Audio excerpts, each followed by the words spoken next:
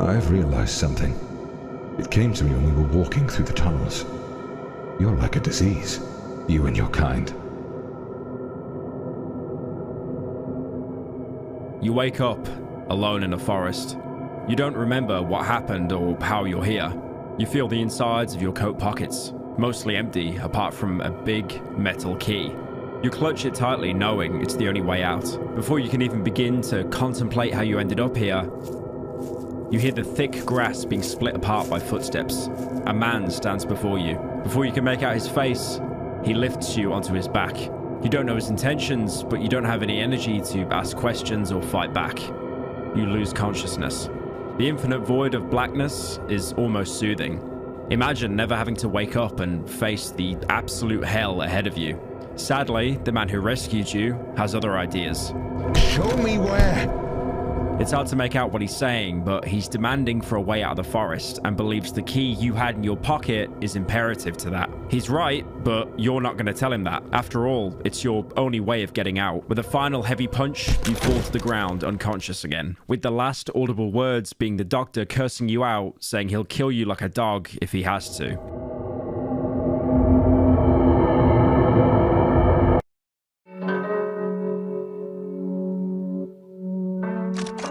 And that is the introduction to Darkwood, one of my favorite all-time games, and I still cannot think of a better way to open a game. And because no one wanted to sponsor us, we're selling Darkwood merch. With permission from the creators, you can buy 2 different designs.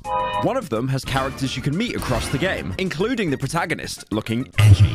And the other one looks like a Saturday morning cartoon, because, as we all know, Darkwood is a family-friendly game. Available now at pyrocynical.store, link down below. Seriously, I know I pump out lots of slop, but this video really put me in the red, so buying a shirt helps me make more videos like this. Please, thank you for big purchase of Darkwood shirt.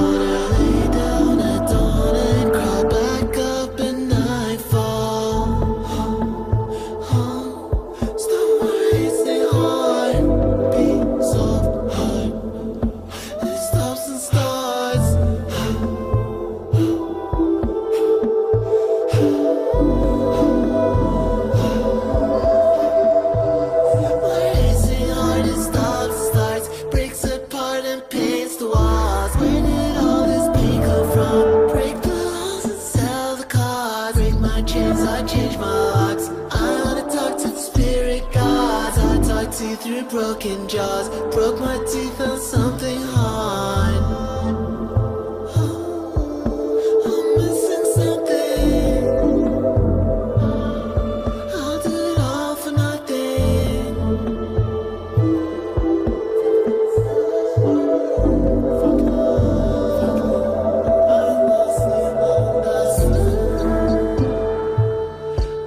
lost in myself.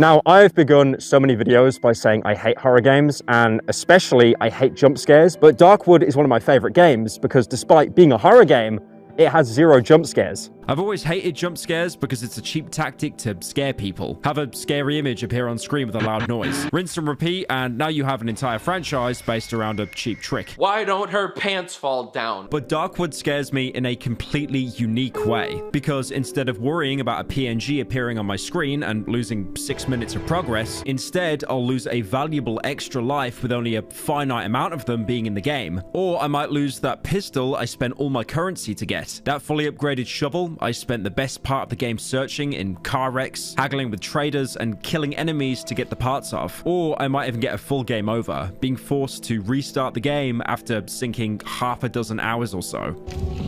There's no... I died. Why did I not switch? Cry about it. I feel happy.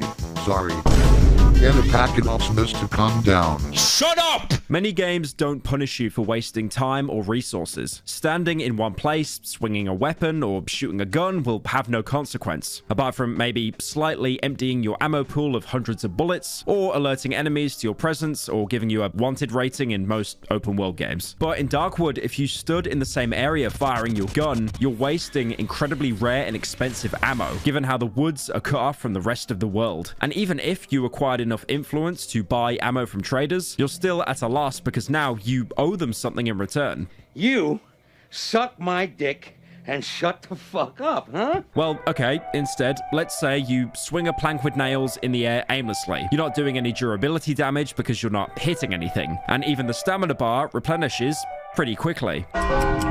Except now, you just wasted the day because it's night and you've gathered no resources to fortify your hideout. No traps to ward off intruders. Idly ho, neighborinos! No fuel to keep the lights on at night. And now the scary floor gore is chasing you because you forgot to even turn the oven on. Something you can't outrun, and once it catches up to you, will slowly drain your health until it kills you. Even time itself is an extremely valuable resource. I manage my time very carefully, Mr. Alderson. Each beep indicates 1 minute of my time that has passed. I have allotted you no more than 3 minutes. She's trolling me. Now, if you couldn't tell, Darkwood is a very hard game. So hard, in fact, that less than 10% of people that bought the game actually have the achievement for reaching only the 2nd chapter in the game. It gives you 3 difficulties upon starting up a run: normal, hard, and nightmare. Normal is the forgiving mode, as in when you die, you'll drop part of your equipment and respawn at your hideout, where you'll have to go back and get it yourself. A bit annoying, but nothing you can't recover from. Hard mode puts a spin on this, because you spawn with skull icons next to your health. These are your lives, and once you run out of them, the save file is deleted and you're bumped back to the main menu. And nightmare, where the same applies, but you only have 1 single life. And if you decide to play the game on Nightmare, obviously whatever trauma you endured as a child clearly wasn't enough, because it is one of the hardest difficulties imaginable, and anytime you die, you'll totally feel like it's out of your control, despite it probably just being that you didn't prepare enough. Darkwood was developed and published by Acid Wizard Studios, except if you played it on the Switch, which was done by Crunching Koalas. And funnily enough, is probably one of the few Switch games to not run like a PowerPoint slideshow. They were an incredibly small team with only 3 employees. Programmer, and I'm gonna butcher this now, Gustav Stachaszewski.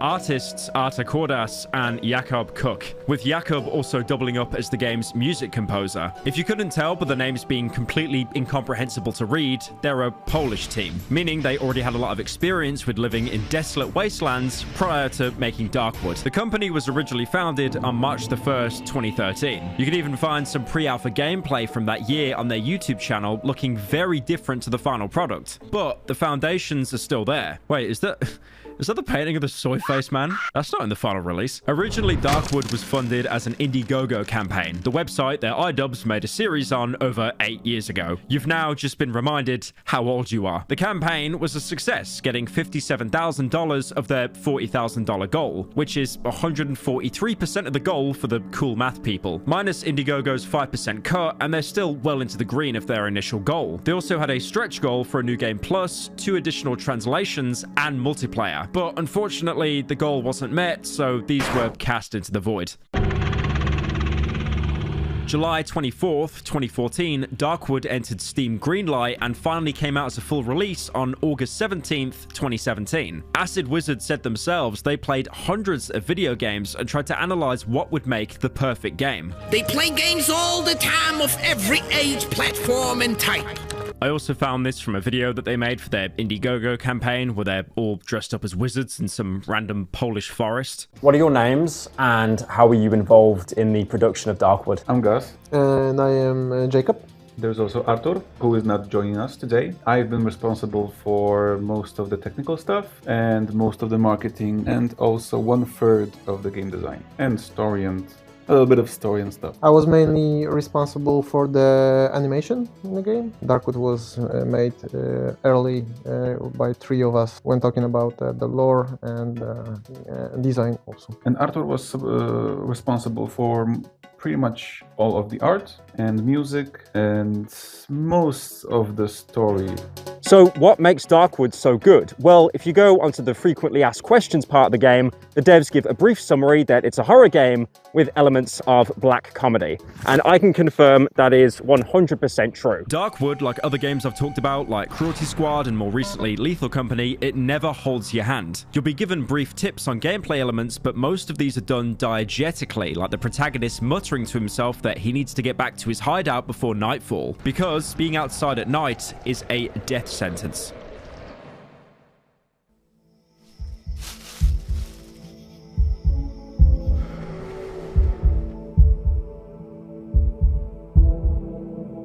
Booting the game up, it'll warn you that you're playing a challenging and unforgiving game. You will not be led by the hand. But if you respect the woods and be patient, focus, there might be a chance for you to survive. It's a game that forces you to experiment with items and how they interact with the world. You can also find bottles of alcohol lying around in the woods, because of course. Even in the face of an apocalypse, Polish people will still be making moonshine. You could drink said alcohol to get a decent health boost, a great substitute if you don't have any medical equipment on you. But because it's Polish vodka, which is over 100% proof, it'll impact your field of view, speed, and vision for about 30 seconds, making you pretty much useless in combat. Oh! Sliver bits. It's Polish. It'll make us go blind.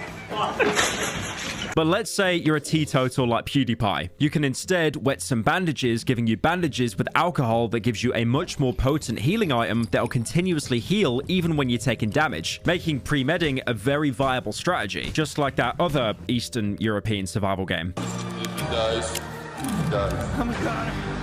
Or you can stick a rag inside a bottle and light it with a match, and now you have a Molotov cocktail, which is great for setting up areas of denial and choke points. Or you can add a wooden plank, and now you have a torch, a decent melee weapon that can also light the way in darker areas. That's just a single item in the game, and you already have a multitude of uses for it. But let's say you're cosplaying the average beer-drunker, parking lot-dwelling Polish citizen, and you drank the bottle anyway. Well, now your bottle's empty, but it is still incredibly useful. You can now throw it on the floor to create a broken glass trap that'll deal damage and alert you to enemies. Or you could even fill it with rotten mushrooms native to the Darkwood and create a gas trap, which deals low damage because the farts aren't very potent, but you can also ignite the gas to create a huge explosion. You can even make a lantern by combining it with fuel and rags, a much more powerful light source than the torch. Again, you've got so many options from literally a single item you find in the forest. And keep in mind, there are over 200 items across the entire game. You'll notice that you have a cone of vision wherever you're looking. Places you aren't currently looking at will still be present, but will be purposely obscured. Things like important objects, key items, and of course, enemies.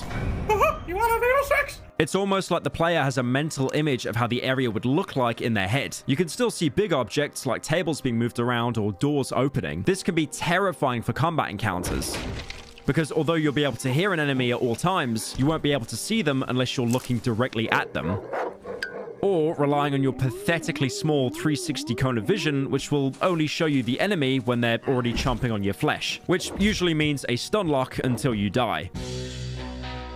It means certain strategies are way harder to pull off, like baiting enemies, as you don't actually know how far away they are apart from their sounds. According to the devs themselves, they were inspired by the works of David Lynch, most known for Twin Peaks, the show where if you watch it with the knowledge that everyone is deeply mentally ill, it actually starts to make sense.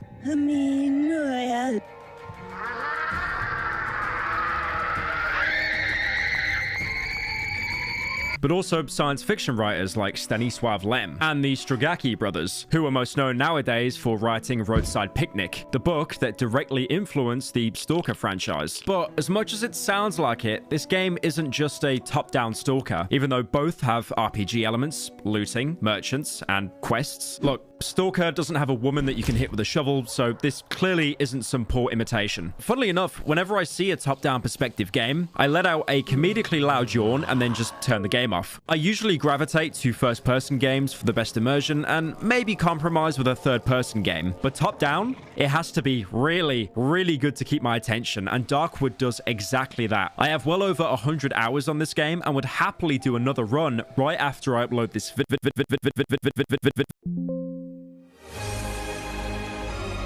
Beginning the game, we're playing as someone who knows the situation is dire. If the intro text and him waking up from a drunken stupor doesn't convey that, you can see that this man is on at least stage 6 of male pattern baldness. Pity you won't live long enough to see it. This intro is mainly used to teach mechanics to the player and give some world building. You'll notice that you have a cursor that you can use to interact with objects, like open doors and drag furniture. But if you move your cursor too far from the player, it'll black out as if you couldn't reach it in the real world, making it so you can't even see if an object is interactable. Food seems to be a real scarcity here, with some of the last edible food left being basic potatoes. I mean, of course, this is Poland, after all. The only edible thing growing on this land.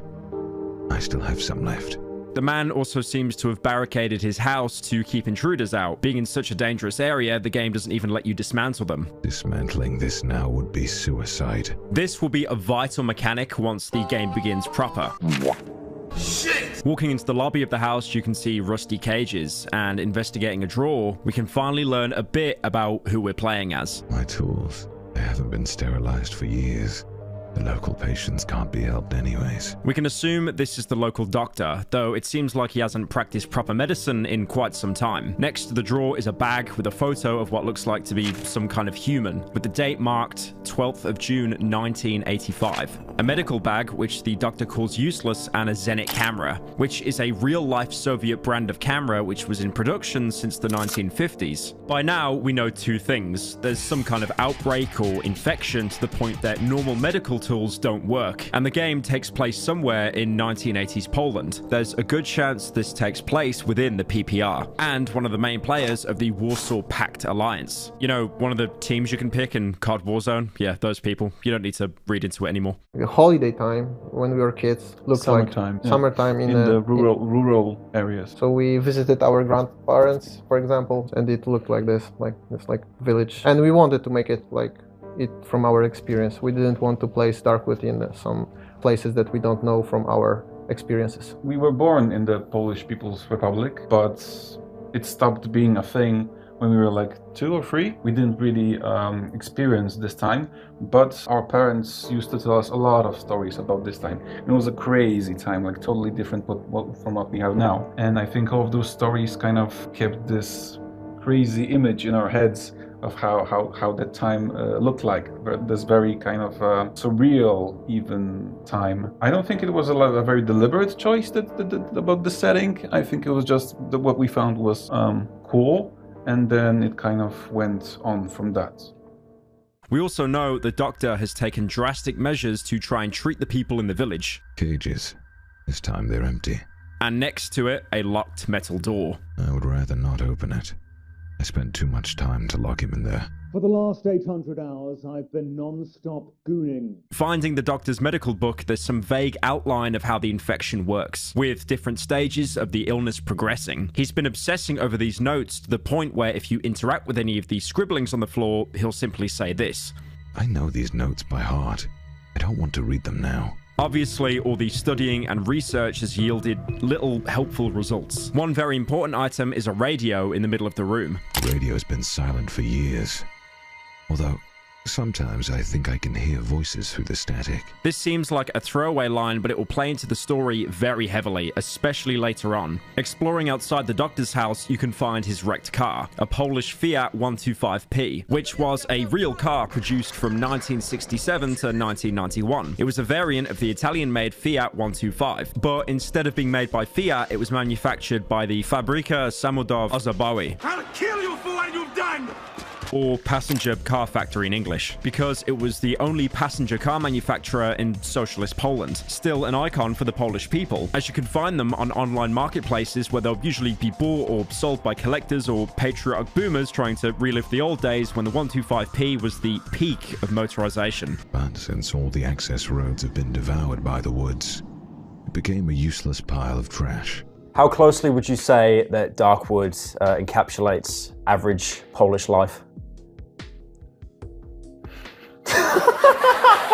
More it's like a meme thing. The reviews are telling that, oh, it's my average day in Poland. I think there's a bit of this like Slavic kind of misery theme that is sprinkled across the game. But obviously the things that happen in the game are completely not real and not based on real events. They're real. It's less than a few minutes into the game when Darkwood presents you with the first player choice. There are dozens of choices you make across the game, and some of them even ripple across your playthrough that grant you access or block you off from certain items, characters, or even entire areas. It's basically impossible to experience everything the game has to offer in a single playthrough. But here, your first choice, with seemingly minimal consequences, is the Doctor's dog. My dog.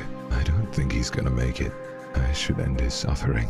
The dog only takes up a few dozen pixels on the screen, but thanks to the superb animation and audio design, you can hear it writhing in pain. You can choose to put the dog out of its misery or leave it to suffer. No choice feels like the right one here. Do you try to let the animal live despite its immense pain? Or do you put it out of its misery, removing any chance that it might recover? You're presented with so many choices like this across the game. And another game that I love that had much fewer but similar choices, Soma.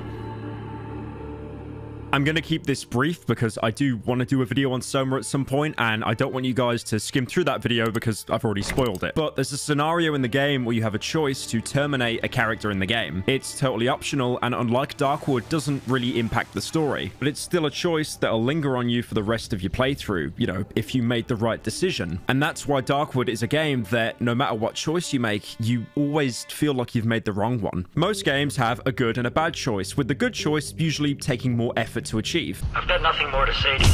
Tricking players into thinking they're good people because they went the extra mile to get a good outcome.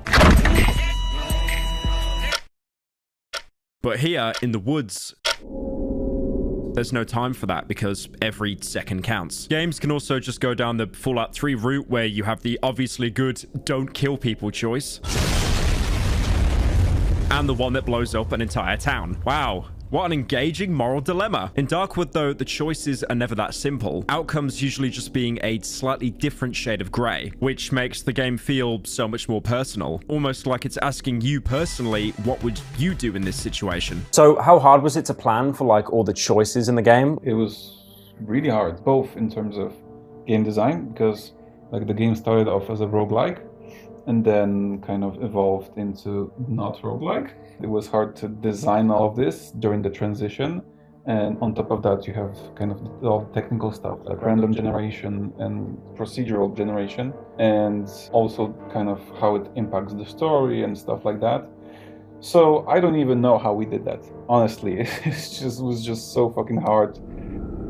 After finding an axe and cutting down part of a fallen tree, you're probably wondering, well, if the situation is so dire in the woods, why don't they just cut all the trees down, Lamau? Look, it's like Minecraft, guys. If you punch the tree long enough, it'll lose a block. Maybe you can make a crafting table and cut down the trees faster. Well, the Doctor acknowledges how this was never a permanent solution. These trees are growing too fast. Soon I won't be able to cut them down fast enough. You can even see the remnants of a road, something incredibly rare in the forest. But both sides have been consumed by the tree line. The woods have been devoured. All the roads that connect us to the outside world, no one is able to pass through the thicket. Coming across an abandoned house, we can see the body of someone that's fused into a tree. In a few days, it'll be completely absorbed. This gives us some indication that the plague is associated with the woods, with bodies being absorbed into the tree, presumably for sustenance, which could also be what the grainy photograph the Doctor picked up shows. Past the house, the Doctor stumbles onto an unconscious man, wearing a long, damaged coat, and a rather large rimmed hat. Whoa! With a blood trail behind him, it seems that he barely escaped whatever was chasing him. I think this one is still breathing. Searching the man's pockets, the doctor finds a large metal key with the item description. If there is an exit out of these woods, this key will surely open it. He's unconscious. I've never seen him around before. He's only carrying a key in some journal. Since he managed to sneak in here, he must know how to get out. Of course, he won't help me voluntarily. But that is of no importance. When the cutscene ends, you're no longer playing as the doctor, but the man he found in the woods, with your health bar practically empty and having nothing in your inventory. The doctor might have saved you from bleeding out in the woods, but it was for purely selfish reasons. I need to get out of this accursed forest. You hear me, rat? Show me how and I will let you go. After the doctor searches you for a second time for any clues to escaping the forest or supplies, he takes a moment, simply staring into a corner of the empty room. He's calling me to return home. You pass out again, but when you wake up, your character is tied to a chair while the doctor begins interrogating you. Where is the exit? Where? Show me where! I'll kill you like a dog if I have to. Ironic words depending on the choice you made as the doctor minutes prior. Eventually, the doctor will leave, letting you free yourself from the restraints and getting back on your feet, with the first words of your character saying, "That fucker stole my key." Keep in mind that these subtitles appear at the bottom of the screen, not in-game like when the doctor was shouting at you. These are your inner thoughts and not actual dialogue said out loud, which will make a lot of sense much later on. Already, it's acknowledged how important that key is, with the man completely focused on how it was taken from him despite being beaten half to death and everything else that's happened to him. The door the doctor left you in is locked, so you'll have to improvise, with the game giving you an incredibly brief example of the game's crafting system. By searching the doctor's jacket he left behind, you can tear some of it off to make some rags and find some wire in his pockets, with the game diegetically telling the player how to craft. I'm hurt. I could use these rags to craft some bandages and heal myself. Locked. I could open it with a lockpick. After healing our wounds with the bandage and opening the chest with a lockpick, we can find a flashlight and a shovel, with the latter letting us break down the door, which completely breaks the already weary shovel. But at least now we're out. What the fuck is this piece of shit? But now we have another problem. The power to the house has died, which is indirectly your fault because the entire point of playing as the doctor was to refuel the generator, and instead he had to bring your fat ass all the way back to the house. All we had to do was fill up the generator. CJ? Before the power goes out, you can briefly see the doctor standing in front of you before disappearing. If we were playing any other game, there'd probably be a loud jump scare noise right after, but we're playing Darkwood, where instead of a scary face appearing on the screen, you get scared more often by the characters disappearing once you turn around.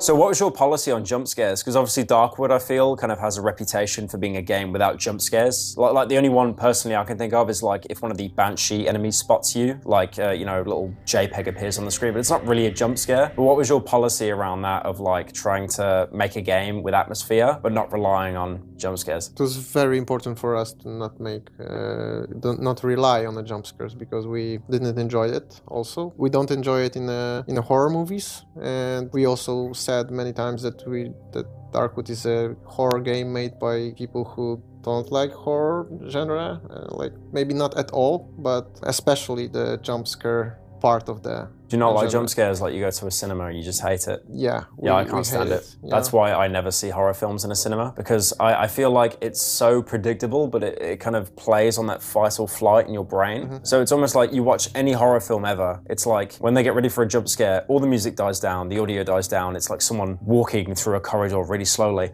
And I swear I am like a child. I will actually do this in the cinema. Like put my fingers in my ears because I know the jump scare's coming. I know it's coming, but it's still going to scare me because it's just such a loud, sudden noise. But yeah, I think it's really good that you guys didn't really kind of rely on that. It does make the game very refreshing, definitely. I think we found it a little bit cheap. I mean, I know that the people enjoy it because of the adrenaline or something, you know, like really hits you. And I respect that, but I don't really enjoy it and I find it a little bit cheap. Yeah. I agree. We actually were, when we were talking about inspirations of how we want to make horror, I think a lot of the inspirations were completely outside of the horror genre. You remember the first UFO games? Yes. And stuff like that, where we remember from the childhood, and we liked the idea that you have to kind of, the horror plays in your mind, not exactly in what you see, but what you hear and what you don't hear and see kind of makes this a bigger impact on you than just a jump scare, right? Your imagination kind of Yes. filling in the blanks kind of thing. Yes, exactly. So we like that, and I think it's played really well in Darkwood. We're now exploring the Doctor's house, but without the knowledge of the Doctor, so everything is alien to us. The door that was best to not open will now present us with a combination that we don't know the code to, and we can see more of the Doctor's experiments. A metal table with leather belts strapped on. Inside another chest is a half-empty can of gasoline and a table leg, which we can use as a melee weapon. It's very apparent the Doctor wanted to forget about this room because it was blocked off by a wooden shelf. And there's also gasoline that he could have used earlier instead of having to scavenge. Pouring the gasoline in and turning on the generator, the seemingly useless radio in the middle of the room has now been replaced by something else entirely. The corpse has 2 dials instead of eyes. His mouth is wide open, and I hear a distorted voice, barely distinguishable from the radio static. The corpse also tells us a code. Now, this set piece can seem creepy just for the sake of it, something that's either never explained or resolved with it all being in their head. But I'm happy to say, for once, it's none of those. Darkwood is a game that has answers to everything, it just takes a while for it to slowly reveal its full hand. What do you think? Whoa. Very nice. Using the code to open the door, and with the hindsight of playing as the Doctor, we know that someone is trapped in this room. Help me. After turning a corner, the man brutally attacks you, probably mistaking you for the Doctor, taking all his aggression of being imprisoned out on you. He says no more dialogue and can't be reasoned with. He'll just keep blindly attacking you until he kills you, or you beat him to death with the table leg. Searching his body, you can find a small plastic chick. And how do you want to get out now? You think you could manage all by yourself? Suddenly, monstrous voices can be heard outside the Doctor's house. All the power in the house goes out, and ravenous clawing and chomping can be heard at the Doctor's barricaded windows and doors. Something is trying desperately to get in. You can try to run, to barricade yourself in a room, or even try to fight back, but it's no use. You're not equipped to survive the woods. No one is. But maybe it's not over yet. The blood-soaked screen fades to a washed-out grey. You make out the figure of someone in the distance behind the woods who recognizes you. He reaches his hand out to you, unlike the Doctor who forced you onto his back. It looks like he really does mean to help you. Maybe you'll just make it after all.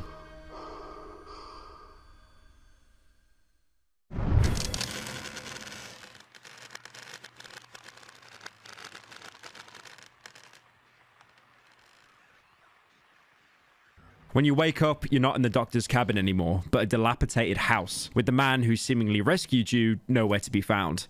The first thing you'll probably notice is a new buff that's been added above your health bar called Night Protection, explaining that you're in a hideout and under the influence of its protective substance, which will help you survive the night. Why are you under the influence of the protective substance? And that's all thanks to the oven you wake up next to. Yeah, this is gonna help big time with the protective substance. Interacting with it, you can see what was originally a basic stone oven used by someone here, probably used to cook pierogi or some other traditional Polish slop, but with various mechanical and organic wires and growth spewing from it, looking more like a makeshift lab if anything. So yeah, the average Slavic kitchen. You then have the option of examining the oven, which gives you the first hint of who your character is and why he's even here. When I arrived here a couple days ago, the oven was basically prepared. I just needed to light it up to ensure my safety at night. This cottage must have been one of our hideouts. The inhabitants of these woods don't need to inhale this revolting gas. The second option the oven gives you is to examine a strange bottle. The label on the bottle says, "Staying out of the reach of the protective substance after nightfall results in immediate death in 99 out of 100 cases. It is advised to evenly spread the gas inside the sleeping area. Warning, even a properly prepared substance does not guarantee 100% safety. Remain vigilant." It is recommended to stay in well-lit indoor areas in order to minimize the risk. The way the oven is set up and the way the character speaks, it seems that both people have tried to set up camps inside the woods, and also the person you're playing as is some kind of outsider with external knowledge. They're not a random villager that got lost, but someone with real experience, especially the way he says, "A pleasant warmth is emanating from the oven. I can sense a strange yet familiar scent. It's the smell of the protective substance which gives me relative safety after dark. The vapors rising from the huge cauldron are distributed all over the house via long pipes. As long as I remain inside my hideout, I have a chance of surviving the night." And how he mentions that he and the other people he's with aren't from the woods because people here are so acclimated to the situation. They don't need the protective gas that's produced from the oven. The oven itself acts as a safe zone for the player. If you're anywhere at night, the unkillable floor gore that I mentioned earlier will start to chase you and chop away your health until you die. Inside a hideout with the oven turned on, the makeshift gases that cover the entire house will actually repel it. But like the instructions said, it isn't guaranteed safety and you should always be on your guard. Also, the fact that our protagonist can breathe in what's described as revolting gas with no issues could point to him being from Krakow, as anyone living in that city has long progressed beyond the need for breathing oxygen.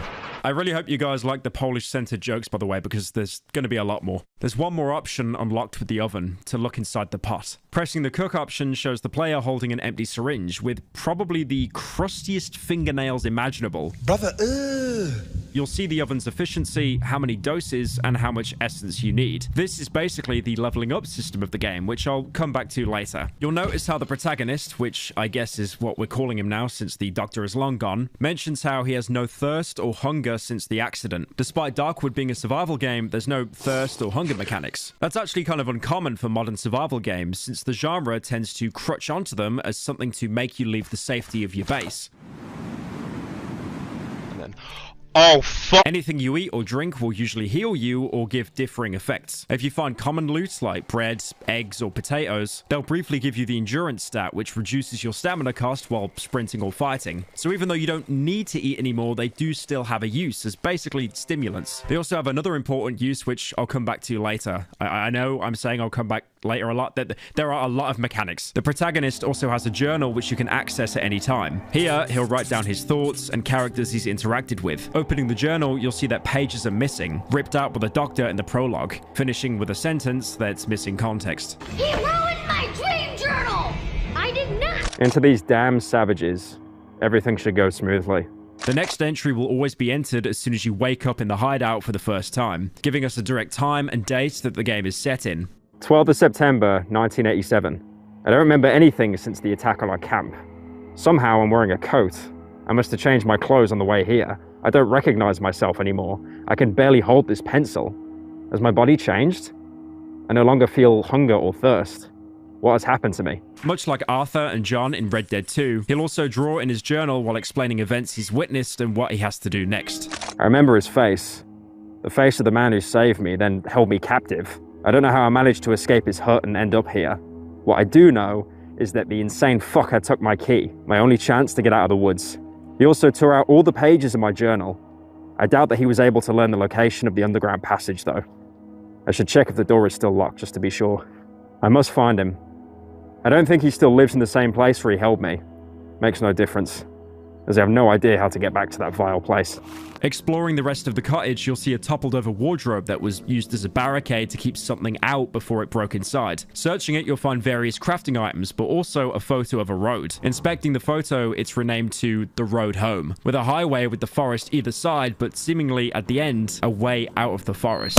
I'll be waiting for you in woods, Nerevar. Now, it's pretty obvious that you, or someone you were with, set up this hideout, but in another diegetic tutorial on how to survive, your protagonist will just say this outright. Yesterday, I barricaded one of the windows. If I want to stay here for some time, I should do the same with the other windows. Barricading is one of your first lines of defense in your hideout. It can really help delay enemy attacks. Sounds like someone breaking in. Yes, just like in Siege, even though I hate to make that comparison. Keep in mind though, I said delay, not deter, because once an enemy starts breaking down one of your barricades, they usually won't stop until they break through, or you go outside and stop them, which also puts you at a huge risk of exposure. But also at the same time, the barricades can actually end up trapping you, because while you can vault over regular windows to get some space from enemies or bait them into vaulting themselves, you can't do that if the window is barricaded, closing you off from potential escape routes. One thing you might notice during multiple playthroughs of Darkwood is the hideout you spawn in after the prologue, despite having the same general layout, could be differently shaped or have an entirely different orientation. This is because every Darkwood game is randomly generated. Opening your map, you'll always have the same 3 general regions in Darkwood, with you starting off in the Dry Meadow. The way to progress to each region is usually the same, but the shape and placement of key locations will be totally random, which can be a huge help or hindrance. Like for example, if you're trying to reach a location to progress the story, it might be right next to the hideout or on the complete opposite side of the region. You always start in the Dry Meadow, but like the orientation and like where locations are randomly generated. Full generation. Like... It's random generation and part procedural generation. Yeah, because the progression's always the same. The areas you go through are the same, but like where locations it appears in different places. Right? Yeah, yeah. That's the random generation, because the locations themselves are mostly the same.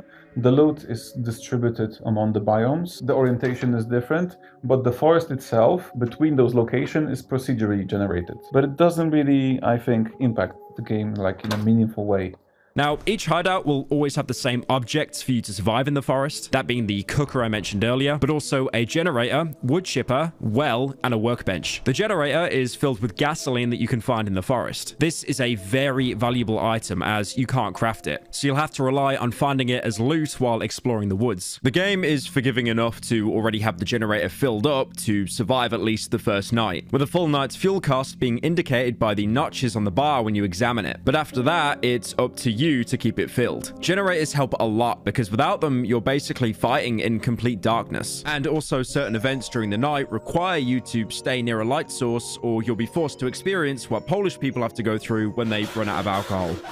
Next up, the wood chipper. Now, this thing is a gasoline guzzler because wood is such a huge part of crafting in this game for barricades and also many other items. You'll also want to keep some planks handy. Now, you're probably wondering, in a game called Darkwood, which takes place pretty much entirely in the woods, why is it so hard to get wood? Well, like the doctor explained in the prologue, the woods are expanding at such a fast rate that no one can control them, and normal tools aren't able to cut them down. So unfortunately, this isn't like Minecraft where you can just hit a tree until it turns into a block of wood. In the intro, he was able to cut down some branches with his fire axe, but it was basically a twig, and secondly, you don't have an axe. You can find planks out in the world, but very infrequently. But what you will find in abundance are logging areas where people were harvesting trees, probably before the outbreak. You'll get a few of these in each area, and looting the logs, you'll be able to collect the wood. Among other important loot, like nails and stones. What was, no, I saw you put something in your pocket. What was that?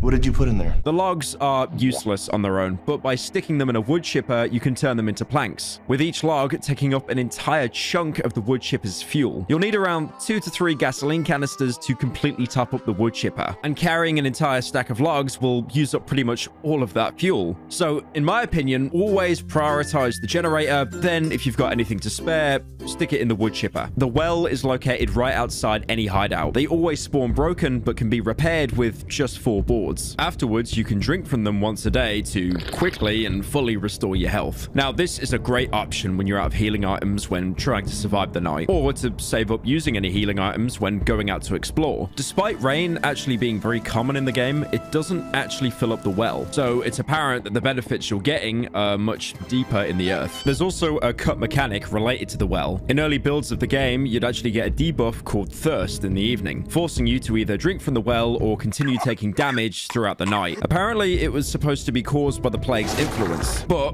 probably more likely the protagonist suffering with alcohol withdrawal. I mean, it's never marked what the alcohol is you find in the game, so it's probably just pure ethanol. I assume it was a way to force the protagonist outside at uncomfortable times, but obviously, as I talked about earlier, there's no thirst, there's no hunger. They're not mechanics in this survival game. There's also the workbench, an essential tool of any hideout. In it, you're able to store any excess loot that you find, because your inventory in Darkwood is comedically small to begin with. And it actually kind of makes sense, because you have no backpack, and you're probably just sticking everything in your coat pockets. Again, I don't really understand how you could fit an entire wooden log or a car battery in a coat pocket, but video games. But it also doubles up as a crafting bench. You can only craft smaller items on your person, like bandages, torches, and lockpicks. You'll be crafting anything more advanced at your hideout workbench. To start off with, your workbench will always be level 1, and the items you craft are pretty limited. You'll be able to craft a chain trap. This costs 2 scrap metal, an incredibly rare and important resource, especially late game. The most common way to find them is by scavenging bear traps left around the forest, which people were probably using to catch the last remnants of food here. I don't have a bear trap for this video, so I bought a mouse trap.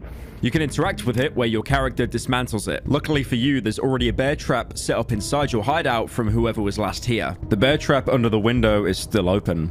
Looks like this night was exceptionally uneventful. Unlike bear traps, the chain trap doesn't actually do any damage when stepping on it. Instead, enemies that step on it will be stuck onto a chain for 30 seconds, giving you the opportunity to get some cheap hits in. The only problem is, unlike the bear trap, it's single use, and there won't be any salvageable metal once it's used up. But you can pick it up to get the scrap metal back if you want to place an unused one in a better location. Both of these traps are great to place at choke points like doors and windows, as enemies are never actually smart enough to do a Dark Souls iframe to dodge the traps, and will just take the fastest option to get towards you. Next up in the crafting is the antidote. Now this thing costs 1 mushroom, something I'll get into later. It'll cure any poisoning the player gets and gives you immunity from any other poison for about 30 seconds. Thankfully in Darkwood, and I do want to say thankfully for how unforgiving this game is, no enemies actually deal poison damage. But what you'll come across, especially in later areas, are patches of poisonous mushrooms randomly scattered across the map. These skinny, pale mushrooms will poison the player when stepped on. Now usually if you step on one for the first time, you'll panic, and then you'll probably start running around, probably onto other mushrooms. And the thing is, with poison, it stacks. So if you step on too many, you'll just end up dead on the ground. I found this out the hard way when I was streaming the game and had to give $100 to chat every single time I died. Okay, I'm losing health very quickly. No, it was a bit. I'm not giving $100 for a bit. It was a bit. Please don't die for fuck's sake. Best thing to do when standing on poisonous mushrooms is to remain calm and wait the poison out if you don't have an antidote on you. Because with the screen effects, sound effects, and the literal skull emoji appearing on your HUD, it's easy to lose track and end up dead. A single poison effect doesn't even do too much damage. It's mostly just keeping you on edge psychologically. But you wouldn't think that with all the on-screen information you're being given. The next item is the first melee weapon the protagonist can make for himself, the board with nails, made with planks and nails. It's why finding logging sites is your first priority, because despite that guy in the prologue wailing on you with his sucker punches, there's no way for you to actually use your fists in Darkwood. It's a great melee weapon that you'll rely on for most of the early game. Like most melee weapons, it has 2 attacks. A charged up attack that uses less stamina but slows you down before you swing, and also leaves you open to being stun locked when out of the charge animation. And also a quick jab, with the trade-off being it uses up a huge chunk of stamina. The reason why I mentioned planks with nails being so important is because melee weapons have durability, and once they break, you can't use them again until you repair them at a workbench. And the board with nails has the durability of a YouTuber in a social situation. So by the time you kill 2 to 3 lesser enemies, the thing will break. Thankfully, the workbench has another trick up its sleeve: weapon upgrades. You can upgrade most melee weapons in the game, with the board being able to get durability, damage output, and stamina drain upgrades. The problem is, once you upgrade it one time, you'll be locked out of any further upgrades until you upgrade the workbench itself, having to upgrade it twice before applying a second weapon upgrade, and a third upgrade when you upgrade it another 2 more times, and so on. The first workbench upgrade only costs more boards and nails. Again, pretty easy to come by, but after that, you'll need a toolbox, and that's a good while away. My advice is to upgrade upgrade the damage of the board with nails, and always carry 2 in case you're deep into exploring and one of them breaks. Now, let's say you've already got enough wood and nails to upgrade your workbench to level 2. You won't be able to add a second upgrade to your board, but now you'll have 4 more crafting options. The hotbar upgrade, inventory upgrade, bear trap, and gas bottle. The latter I talked about earlier. The hotbar and inventory upgrades are essential, mostly because in any semi-open game, I'm a kleptomaniac and try to loot every single item I can find. That's the main reason why I only got around 2 hours into Starfield, because once I became over encumbered, I finally realized how mid the game was. The hotbar upgrade will give you an additional slot in your quick selection, and the inventory upgrade will give you 2 slots in your pockets. Sounds like a no-brainer upgrading your inventory, but any item you want to use in-game will have to be in your hotbar, unless you want to rummage around in your pockets in the middle of a fight. On top of that, certain items like weapons have to be in the hotbar to even be usable. Another big thing is that on normal or hard difficulties, you don't lose items in your hotbar when you die, meaning you can use it as storage for any valuables that you're terrified of losing. Both the inventory and the hotbar can be upgraded 3 times. You'll start off with 12 inventory, which can be upgraded to 18, and then you start off with 3 hotbar slots that can be upgraded to 6. And even with a fully upgraded capacity, you'll still be deciding what loot is more important to take with you. You can actually get around that 6 hotbar slot limit, but I'll come back to that later. Both of these use the same items to upgrade, a rope and fabric, both of which, again, as you can probably expect, are incredibly rare, usually being found at preset areas in the game. Ropes being found mostly in wells, and fabric being found on specific loot containers. This is another reason why it's so important to do multiple runs of Darkwood, because even if the map is slightly different each time, you'll be able to recall placements of important loot that help you survive. The bear trap is a direct upgrade of the chain trap. It costs an extra scrap metal, but will hold enemies completely in place. It only works for half the time of the chain trap, but will deal heavy damage as a compensation. You can also harvest them after they've been stepped on. Just make sure to never step on your own bear trap, because you'd have no idea how easy it is to do that. You know, like if you place one inside your house to stop enemies from using the windows, and then you use the same window to get in because you completely forgot about the bear trap. Looking around the rest of the hideout, in a drawer, you can find a book talking about mushroom-related culinary called... Oh my god, I'm not reading all that, bro.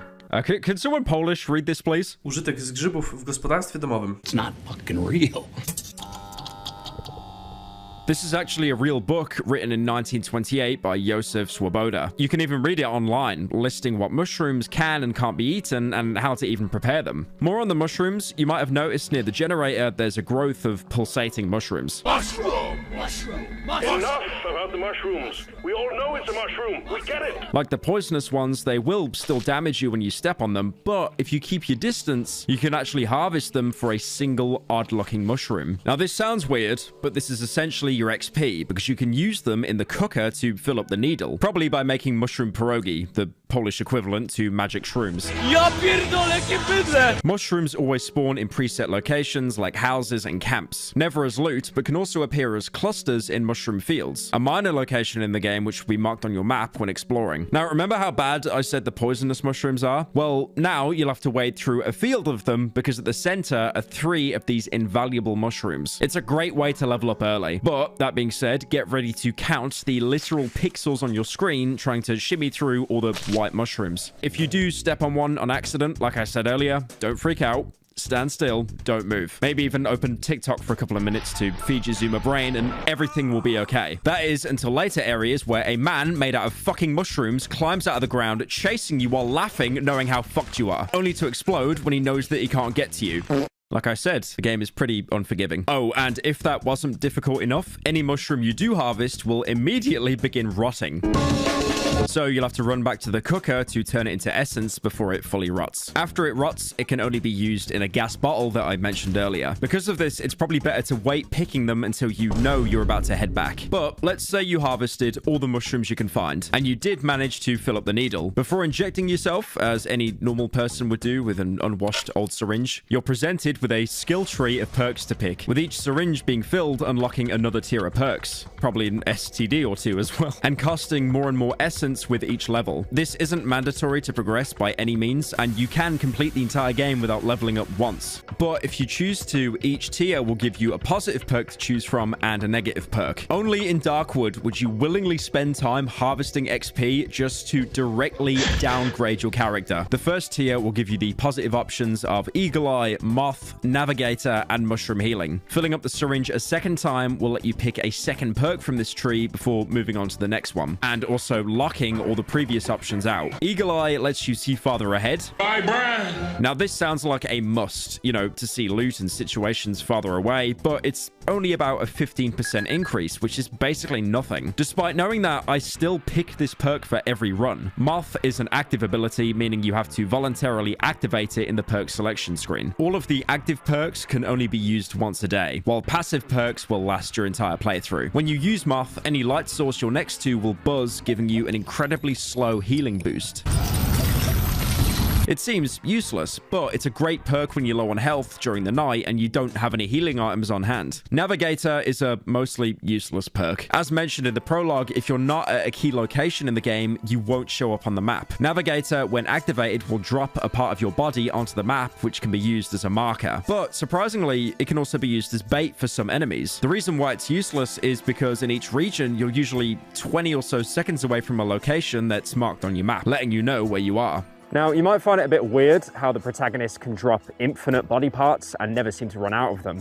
But if you remember near the start of the game, he purposely wrote down in his journal that he doesn't feel the need to eat anymore and he's not thirsty anymore. Something has changed. And this explains why, in a gameplay and a lore sense, that you can be bit by dogs, hit with big sticks, or even shot with real bullets from a real gun, and you can heal with just bandages and pills over and over. Something has changed and you're really not human anymore. One thing that's interesting though, once you drop a body part onto the map and it's eaten by, let's say, a wild dog, killing the dog, you'll find a partly digested finger, nose, or ear, with the description being the remains of my finger. A very deadpan description for finding a part of your body in a wild animal. The final tier 1 positive perk is Mushroom Healing, which gives you the ability to restore health by eating any mushroom that you harvest. Honestly, the most useless skill, because like I said earlier, you'll want to score any mushrooms you find in the cooker to convert it into essence to level up. You could argue that late game, once you're at your max level, you could use it as a cheap health source, but they heal worse than the basic bandages in the game. If this was the Cruelty Squad video, I'd be putting them in F tier. Now, anytime you pick a perk in a tier, you'll also be forced to pick a negative perk. And I do mean forced, because believe me, I tried to back out the menu after picking a good perk and it straight up won't let you. Shadows is the only negative perk in tier 1, with a vague description saying, staying in dark areas at night can be dangerous to me. With picking this perk, you're now forced to make sure the generator is always stocked up, because now you've just spawned in a new night event. When night falls, you're forced to retreat back into your hideout and wait until the morning. This is when night events kick in and are arguably one of the reasons why Darkwood is so talked about. Nights last between 8 PM and 8 AM, but during this, the clock will advance at double its speed. Probably because if the clock advanced at the same speed it did during the day, that being 1 real-life second is a minute, no one would be able to get past the first night. There are 28 unique events that can occur each night, and these all depend on which hideout you're staying at, and this doesn't even include all the normal monsters that try to break in each night. A few are beneficial, but most will make surviving even harder. But as a reward, you'll get a shiny stone. These are items that are intrinsic to the lore of understanding the Darkwood, but for now, they're an incredibly rare item that you can't craft, but can be sold to certain individuals for a hefty amount, and again, I'll talk about that later. You can even find randomly appearing glowing mushrooms that if you're brave enough, you can run outside to harvest for a unique glowing mushroom that gives you double the essence of a standard mushroom. Yes! You might even notice during the night that someone is watching you, usually dropping a flare in the process, but if you approach them, they'll quickly run away into the forest. They appear human at least, someone who's obviously lived in the forest for so long and they've adapted to the night, unlike you. An outsider. Night events are also when the amazing audio of the game comes to life. Doors can randomly open and your footsteps can slowly be mimicked, tricking you into thinking someone else is with you. Are the monsters in the room with us right now? A more obvious event might spawn a poltergeist in the room, an unkillable entity that you can't see, can't damage you, but will throw around prop objects like wardrobes and lights, purposely messing up your plans of placing objects to block entryways or lights to see enemies from afar. There's also visual events that don't damage you but can confuse you during a fight, like how a large number of bugs might infest your hideout, or you might hear a faint heartbeat during the night.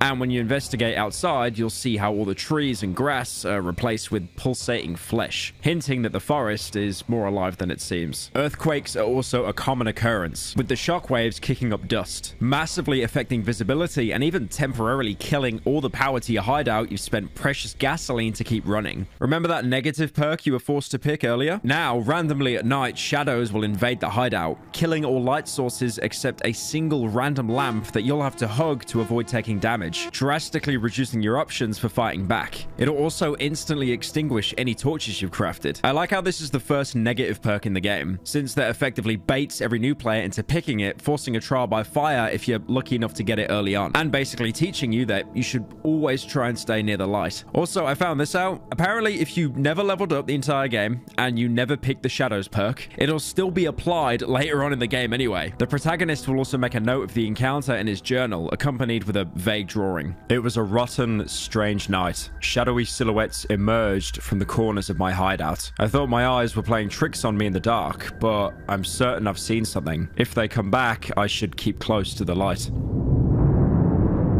There's also a unique night event to this specific hideout. There's a bed in the hideout that can't be moved or searched, and on a random night, you'll see a man sat on the bed, wishing to go home and saying, "We need to move on." He'll sit there the entire night until dawn arrives, or if you hit him, which if you do will make him disappear and you'll end up taking damage. Look, I promise this entire game isn't all in their head. Please just stick with me here. If you somehow manage to survive the night, you'll notice how the hideout is covered in grey roots and growths wherever you're not looking, and you'll have a new buff called Time Freeze. This is one of the very few forgiving elements the devs added. Essentially, the in-game timer won't activate until you leave the hideout, giving you time to organize your inventory and board up any barricades that were destroyed. But on top of that, there's someone here to greet you next to the cooker. He has a backpack and a hood, but interacting with him, you realize what he truly is. Even from afar, I can smell your putrid stench. Be glad I don't have an appetite for carcasses, meat. The figure hides its face under the hood. It smells of wet soil and fur. I know what you're after. I can help you reclaim what you've lost, if you help me attend to a certain matter. What do you say, comrade? As he leans towards me, I hear him giggling under his hood. I knew it would interest you. Before we make a deal, you need to prove that you can do the job. I've got no time for weaklings, meat. You follow? Show me what you're made of. Get through the silent forest. You think it's so easy? If I were you, I would prepare myself well before setting out. When you get there, you will find me in this spot. Remember it. The wolf grabs my map and scribbles something on it. The likes of you always crawl back to me.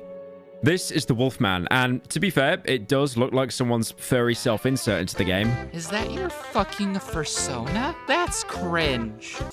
Bug infestation. But somehow completely makes sense as to why a literal furry would exist in Darkwood.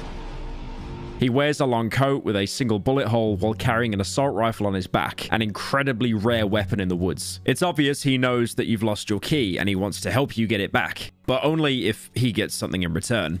You have two options here. Try to progress to the next area, the Silent Forest, and meet him at his camp to progress the story. Or if you really, really hate furries, which I hope is most of you, you can go outside the hideout, go up to this locker that you don't know what the code is, as it was meant to be exclusively for early backers. The code is, by the way. Take out the explosive barrel inside, single shot pistol, place the barrel next to him, and then blow him up. To which he'll probably still kill you anyway, because he has insane health. But if you do manage to kill him, you're still allowed to progress the story as normal. You probably just have no idea where to go now. What the heck is this?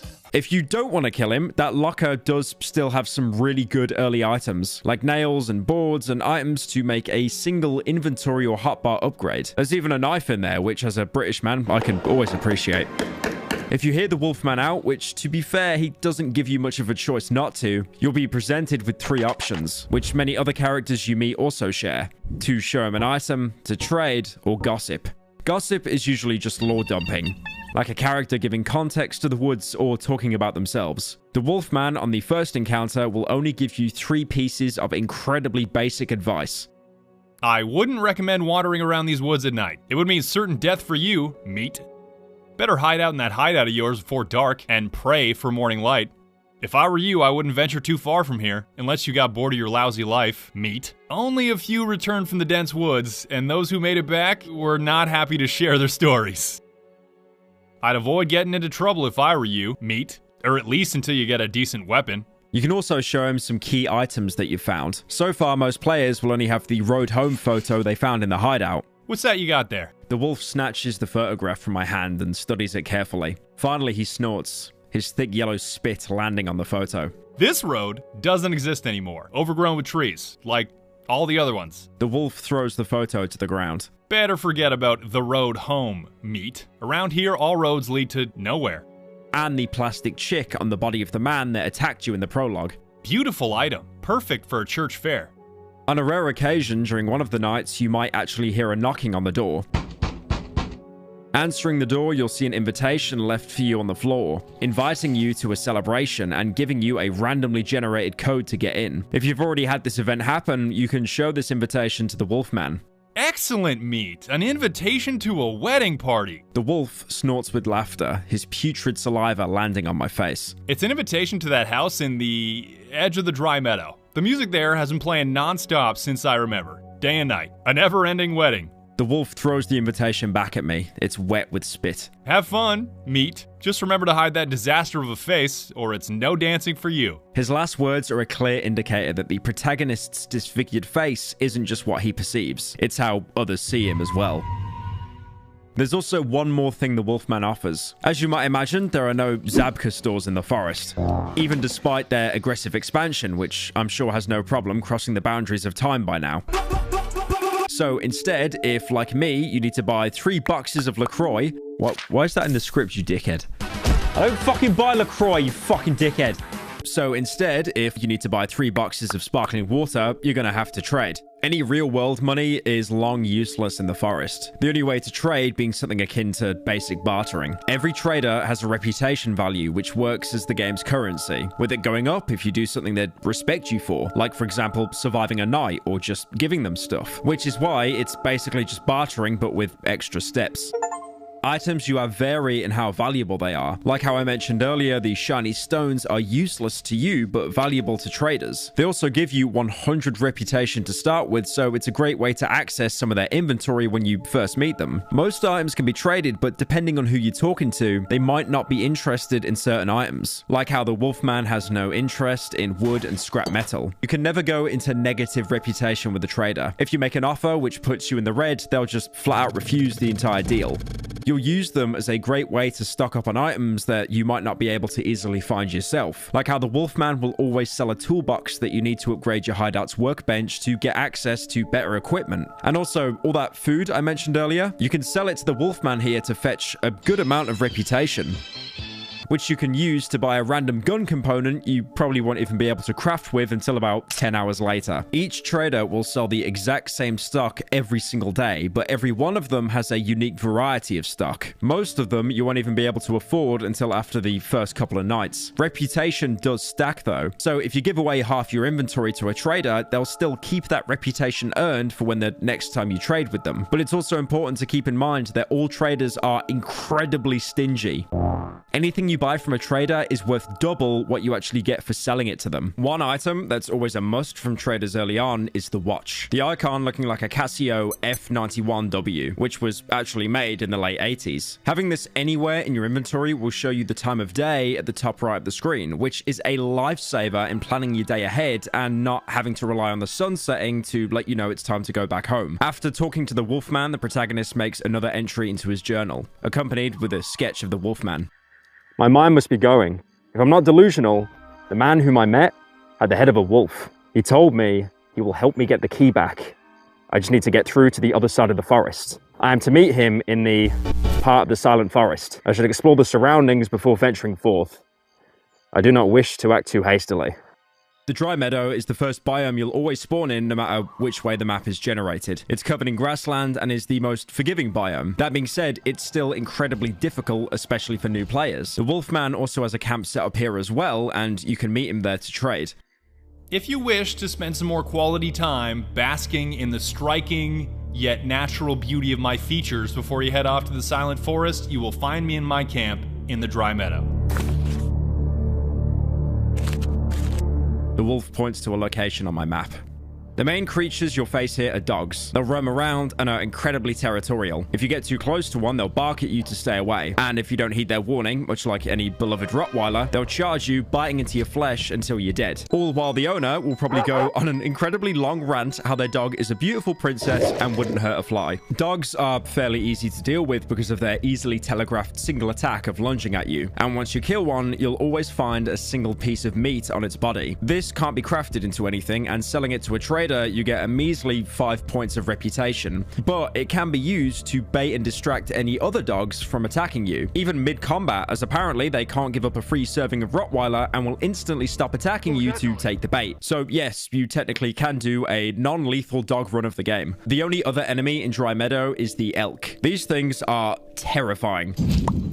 They have a similar attack pattern of the dog, but instead of being territorial like the dogs, will instantly attack as soon as they spot you, charging straight towards you with a much larger width than the dogs. Thankfully, the game gives you the ability to quickly backstep for a small stamina cost, something Dark Souls would shamelessly steal 3 years earlier. You'll always want to bait an elk into attacking, as there's a brief window to swing at it before it attacks again. Getting too close to it before it attacks will make them swing their antlers around, doing massive damage. It only takes around 2 to 3 hits to kill you. Meanwhile, you'll probably go through 2 boards with nails to kill a single elk, with the reward of making the forest a little bit safer and harvesting its antlers. I'll tell you what. Which, again, can't be used for crafting, but can be sold to a trader with the same value as a shiny stone. But also, strangely enough, you can actually eat the antlers to give you the biggest health regen in the entire game, although you should always sell it. You'll need the reputation to repair all the weapons that you broke killing it. There's also passive creatures in this part of the forest. Crows, which will fly away whenever you get near, usually feasting on a nearby corpse that you can loot. And rabbits, they always flee when you get near them. But if you're able to kill one, which is usually near impossible because you're such a fat bastard, you run out of stamina before being able to catch up to them. Thankfully, rocks are abundant in Darkwood. They're worth absolutely nothing to a trader, actually taking them away for absolutely free.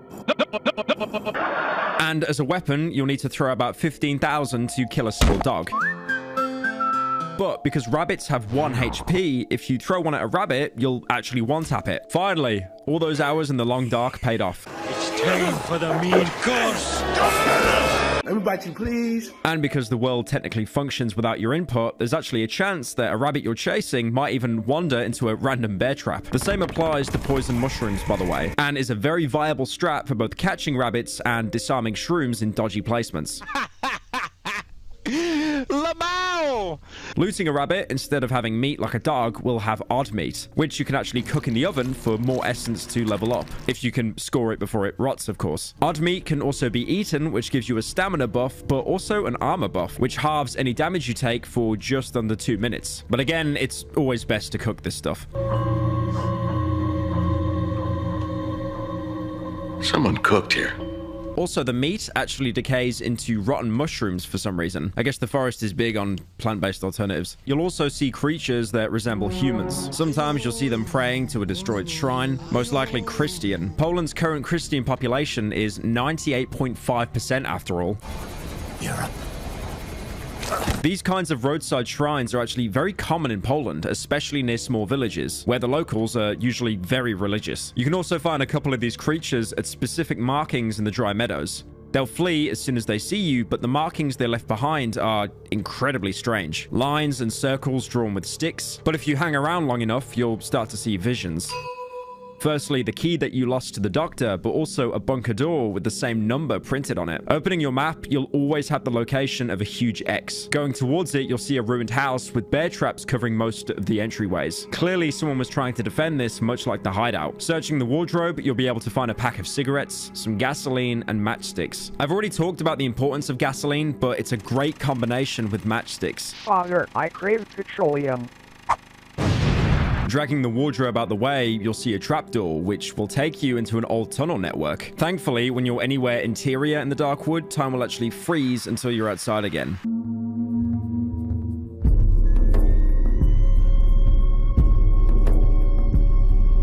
This area is incredibly dark, so you'll need a light source unless you want to hump the walls for the entire game. Going deeper into the tunnels, you can see that there's something above watching you, and up ahead is a bizarre growth, almost like a gaping mouth pulsating. You got fired, so you drowned your sorrows in booze. The protagonist won't comment on this, but searching the growth, you'll find some more odd meat that you can cook. You can also find a motorcycle magazine, with the description being from this year, showing a 1975 issue of Czasopismo Motor, a real Polish motor magazine with a Fiat 126 on the cover. Eventually, you can reach the bunker door, heavily rusted and covered with growths and vines. Locked. It's my only way out. I won't be able to open it without my key. You're then given the option to look at the handle. The hatch handle is covered in a thick layer of dust. It hasn't been opened for at least 2 weeks. Next, you can press your ear against the keyhole. I hear a faint voice throughout the howling wind. It sounds familiar. It seems to be coming through the keyhole. Someone is calling me. Finally, you can look through the keyhole. The art changes to show the keyhole with a faint light emanating from the other side. The protagonist doesn't comment on this. You now know where you can escape the woods, but first you need the key that the doctor stole from you. Trying to leave the tunnels the way you came, the power will go out with a sudden cave-in. You can still get out, but now there's something chasing you. You can try to fight it, but with how the tunnels are, it's basically a death sentence, as most of combat is relying on sidestepping enemies and attacking them once they're cooling down. Despite that, I'm such a greaser, I somehow managed to do it first try. This is an important enemy that I'll talk about soon, but for story's sake, let's say you never fought it and you escape back to the surface, after which the protagonist will make another entry in his journal. The armored door in the underground passage is closed. It hasn't been opened in around 2 weeks. The thief who took my key apparently doesn't know how to find the passage. Good. I, on the other hand, have no idea where to find the thief. Not so good. Exploring more of the dry meadow before meeting the Wolfman in the next biome, you can find various locations, like a former hideout that's been totally consumed by the forest, with only small parts of it now accessible. There's a generator here with barely any fuel left, but turning it on, you can see the corpses infused with the tree, writhing in pain before the power dies out. As unforgiving as the forest is, at least you escape this fate. But in true Darkwood fashion, when you go to leave, the game will spawn a dog to attack you. Again, Darkwood moment. Going towards one of the choke points in the map, you can see a burned house, though you're unable to open the door because it's made of metal. Wooden doors can be destroyed with enough force, but metal doors are usually implemented to stop the player from progressing too early until they have the right key, code, or open it from the other side as a shortcut. But what's interesting is you hear shouting from the other side of the door, an evacuation order. Out! The truck is here! No, please. Get the fuck out! Maybe you're not completely alone here, and there's still some kind of military presence trying to establish order here. Exploring further, you can find broken tractors heavily overgrown with valuable loot like scrap metal, gasoline, and a battery. It's not used in crafting and it can't be sold to traders, but you might want to keep hold of something uncommon in the forest. You can find collapsed trees. These can't be harvested for wood, but strangely enough have bite marks all over them, with the corpse of one of the humanoid creatures underneath it, almost like it was eating it before it collapsed. You can also find crop fields which act as mini mazes to navigate through, usually only having a couple of ways in or out, but your reward for reaching the center is usually worth it, with an untouched crate having great early game loot like like a lantern that you probably can't craft yet. Just don't do what I did and get stuck in one when the sun is setting. Wait! More on the lantern, it's a great early game way to have a reliable light source. You can only explore during the day, but you'll quickly notice with how numerous the trees are, the forest is incredibly dark. Increased by the common rain that hits the forest, it's really hard to see a few feet in front of you. As long as you have the lantern in your hotbar, it'll emit a glow all around you, giving you a bit more visibility. And unlike other light sources, lets you use another weapon without losing the light source, just as long as it's always kept in your hotbar. It'll last around 20 minutes real time, which is pretty long compared to other light sources. If you explore enough, you might even stumble onto the Wolfman's camp in the dry meadow that I mentioned earlier. He marked his location of the other camp on your map, but you can meet him here and trade in the day in case you want to drop off any loot, with a dark, lingering theme kicking in whenever you approach him. Now, let's say you did a run of Darkwood and you met the Wolfman at his camp before the first night arrived. You'd go through the exact same dialogue and nothing would change, except when you went through the first night again. In the morning, you wouldn't be greeted by the Wolfman, but instead, the man who saved you after the doctor, the trader. A man roughly my size is standing before me. I can barely make out his disturbingly familiar features through the matte visor of his helmet. The massive helmet is covered with an old sack and seems to be an integral part of the unnaturally pale body. I remember him. He's the one who rescued me from the doctor's house. The man reaches out to me with his black hand. It's covered in charcoal. There's something written on his worn woolen glove. "We need to stick together, brother." His lips are moving, but all sounds are drowned inside the helmet. He shrugs, then takes the huge sack off his back and drops it on the ground, revealing its contents. Only known as the trader, he's one of the most important characters of the story, despite the fact that he never says a single word to the protagonist apart from the scribblings on his arm. You can tell by his introduction text he has much more selfless intentions than the Wolfman. His mask makes anything he says to be inaudible, but compromised with writing messages on his arm with charcoal. You can't gossip with the trader, but you can show him one specific item: the picture of the road home. He wipes his left glove on his pants, takes out the charcoal from his pocket, and starts scribbling. When he finishes, he lifts his dirty hand. All roads lead deeper into the woods, clearly warning you of what's next to come, that you'll have to crawl through hell to escape the woods. This is someone with experience, someone who's survived here for a while. As kind as the trader seems, he's not running a charity.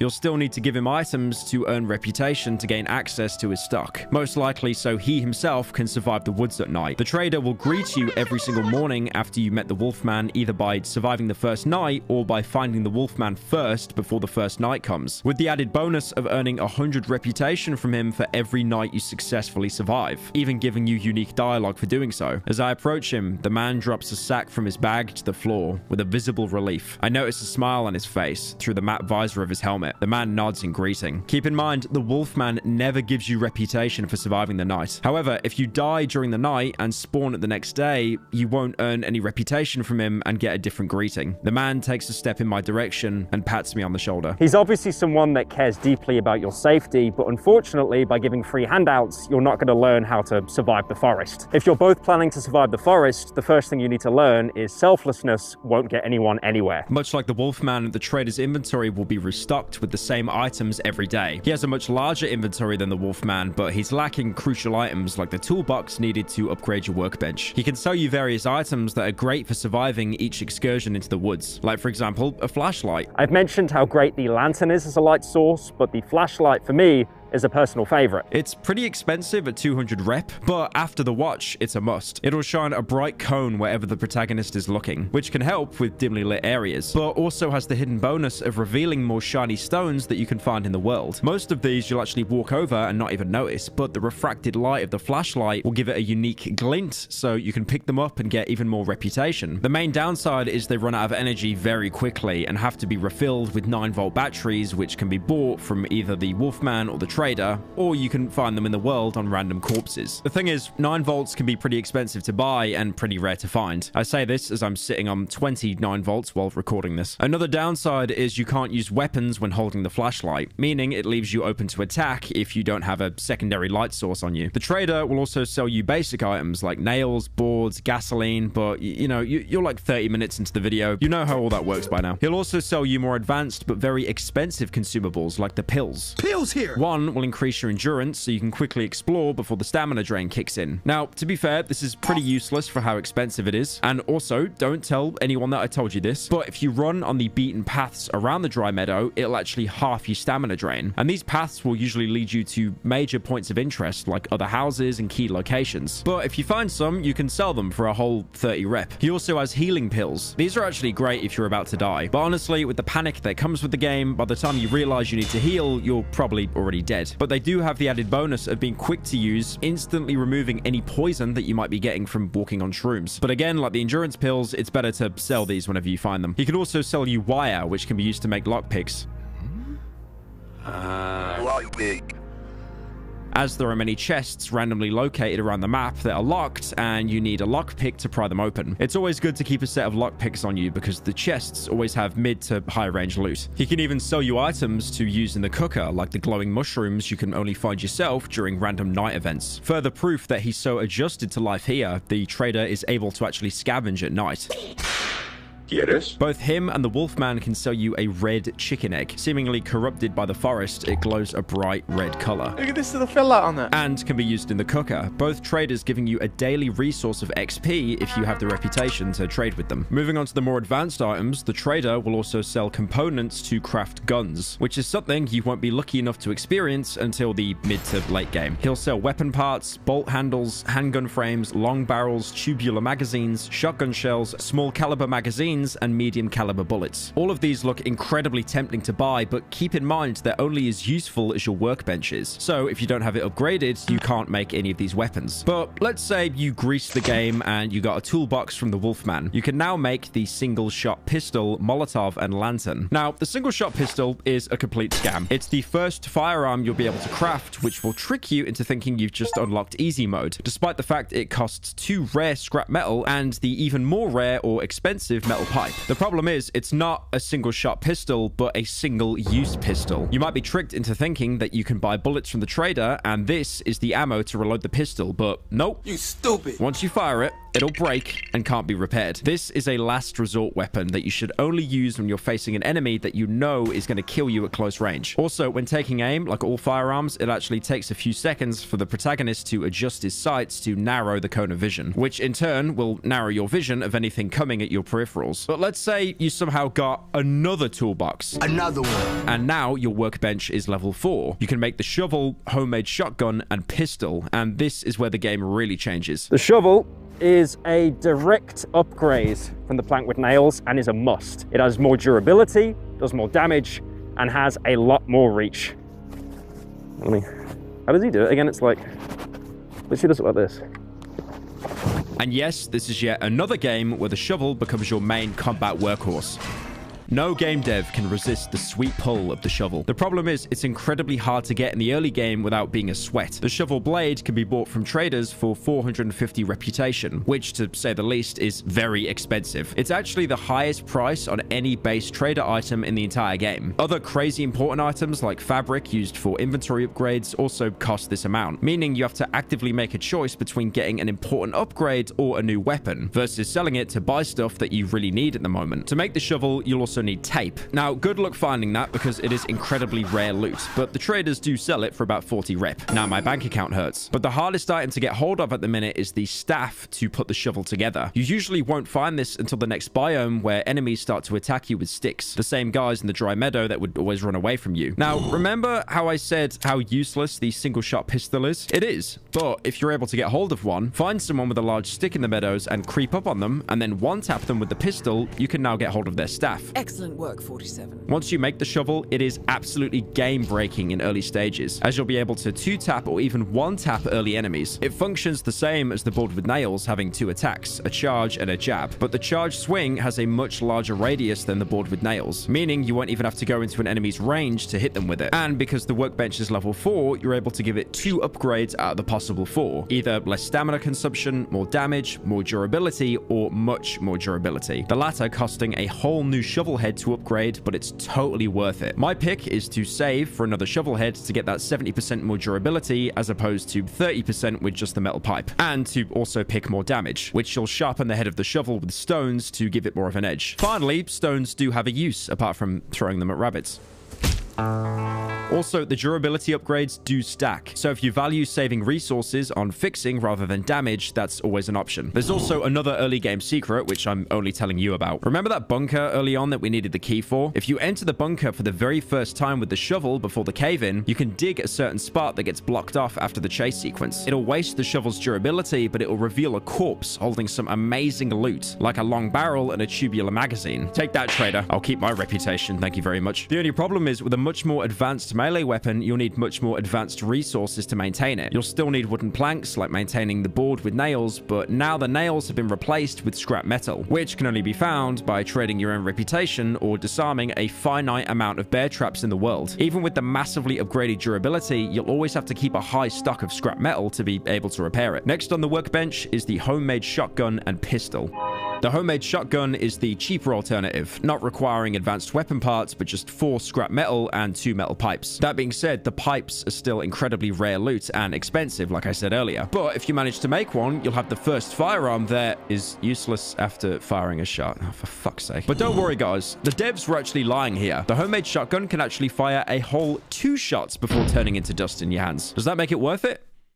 No. It'll definitely kill anything chasing you, and if you panic and miss a shot, you can rely on the second barrel to finish the job. But even then, it's always better to save your ammo for better shotguns later, and scrap metal to repair the shovel and pipes to upgrade it, because you can't upgrade firearms in this game, only melee weapons. The final unlock on this tier of workbench is the pistol. Now, this isn't easy to make. Even if you use the shovel exploit to get some expensive weapon parts for free, you'll still need that handgun frame, which is pretty expensive. Wrap it all up together with some duct tape, and finally, you have the first firearm in the game that won't actually break after being barely used. And in typical Darkwood fashion, the fully crafted pistol is actually worth less than the individual parts to make it. I hate this game. Thankfully, the good news, the pistol never breaks. Its durability being replaced with an ammo counter. It slowly degrades the more shots you fire and holds 8 rounds a magazine. It uses small caliber magazines that you can find sometimes in the world, with the Trader and Wolfman always having a single clip that you can buy at the start of each day. It also has the lowest damage output of any firearm in the game, but with the guarantee that it will never break. That being said, much like Cry of Fear, when you reload the gun before using all the bullets, you'll dump the mag on the floor, wasting any spare bullets you have. So you'll always have to make the active choice of wasting a few precious bullets so you can guarantee you'll have a full magazine for the next fight. Through and through, Darkwood will always be a melee focus game. If anything, it's a little bit similar to another game I covered years ago, Condemned Criminal Origins. In that game, you would get ammo, but it would always be incredibly scarce, only holding a certain amount of bullets in each clip. You need to always treat firearms like they're invaluable, because if you go around spraying and praying, you're going to run out incredibly quickly. The Virgin Pistol Abuser and the Chad Shovel User. You might have also noticed that the trader is selling the parts to make an axe, the same one the doctor used in the prologue. This would seem like the best thing to do, but is a giant scam, because you actually won't be able to make the axe at the workbench until much, much later into the game. And I do mean much later. So hold off on buying it for now. You might remember earlier I mentioned how you can get a letter delivered to you as an invitation to a celebration. You can reach the location where it takes place anytime, but the door will always be locked with a code that's randomly generated on the letter. This is totally optional, and it isn't needed to progress the story. You can completely ignore it, but the side content is some of the best of what Darkwood has to offer. After accepting the invitation and going inside, you'll see a lone woman in a bride outfit dancing. One of the first passive humans we've seen apart from the trader and the wolfman. There's no way to talk to her though, so I interacted with a woman the only way I know how. Alright, I'll be honest, you're kind of pissing me off with you dancing a little bit.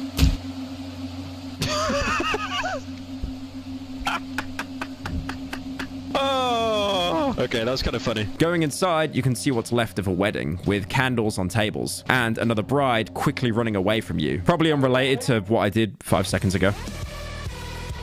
After vaulting over a broken window, you can get into the main room, barely lit with flickering lights. You can hear a banging noise.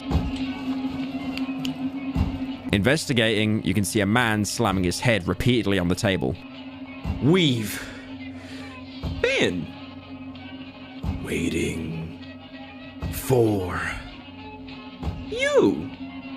Behind the man is an open door, with more brides dancing around you, asking to dance with them. You can choose to kill or ignore them. It doesn't change anything, because when you return into the main room, the man is gone and you can see a lamp quickly move, letting you know that there's someone behind the door. We've been waiting for you. Dance with me. I feel that Darkwood is designed in such a way that once you take damage, unless you know how to quickly counter or run away, panic sets in with purposely violent screen shakes and red filters until you're pretty much dead anyway. Yeah, body. You joke. By the body blocked by the fucking lamp, by the way. By the lamp. Prop blocked. That's why the opening text on the loading screen tells you to be patient. Like the trader said when you showed him the road home, all roads lead deeper into the woods. But you're allowed to spend as much time as you want in the dry meadow before progressing. You might even notice some different night events for staying here so long. Like how a creature you've never seen before will spawn near the hideout at night, but when you go up to it, it'll scream and disappear, only to leave behind an object called... Huh? This can be cooked in the oven for essence, but more importantly, in the game's files, it's called piskel, which is Polish for chick. If you manage to fill up the needle a second time, you'll have one of the first dream sequences in the game. The heavy psychoactive substances you've been injecting into your arms to make yourself stronger will translate into your dreams, mostly because anything you find that can be cooked has now been tainted with the forest, or is a direct creation from it. So these dreams are almost like the forest is trying to communicate with you. In the first one, you'll wake up with a military flashlight, an incredibly powerful flashlight that even the trader doesn't have access to. You'll run through the underground tunnels again towards the same locked bunker door, but this is different. I can hear a faint voice throughout the howling wind. It sounds familiar. It seems to be coming through the keyhole. Someone is calling me. Looking through the keyhole, instead of a faint light, it's completely blocked by some kind of growth that beckons you forward. Go on, man, look back at that fucking cringe. That was me. The door will then swing open, with the environment changing into a vast swamp area, a massive change from the dry meadow. Your only guide here are shiny stones that refract off the military flashlight. You can loot each one individually, like that James Woods bit in Family Guy. Ooh, shiny stone. Ooh, shiny stone. Ooh, shiny stone. Or you can keep pressing forward. Eventually, you'll come across what looks like an indoor lamp. Switching it on will replace the swamp with seemingly hundreds of human bodies. Walking over the bodies, the lamp will begin to glow, and returning back to it, you'll see a giant fetus. Turning the light off again will transport you back into the swamp with another trail to follow, which leads you to a bed, giving you the prompt to lie down. If you do, the dream will end, but now you'll have a shiny stone in your pocket. So maybe through your connection to the forest, the dreams do have some kind of interaction in the real world. If you go to investigate the bunker door after this dream, it'll still be locked though. You still need the key from the doctor. Dreams are numerous throughout the game, either through leveling up or story related, and they usually have a win and a fail state. If you do everything you're meant to in the dream, you'll be rewarded with something like loot or an option being given to you that was previously locked. Failing or dying in a dream won't kill you in the real world, but you'll miss out on lots of side content. Like how in the first dream, if you deviate from the path or take too long, you'll be chased by floor gore until it kills you. Waking up and you'll have no shiny stone to trade. At this point, you're probably settled in the dry meadow, and you really can stay here for as long as you want. The nights won't increase in difficulty, but the game will slowly push you towards moving on to the next area. Firstly, if you've cleaned out an entire biome of its loot, they'll never respawn, apart from animals that only drop meat, which is worth next to nothing to a trader. By staying in the dry meadows, you're actually starting to eat into your resources, whether that's boarding up windows, repairing weapons, or buying items from a trader to restock. So eventually you'll be forced to move on to get access to the next biome's loot pool. The only real regenerating resource is the 100 rep you get from a trader, but it's not really enough to work with. On top of that, the hideouts in advanced areas actually offer you more reputation with the trader for surviving them, meaning you'll get access to more of their stock before owing them something. The main reason why you might want to stay is to grind out cookable items to level up your skills. But like the trader's reputation, the oven actually scales depending on what area you're in. The next biome over, where the Wolfman wanted to meet you, has a hideout with an efficiency 4 times higher than the Dry Meadows oven. So eventually you'll want to get going to the next area, even though, like the trader said, all roads just lead deeper into the woods. Once you're ready to get going, you'll see 2 choke points on your map to get out of the dry meadow. The first, like I mentioned before, is blocked by an iron door, but trying the other one, you'll come across a huge thicket of dense trees. Moving past them, you'll come to a house infested with large bugs. If you're quick enough, you can kill some of them and loot their shells, which will be important later. There's also an infestation of worms in the house, a writhing fleshy mass that will hurt you once you touch it. You can tank the damage, but you also won't be able to sprint through them, and you should save as much health as you can. The only similar thing I can compare it to is in System Shock 2, another great game that I will do a video on at some point, I promise. You can go into one of the bathrooms and find this pile of worms. It literally is just a GIF, but standing on them will actually damage you. To get rid of the worms, you'll need fire. You can whack them with a torch, leave a trail of gasoline with a match, or throw a Molotov to burn them all. Past the worms is another iron door with a code, but next to it is a strange growth. Something is floating inside. The skin looks to be quite thin. Maybe I could puncture it or pierce it with something. The loot inside the growth is an embryo. There's only a few of these placed across the whole game in scripted locations, but they have a lot of uses. They can be sold to a trader, cooked in an oven for a huge chunk of XP, but most importantly, if you're playing on hard mode, where you have a finite number of lives, you can eat the embryo to give you an extra life, an extra try to survive the forest. Exploring the rest of the house, you're attacked in the dark by one of the first human enemies, wielding a huge stick. They're called savages. They can't be reasoned with and will keep attacking you until you put them down, not saying anything apart from the occasional grunt or shout. But by game-ending one, you can loot its staff, which you can use to finish the shovel, if, again, you weren't able to catch any running away in the dry meadow. Inside a container next to the savage, you'll be able to find a note to the door. The code is 3333. It can't get any easier. Remember it. I'm not opening that door after dark anymore. I went to get some gasoline from the pig shed. I'll be back after dark. After using the code, obviously left for someone else, you can get access to the Silent Forest. But before you can do that, there's the corpse of a man you can search, giving you some shotgun shells and a map, which shows you the location of the hideout in the area, but also another location. But then you quickly realize the man's actually not dead, but sleeping, and despite that, he'll still talk to you. Hey there, friend. In the last hideout, look for an exit beneath the floor. For now, it sounds like nonsense, but it will make sense much later.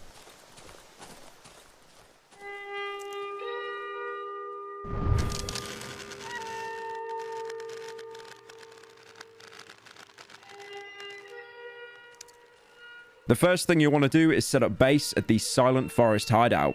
Once you reach it, you'll notice the layout is very different. Instead of a couple of rooms, it's a much larger building having a total of 7 rooms, which gives you more options, but also more ways for enemies to get inside and reach you. The building is in a much worse state than the Dry Meadow hideout, having huge parts of the wall blown out that can't be repaired. You'll need to manually switch on the oven here to start pumping gas around the house and get that added night protection. And you can only have one switched on at any time. So for now, the Dry Meadow hideout has gone dark. The Silent Forest hideout and all future hideouts function mostly the same, having a cooker, generator, and wood chipper. One problem you might find is dragging all the loot you've found between the 2 hideouts. This can waste an entire day or even more if you've hoarded everything you found, having to drag it back and forth because of your small inventory. But thankfully, the devs did think ahead with this. Investigating the workbench, you might notice that it will be the same level to the previous workbench you upgraded. This thankfully applies to all future hideouts. Inside it, you'll find a single item, a bell, a rusty bike bell. Someone has attached a note to it. Opening the note is a small message that reads like an advertisement. Ringing the bell, you'll get the notification that something is happening, and eventually a new character will spawn outside the hideout, a man on a bike. Hey there, boss man. I'll be honest here, boss, I'm real thirsty, you see. If you could share a refreshing beverage with a weird traveller, I'd make it worth your while, boss. Ashes to ashes, dust to dust. When life's a bitch, booze is a must. He doesn't act like a trader. The only option you can do is show him an item. Like most characters, you can show him a picture of the road home. Beautiful road, Mr. Boss Man. Long and straight. You'll find only twisted paths in these parts, mister. The man waves his hands sloppily, almost losing his balance. Let me tell you something, mister. Good liquor straightens out all the bars. Every single one of them. The other item you can show him is a bottle of alcohol if you have any. Ah, a good vintage. A bottle a day keeps the monsters away. To your health, boss. If you want, boss, I can bring you junk from the other hideout. This option trades the bottle of alcohol, and in return, he'll travel to any previous hideout and bring all the items you've stored in your workbench. If you choose not to, you can just shake your head and he takes the booze anyway. Have it your way, boss man. Thanks for the booze. If you can't leave the woods, drink up all the booze. You might want to kill him for this, but believe me, it is not worth it because he has no loot, and now you've lost the only way to quickly move your gear from each hideout. After he takes off and a couple of in-game hours pass, you'll have a package delivered in front of your workbench. So now you can board up any windows you need, set your traps, refuel your generator, and wood chipper. Basically doing the exact same thing all over again. Hooray. You know what, to be fair, with every video essay I do, Vars's words just become more and more accurate. Did I ever tell you what the definition of insanity is? Insanity.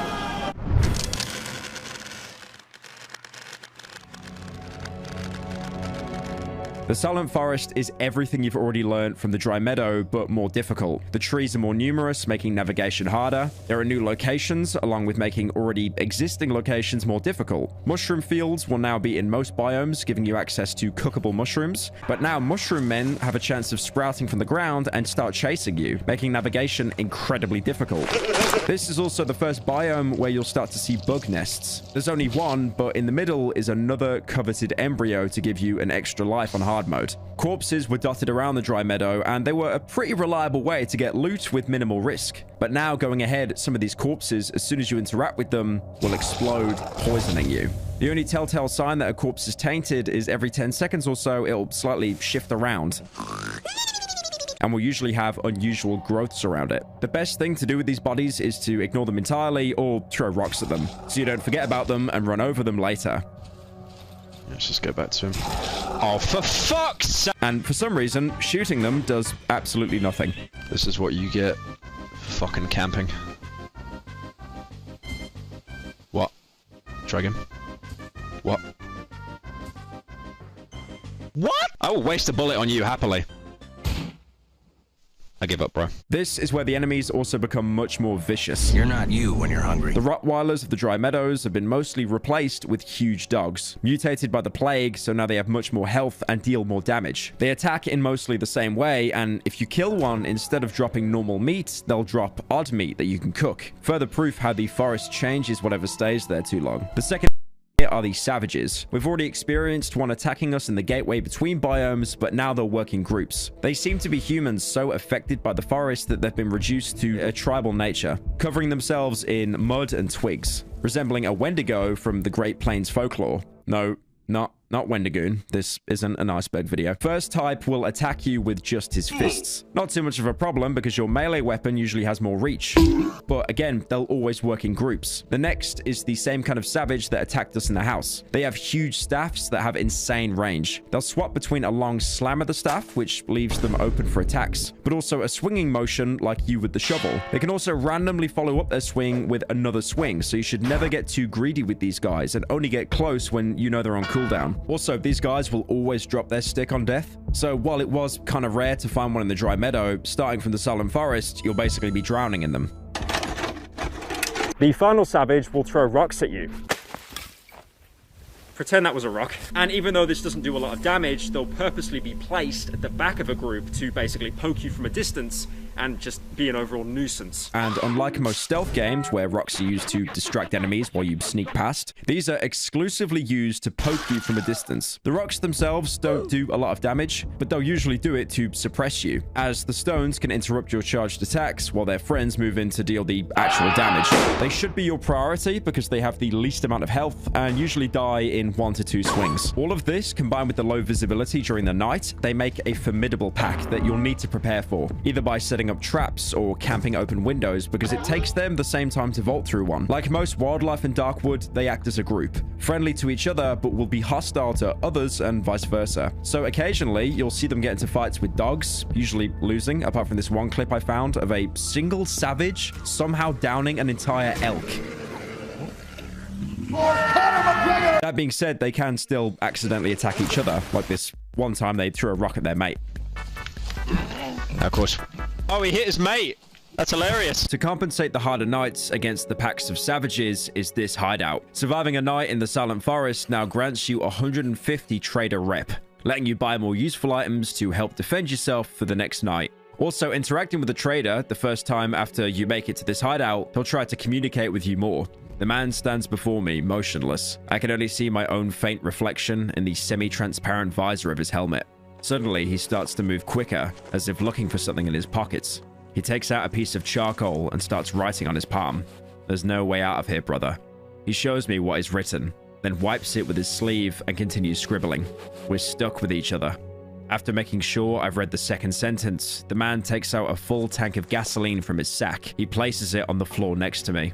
He's warning you that there's no way out, but we know for sure that the bunker door is an exit. All we need is to get that key. What most players will likely do by now is try to reach the Wolfman's second camp he marked for you near the beginning of the game. Before you talk to him, you might see 2 crates behind him, locked with a code. This code is randomly generated and can't be found anywhere in the game. So if you want to open them, you either have to brute force the combination or worm your way into the game files to find it. Inside the first one, you can find some ammo for all kinds of weapons. Pretty useful if you already have a firearm. Meanwhile, inside the second one, you find the average American's weapon locker, complete with parts for melee weapons, 2 shotguns, an assault rifle, and 2 guns that you cannot otherwise obtain in-game, the submachine gun and the pellet gun.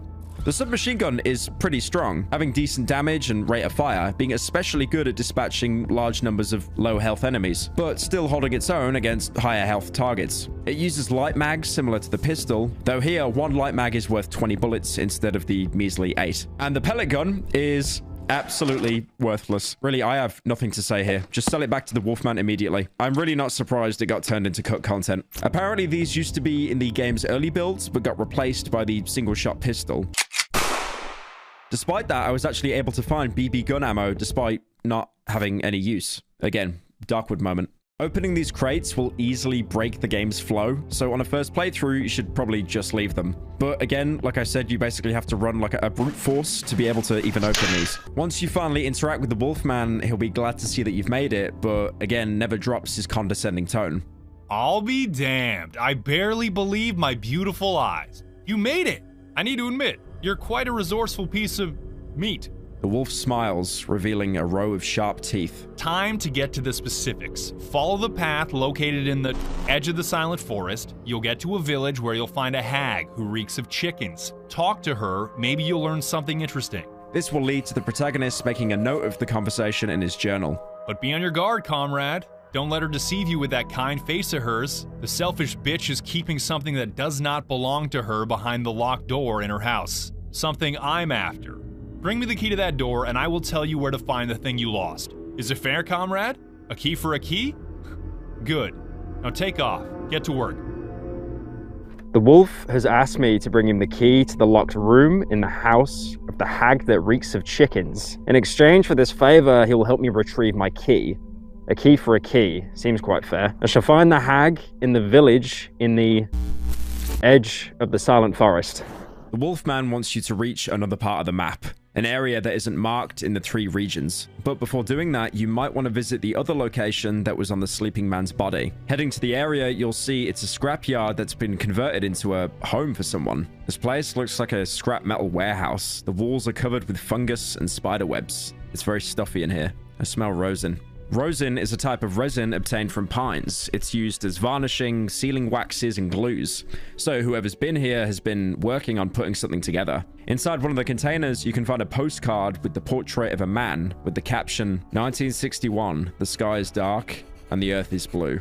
The man in the photo is the real-life Soviet pilot and cosmonaut Yuri Gagarin. 1961 is the date where he performed his first piloted space flight. He was the first man to go into space and died with his co-pilot Vladimir Sorogin. This was during routine training where the aircraft ran out of fuel and crashed. You'll also notice whoever lived here was frequently experimenting with metal parts. There's a tractor inside one of the warehouses, which is usually a good source of loot, but it's been mostly stripped clean. This was once a tractor, now it's a hollow, rusty body. All of its useful mechanical parts have been scavenged. Thankfully, they had no interest in the gasoline in the tractor, which you can loot and smell nearby. A heavy smell of gasoline fills the air. You can also find a blueprint in a container which shows crude drawings of a rocket ship and various vehicle parts. Lastly, inside the house is a metal door, which is locked. But you trying the handle gets the attention of whoever's inside. Who's there? I'm not coming out until that beast lurking in my garage is gone. What the voice is talking about is a lone dog lurking around the scrapyard. So sadly, the vegan run of the game ends here. No! Killing the dog, the door will be unlocked and you can meet a new character called Pietrek. Oops, I didn't hear you come in. The boy's eyes wandering around the room. I found this wiggly metal thing yesterday. It was laying there in the grass. I don't like grass. It's so slippery and it tickles your feet. Rather than grass, I would prefer these metal wigglies, yes. I would wrap myself in them like in a spacesuit. The metal antennas in his wiry hat suddenly start vibrating. Do you have any metal wigglies? Pietrek, which is basically Polish for Peter, is an eccentric builder. Like most of the inhabitants of Darkwood, he's abnormal, but you pretty much have to be to survive here. His obsession with technology is apparent with his metal hat and half a dozen wristwatches on his hand. You can start off by showing him various items, but his brain is so scrambled he doesn't really make much sense of them. You could show him a photo of the road home, which he also agrees, like the trader, isn't the way out. You won't be able to make it home via this road. You should build a rocket. You could even show him the postcard with the space pilot, which you took from him, but he'll have no idea and just think it's another copy. Oh, I have one too. It's such a beautiful photograph. You can show him the crude picture of the blueprints he obviously drew himself. These are the blueprints for my space rocket. Almost ready. I broke down a whole tractor to build it, but I'm missing several parts. Several very important parts. For example, a shiny little mirror and this rectangular box with wires. And... The boy suddenly becomes lost in thought. If only I had more tractors, I would definitely go into space. You can also show him the chick that you got from killing the man attacking you in the prologue. I had one just like this. I melted it into a perfect little ball shaped like the moon. I melt everything plastic into moons. Pietrek suddenly becomes excited. And have you seen my vehicle? It's ready. Well, almost ready. Just a couple of parts missing. I will need to find them, and I will have to repair the casing. The one from the spring that fell off recently. When I was entering the cockpit, I hit my head, and it, well, fell off. He fell off. I thought I was flying, but it was just that the lights turned off. You can also gossip with Pietrek, where his obsession with space is even more obvious. I haven't slept a wink today. The whole night I thought about that large metal cover from the tractor. It's such a beautiful cover. Ideal cover, no doubts about that. I mean, almost, because I would need to bend it a bit with a screwdriver and it would shield me. From the space dust, that is. Pietrek suddenly becomes sad. Space dust. Space dust is everywhere. I like to watch the stars at night. Sometimes you can see these bright, blinking spots. Those are spaceships and rockets, obviously. The sky is awfully boring during the day. No stars, no ships, no rockets, nothing. Only these white smoke trails. I saw one yesterday, over there, far above the treetops. Dad used to say they were planes, but such long planes, it would be crazy to fly them. This interaction will lead the protagonist into making another entry in his journal. Now I've heard everything. I've met a boy named Pietrek. He told me he's building a rocket, but he's missing some parts. From what I've understood, he's constructing a rocket from parts of a broken tractor. It's absurd, but I think I may help him. Now, while looting around Darkwood, you might have noticed that some cars and tractors have various parts in them that have no value and they can't be used in crafting. Well, Pietrek, no association to Pietre in the Yellow Killing Show. It's just gas. You go to sleep. Wants you to bring them to him to complete his rocket ship. There are 6 possible items you can bring to him to help him, the most common one being a large battery. A hybrid rocket engine! Wow, this will fit perfectly in my rocket. Have you seen it? Have you seen my rocket? It's almost as pretty as Gagarin's. Well, almost. I just need to find some parts and it will be completely ready. Would you like to bring them to me? The other parts, I would then fly to space and to the moon and to Mars and Jupiter and to the sun. I mean, I would land at night. The boy suddenly looks into my eyes. Look for old tractors. You'll find the missing pieces for my rocket in them. A fan belt, which he calls... Hold door frame stabilizer. A tractor tire. Space rocket chassis. an old exhaust pipe, carbon dioxide exhaust system, a rearview mirror, advanced information display, and a steering wheel. Trajectory guidance system. Each of these are useless items, but when you give them to him, you'll actually get 100 rep, which is an amazing way to get access to his inventory for basically no cost. He doesn't have any different stock to the trader and the Wolfman apart from a map of the old woods, which you will mark 2 locations in the final biome of the map, which can be really useful later on as it tells you exactly where the hideout is along with another key location. After bringing him 4 of these 6 items, he'll tell you that he has enough to build his rocket ship. Yay! Finally, I have everything I need. Go on your way now. Go now, please. I need to install these parts in my beautiful rocket. And then, whee! Off I go! I will wave to you when I'm on my way to where no man has been before. After which he'll give you 2 weapon parts, which are incredibly valuable. But more importantly, the welder, which so far is the only way to upgrade your workbench to the next tier. After which you'll need pliers, which you can't find until much later. So you're essentially locked onto this tier for the foreseeable future. It's not all bad though. Level 5 of the workbench gives you access to 3 new items. Firstly, the light armor. Despite it being called light armor, it's some of the only protection you'll find across the whole game. It can't be found or bought, but now it can be crafted with common rags and bug shells, which is why I said earlier it's important to kill any bugs that you see. Work at home in your community. Honestly, overall though, it's not that great. It reduces any damage you take by around 20%, which is pretty negligible, and it'll also break after around 6 to 7 hits, and it can't be repaired. Also, worst of all, you actually have to have it equipped in your hotbar to be of any use, which could mean swapping out something much more important like a healing item or light source. Next up is the sickle. I'll be honest, I never really used this weapon. It has quicker attacks than most melee weapons and can do this cool double hit, which looks like a Dark Souls weapon stance. You also backstep when you perform any quick attack, gaining distance from your target. The reason why I think it's useless, in my opinion, is because you've already learnt the ropes of enemy combat, that being to wait for them to attack and then hit them back. But the sickle changes that, as it actually can't interrupt enemy attacks. Also, on top of that, it can't be upgraded, only repaired. So it's not a great weapon to invest into. The best use for it is to break down doors because it probably has the lowest durability cost in the whole game. But then again, you probably have the shovel by now, which can 2-tap most wooden doors. Say hello to my little friend! If it was throwable like the knife, it'd have more use, but yeah, it's pretty mid. The last weapon on this tree is the most important.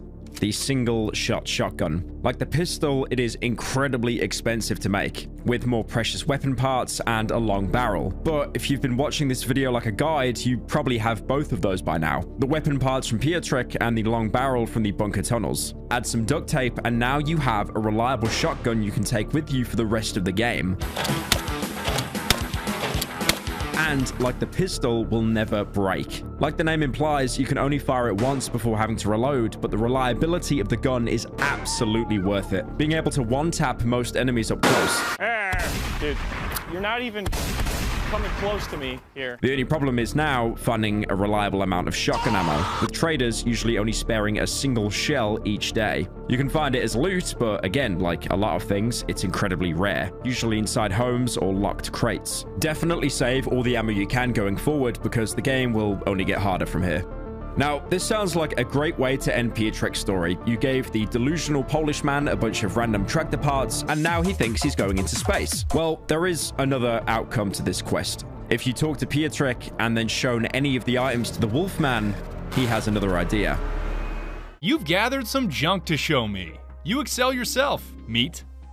You're not telling me you're gathering junk for that nutcase. What's his name? Pufter Pietrek? Oh, meat. You must have a lot of free time on your hands if you're keeping yourself occupied with such nonsense. The wolf suddenly stops, remains silent for a moment, and his eyes open up in a split second and he continues. Hold on a second. I have this abso-fucking-lutely brilliant idea. Give me that piece of junk for a moment. Here, you're given the option to agree to give him it or reject him. If you shake your head, you'll back out the dialogue and you'll still be able to help Pietrek. But meat, there's no one better at tinkering with junk like that in the whole wide woods. I just wanted to take a peek before you deliver it to Pufter. But if you nod your head, the quest will be permanently changed. The wolf turns his back to me and starts tinkering with the part from Pietrek. After a moment, he hands it back to me. Now it'll work like it should. Thanks to my DIY abilities, I managed to increase the kick on this baby by 200%. One has to help his neighbor, right?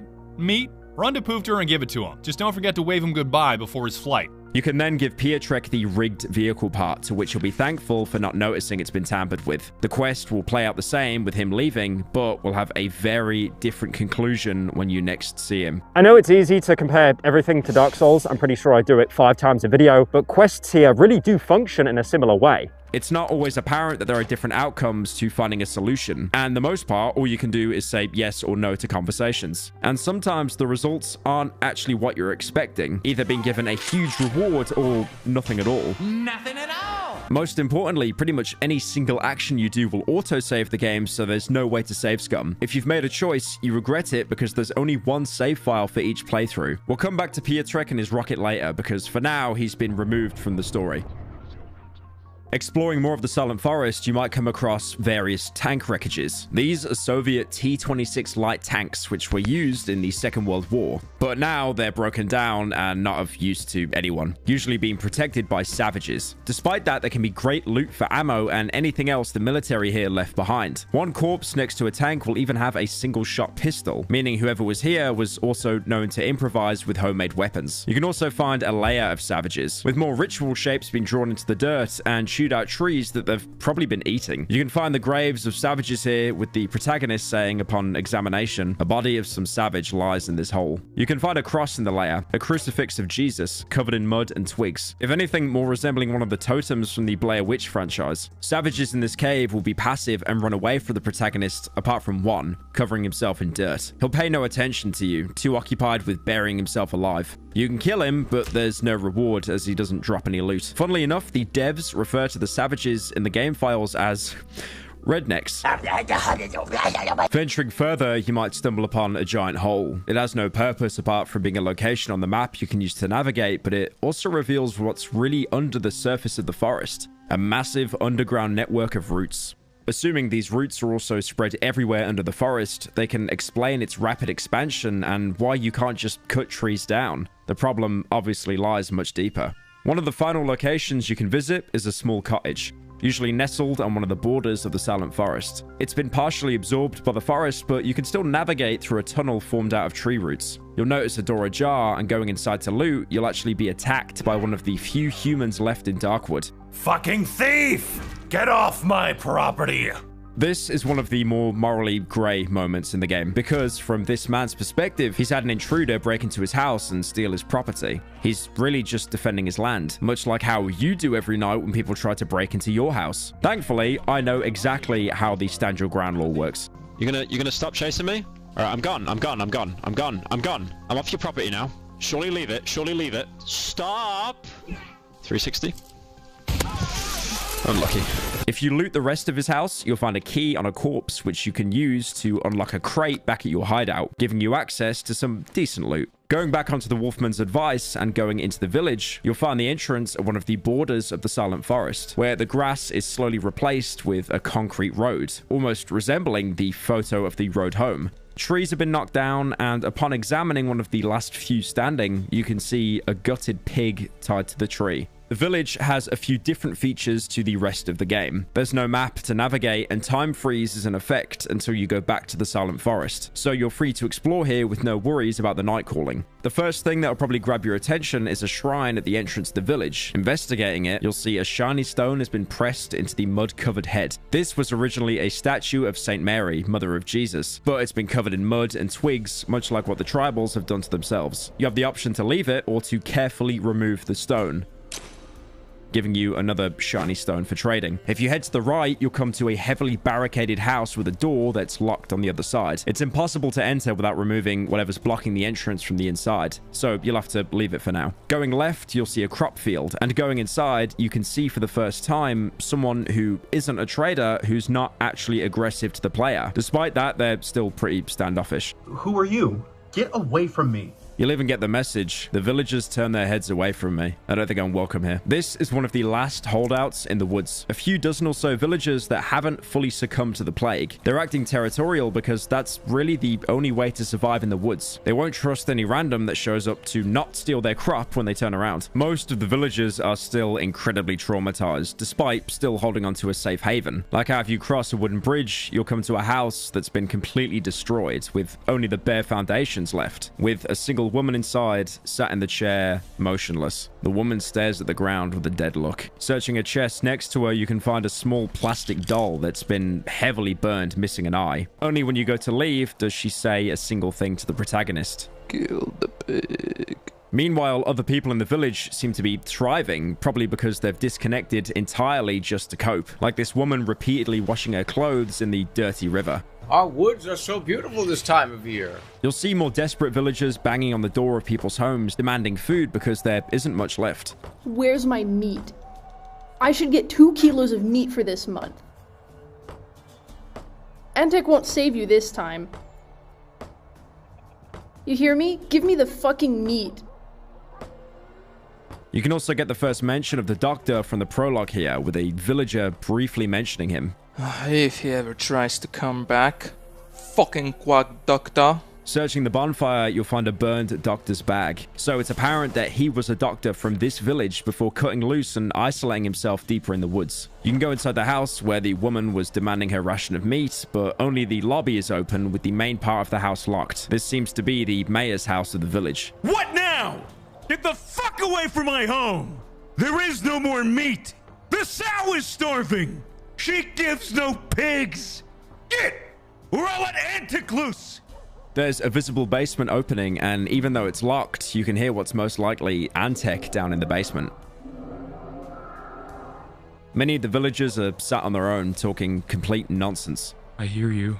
I see you between the trees. More south of the village, there's a huge silo that's locked. You can pick the lock or smash down the door with your beloved shovel to see coal and ash. And there's even some brick ovens used to bake bread. After breaking down another door, there's a room full of a dozen or so human bodies. Almost like the bread ovens have been doubled up as a crematorium. Even more worrying, breaking down a door connected to the bodies will get you into someone's house. This man doesn't push you away like the other villagers and doesn't even mind that you've broken into his home. The house is clean and well organized, a first for any interior in this game. Who the hell are you? And then when you go to take any of his property, he responds with, help yourself, whatever you fancy. But don't tell anyone about it. Inside his cupboards are unique items, jars filled with an unknown minced meat and a singular bone. Going to a wardrobe and picking the lock, you can find some normal loot, but also another story item, a meat grinder. If I chop you up in a meat grinder? There's a theory that this villager, especially with how he wants to maintain his secrecy with you, has probably turned to cannibalism, using recently deceased bodies and cooking them in the bread oven to use as food, as the village is currently going through a famine. Although this might not be true, because the bone you find in the cupboard is also the same bone you can find on a cow's carcass as the doctor in the prologue. But it's still horrifying to think of the possibility that these people have had to turn to cannibalism just to survive in the forest. You can even consume the jar of meat if you want to, which gives you a huge health regen boost. But would you really want to take that chance of potentially throwing away what's left of your humanity? You know, after you gunned down the guy that was just simply protecting his home 5 minutes ago? A lot of the village homes are boarded up, blocked with wardrobes and various furniture. But if you push past, you can get inside to loot them. But inside, you'll see incredibly sick villagers, sounding more like the monsters that you'd hear in the forest at night, while others mumbling about trees. Trees humming beautifully. One of them curled up in the corner shaking, seemingly with an open top on his head. Nearby is a note left by the doctor. Solution for removing intestinal parasites. Pour the petroleum over the nuts. Add propolis. Put away for a couple of days. Drink 1 tablespoonful per day. You can tell it's a note from him because apart from the instructions, this is the exact same notepad you picked up as the doctor in the prologue. Obviously, it's done this person no good. The doctor, and probably no one here, actually understands how the plague works, why it only targets specific people or progresses faster in some people than others. Another person can be found bedbound inside their home. He said it needs to be done. It will help, he said. I don't understand. Next to them is another useless instruction from the doctor. Burn a mix of herbs in the oven. Lovage, chamomile, nettle. Keep the patient warm. Twice a day, 1 tablespoon of sauerkraut juice by the mouth. Now, it's pretty obvious the doctor had no idea how to treat the plague, so he came up with random remedies, hoping to either distract the villagers, put them into such a comatose state that they didn't even know they were dying, or just complete placebo effects. It's really obvious he was only doing this to delay the village turning against him for not finding a cure. In the back of the same house, you can find a charred corpse bound to a chain in the back room. Maybe one of the villagers took the instructions of staying warm too literally. They could have also been burning herbs in the oven and accidentally cooked themselves alive. Originally, I tried to not attack any of the villagers because I thought, like any other open world game, they would all turn hostile on me and I'd be beaten to death, or it would lock me out of a huge chunk of the game. But for the most part, any villager that you bludgeon or gun down, the rest really don't seem to care. Probably because they just see it as one less mouth to feed. The final house you can explore is home to a dozen or so chickens, and also home to the chicken lady, the only NPC in the entire village that you can actually properly converse with. The old lady squints at me, her eyes full of suspicion. She hugs her chickens possessively. Better keep them hands off me, hens, you bloody scoundrel. The old lady puts one of the hens to her ear, mumbling under her breath. After a moment, she calms down. I've seen me share of things, lived through many a war, but nothing like this. Lord be my witness. This accursed place ain't a place for men, ain't a place for hens. She's someone who's seen conflicts and the death and destruction they bring with them in person. She still managed to survive. Remember, Poland's regions were basically one huge battleground during both of the world wars, and there's a good chance that the chicken lady's old enough to have lived through both of them, but even that hasn't prepared her or anyone for this plague spreading through the forest. This is the woman the Wolfman told you not to trust. But then again, can you really trust the Wolfman? Alright, let me rephrase that. If you weren't a disgusting degenerate fairy, would you still believe him? Funnily enough, the chicken lady also has unique dialogue if instead of using the door, you jump through an open window, which you're probably accustomed to in the forest. The chicken lady isn't a trader, but has some of the most detailed dialogue out of all the NPCs in Darkwood, giving more context to the village while also being a main player in the quest to get out of the forest. Like most characters, you can show her the road home. Oh, I remember this place, I do. It's been 6 years since I've been there last. This road used to lead to the other village. You could also take it to get to the city, not that far from here. You won't get there now. These devilish trees have overgrown everything. This is the most descriptive response we've had for the photo yet. But even she says that the road is overgrown and it's of no use to anyone. So that also means the trader was right with all the roads leading deeper into the woods. Another really important item you can show her is the plastic chick you picked up in the prologue, which she has a very unique reaction to. Hell's bells! Where did you get it? Where did you find it? The old lady seems disturbed. The hens fall silent. I can feel the tension in the air. Holy mother! It's Yannick's little hen! A gift from me! My little brother! A couple of days ago, he got mad. I told him, stay. You're not one of the brainy fellas. You know nothing. But he wouldn't listen, and off he went to that other fella. Here, take this. He went to see this fella. See him? He never came back. The lady shoves a crumpled photo in my hand. The woman trembles violently. The hen on her shoulder struggles to maintain balance. You're all I have, my little sisters. Yannick isn't a name we've heard before, but if he was given a plastic hen by the chicken lady as a gift, we can presume that the man we beat to death while defending ourselves in the intro was Yannick, with her even saying that he wasn't the smartest, like how you couldn't reason with him in the prologue. Saying that he went off with the other fella, and investigating the crumpled photo she's talking about, we can see a group of people. The damage to the photo makes most of the people unrecognizable, apart from the man sat on the bed smoking a cigarette. The doctor. The old lady who lives with chickens told me the plastic chick belongs to her brother, who went missing a few days ago. She gave me a photo of the person she saw him last with. It's the local doctor. I recognize the fucker. You can also show this photo to Pietrek before completing his quest with him. Beautiful. But I don't see Gagarin in it. I have never seen a photo without Gagarin in it before. Gagarin was this astronaut, a man who flew to the stars.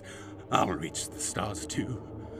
One day. Gagarin, the astronaut I mentioned earlier, he was obsessed over. It's of little help, but showing it's the Wolfman, he recognizes him instantly. Well, well. I know this quack. A non-entity, a third-rate witch doctor. Useless fucking clunker. But he still managed to screw you over with that key, eh, comrade? This at least proves the Wolfman isn't lying about knowing you've lost your key and knows who's taken it. For a doctor who's failed his entire village, though, it's not like anyone on the outside managed to create a cure for the Darkwood plague either. So it's more like he was put into an unwinnable situation rather than failing on his own ability. He's still incredibly resourceful. I think it's genius how the game briefly gives you control of the character you're unknowingly going to be chasing for most of the game. Apart from the items, you can also gossip with the chicken lady. Poor Hanuska has lost her mind. Her fella knocked her up with this abomination. Even the mongrels tucked their tails and yelped when they saw it, I tell you. They burned her fella with a shack and took the horror somewhere. Everyone got the jitters. Little wonder. The old lady smiles kindly, baring her 3 yellow teeth. It was a long time ago, but you remember it still, my little hen, don't you? The chicken lady is probably talking about the lone woman we saw sat in the only burned house in the village, losing her family and home because she gave birth to a monster. Probably because the villagers thought that she was cursed or something. In the center of the village is a well that's been boarded over. You can repair the well and rappel down with a chain. This is the only use for the chain in the entire game. Pietrek and Wolfman will sell it to you, but you can also get one by pulling it off a burnt body near the doctor's note earlier. Once inside the well, you'll quickly realize it's a sprawling network of tunnels with loads of mushrooms to harvest for the cooker.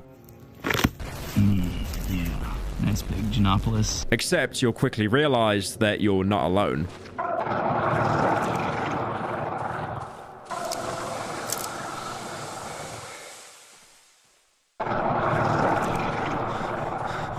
There's something else down here. It'll occasionally attack you before running off, and if you manage to kill it, you'll see it's a small human body that's been split in half, with its upper half transformed into a huge jaw. Looting its body, you'll find a small doll, the same doll you found in the chest of the burned house, although this one is undamaged. This is Hanuska's child, the creature that was so monstrous the villagers cast it down into the well and erased where it came from. So nothing like it could ever be created again. It obviously hasn't done much good though, because some of the villagers we've seen on the surface are already starting to transform into the same creatures. You might remember upon leaving the area with Hanuska, she'll quietly mumble to kill the pig. The chicken lady gives a bit more context to what that is. Thank the Lord for our sow. Poor thing seems sickly, but she has more life in her than the lot of us, if you ask me. Only thanks to her, we got something to put in the pot these days. If you travel back into the Silent Forest, you might stumble upon a pig shed. Actually, it'd be kind of surprising if you didn't, considering it's probably the largest location in the Silent Forest. Looks like no one else will enlighten you. Listen. The inhabitants of our lovely village hold many, many secrets, treasures they do not wish to share with anyone. Those selfish, deceitful wretches. They think they're superior because they have human gobs. They treat us like lepers, but you know what? Fuck them. We're buddies, aren't we? And them? They deserve to be punished, meat.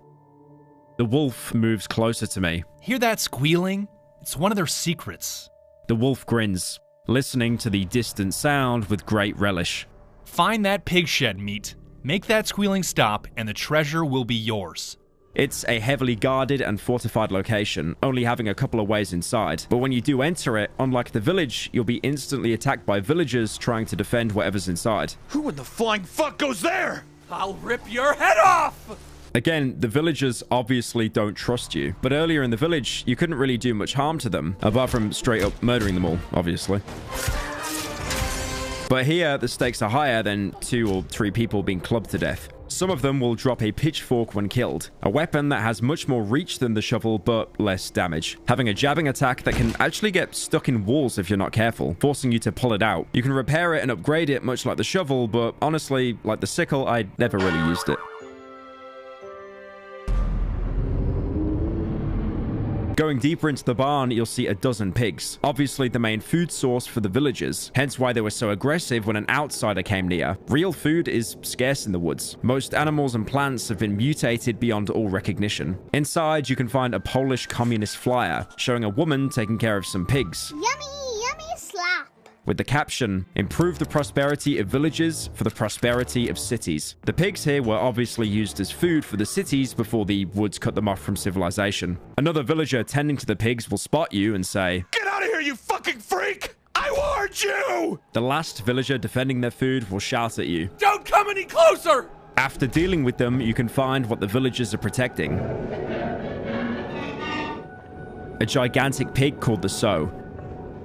You can see it's been heavily mutated by the plague, growing to an enormous size with legs branching off into sharp spikes which it will use to attack you if you get too close. This is what the village has been using to feed off, with the sow producing pigs that the villagers would eat. It explains why so many of the villagers are becoming visibly infected, eating tainted meat being produced by the sow, with harvested meat in containers being the same essence that you can use in the cooker, and pigs eating other corpses.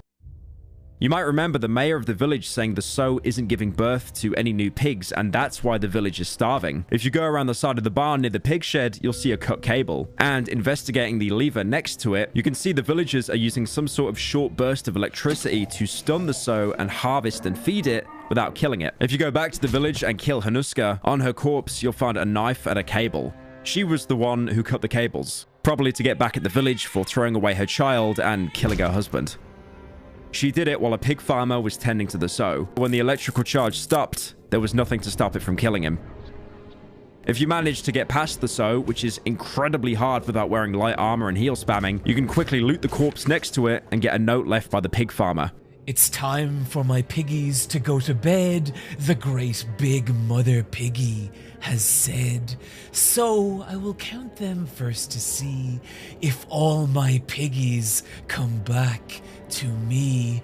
1 little piggy, 2 little piggies, 3 little piggies." You'll also notice the letter has 2 numbers on the edge of the paper. You can find the other half by going back into the village and searching near the mayor's house. What a joyous day! We shall meet again today! I hope she'll enjoy what I've prepared for her. She hasn't had much of an appetite lately, but it's okay.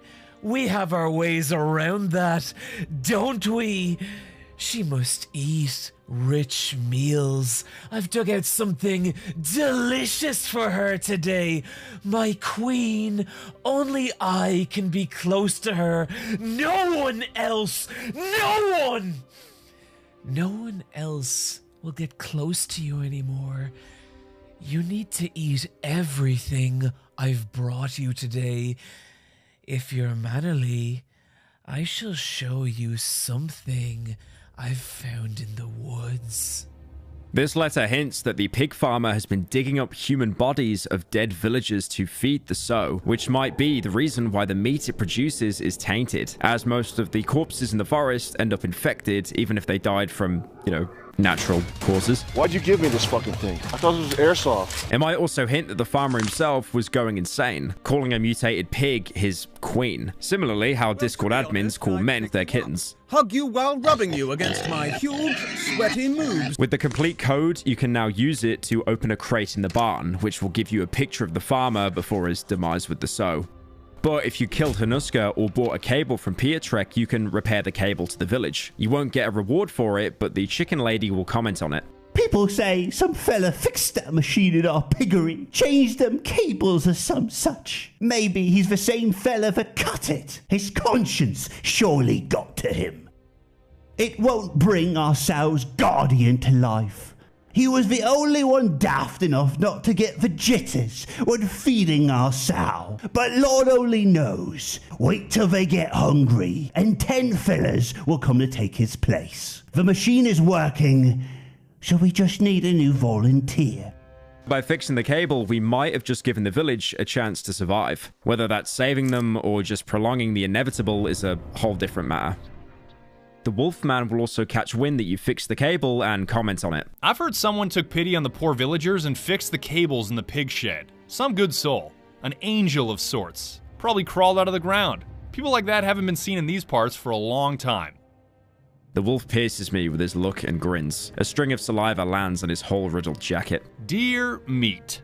The wolf puts his paw on me. I feel his claws puncturing my skin. If the cables are fixed, then be so kind as to move your fucking ass and finish the job. You just need to tweak the machine a little bit in order to silence the unbearable whining of that pathetic sow. You can do that much, can't you? Going back to the fuse box after fixing the wiring, the description has changed. Various cables protrude from the contraption. Some of them run through the door to the outside. There is a lever and a red button on the panel. The motion range of the lever is limited by a provisionally attached plate. A note is glued to the casing. Reading the note, it gives instructions to any villagers in the area. Set the voltage using the level. The lock is set to a voltage that paralyzes the sow for a moment, around 15 seconds. Procedure. The lever operator positions it in the middle. The feeder gives it a sound signal. The operator then pushes the button, and the feeder feeds the sow. Repeat until the feeding is complete. Remember, the sow is our common good. Do not remove the lock.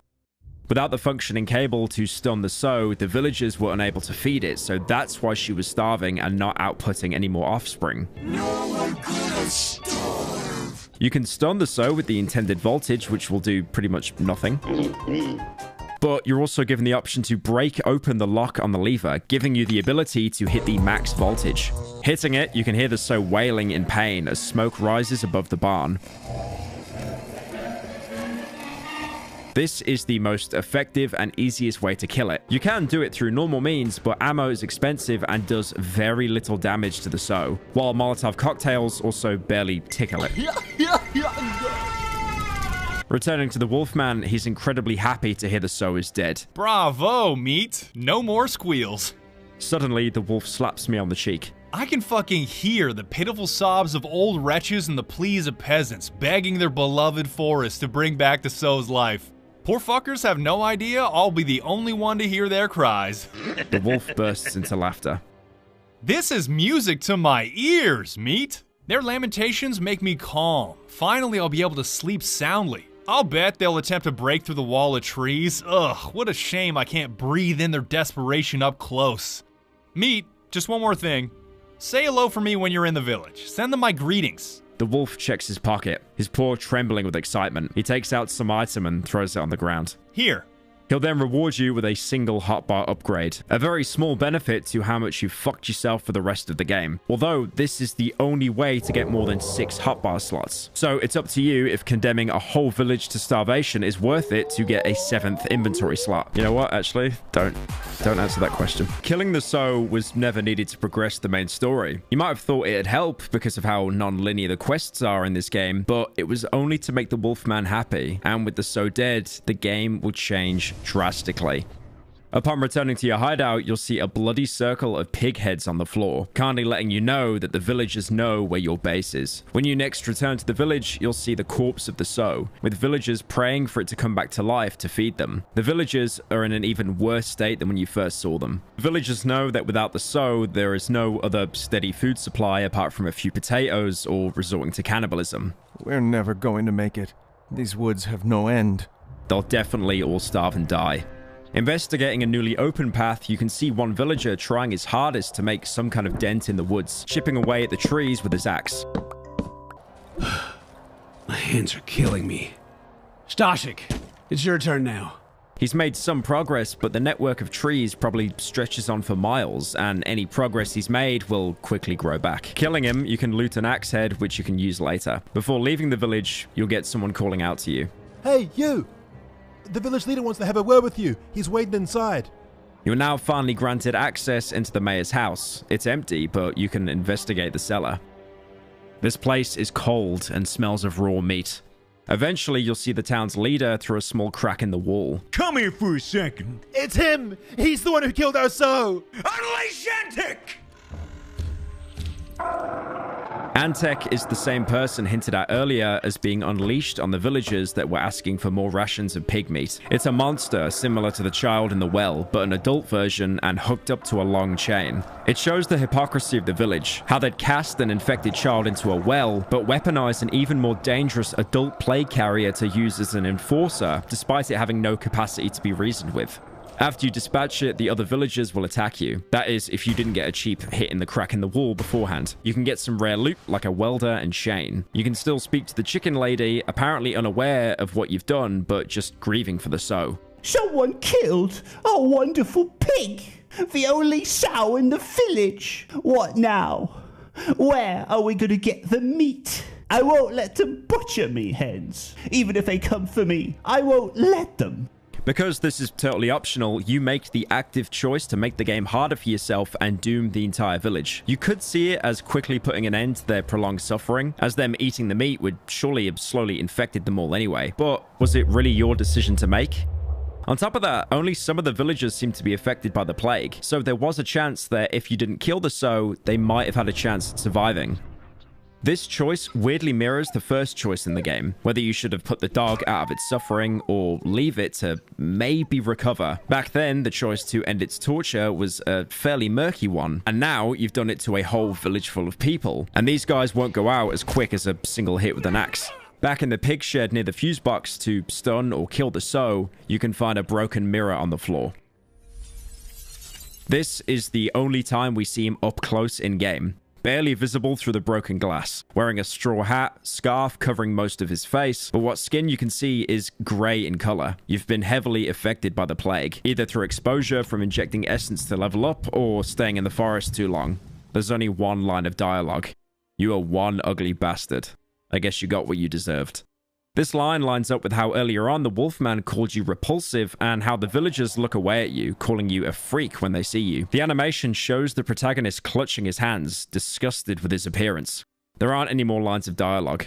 At least the musician had the idea to cover up his face so no one could see it. Oh, wait, no, I haven't talked about him yet. Pretend you didn't hear that. I don't know why, but this interaction reminded me, if anything, of Disco Elysium. In that game, there's a mirror in the starting area, which lets you look at yourself and actually gives your character a portrait to replace the blank slate you start off with. You can even change your expression if you pass a very difficult skill check. It's too late.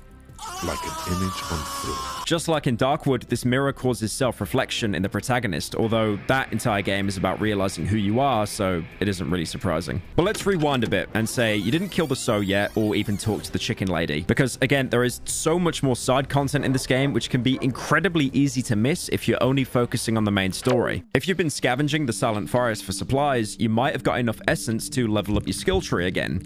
The next tier will give you access to a range of new perks.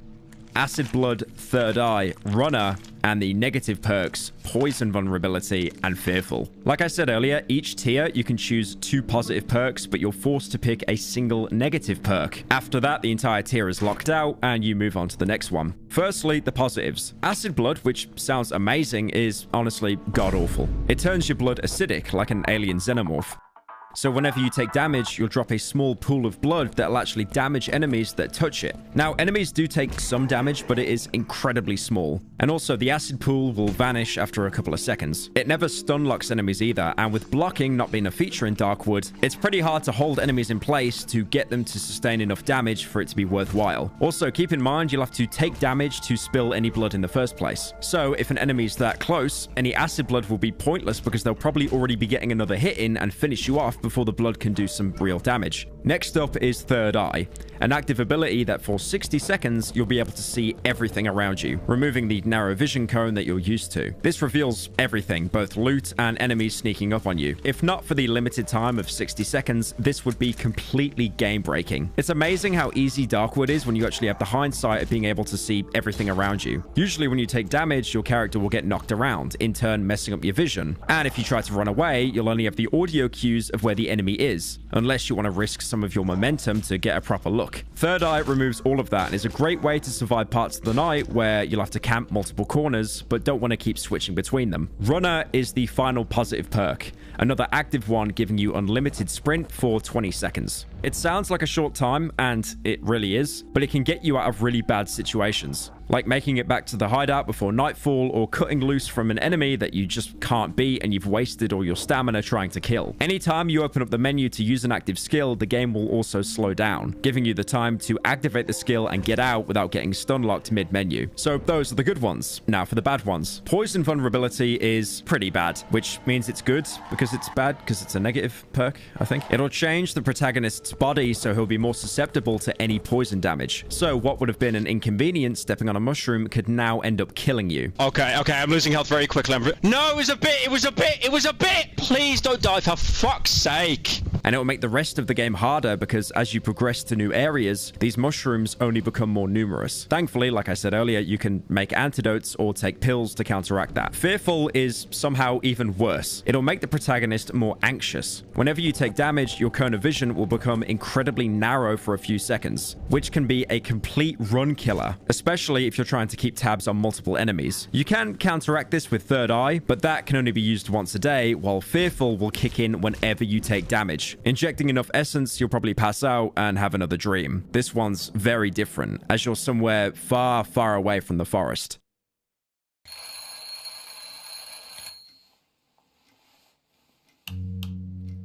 You'll wake up in an apartment playing the same calming music you hear whenever you survive a night at the hideout. There'll be a woman next to you telling you to turn off the light so she can get more sleep. From here, you can explore the rest of the apartment.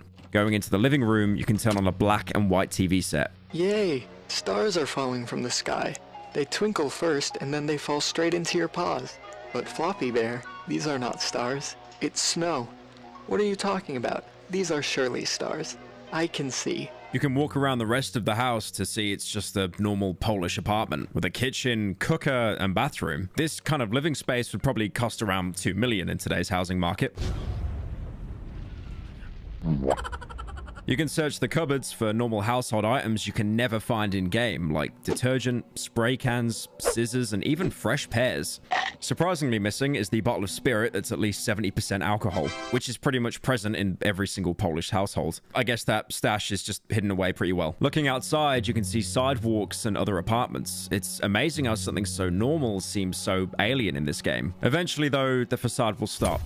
The music ends and all the lights in the apartment go out with a knocking on the door. When you go to answer, you'll see the man who's knocking is you, the protagonist, before waking up again in the hideout. There's also a secret ending to this dream.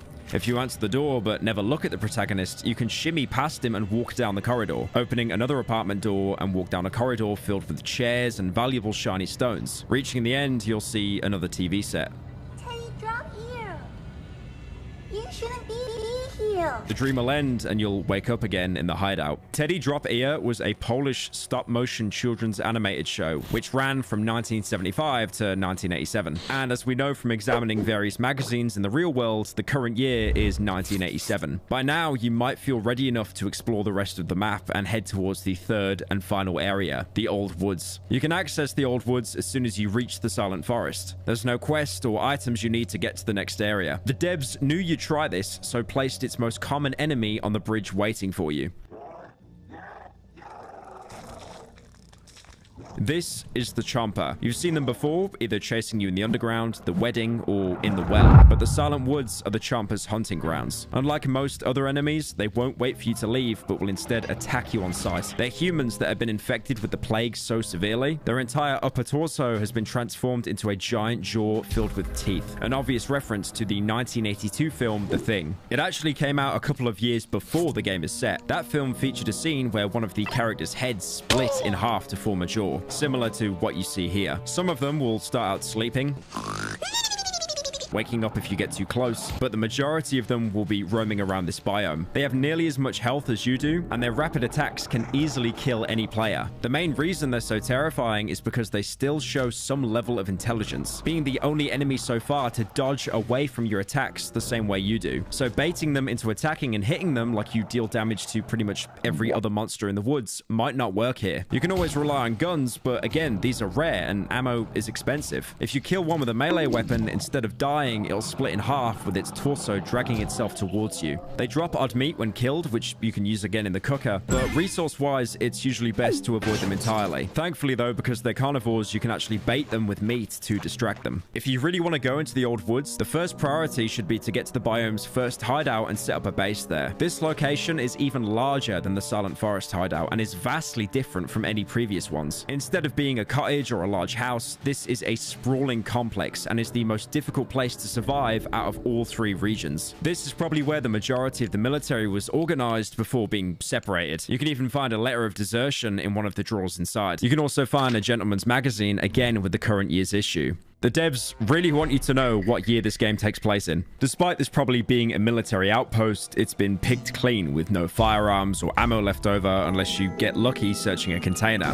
The base itself is in a really bad state, with even more cracked walls giving invaders an easy way in, and very few walls to actually barricade. There's still the standard wood chipper, well to repair, workbench, and generator, though it seems like there used to be two of them powering the hideout, one being completely destroyed by the time you arrive. Turning it on, you'll notice the lights are actually fixed to the walls, so you can't move any of them around, apart from a single lamp. Because you're deeper in the woods, the nights are much harder to survive. I mentioned earlier the trader giving you more reputation for each hideout you stay at. The old woods give you 200 reputation at night, double the first hideout, and for a good reason. From the infected dogs, savages, and chompers trying to break in most nights, which can easily sandwich you if you aren't careful. As soon as you step outside the base at night, you'll lose night protection, so the unkillable floor ghoul will start chasing you, while the other two hideouts gave you at least the option to stay within the grass gardens. In this hideout, you'll be forced inside all night, giving you less options to escape a bad situation. Even the corridors you'll be fighting in are now much more narrow, barely letting you move around and making dodging enemies near impossible.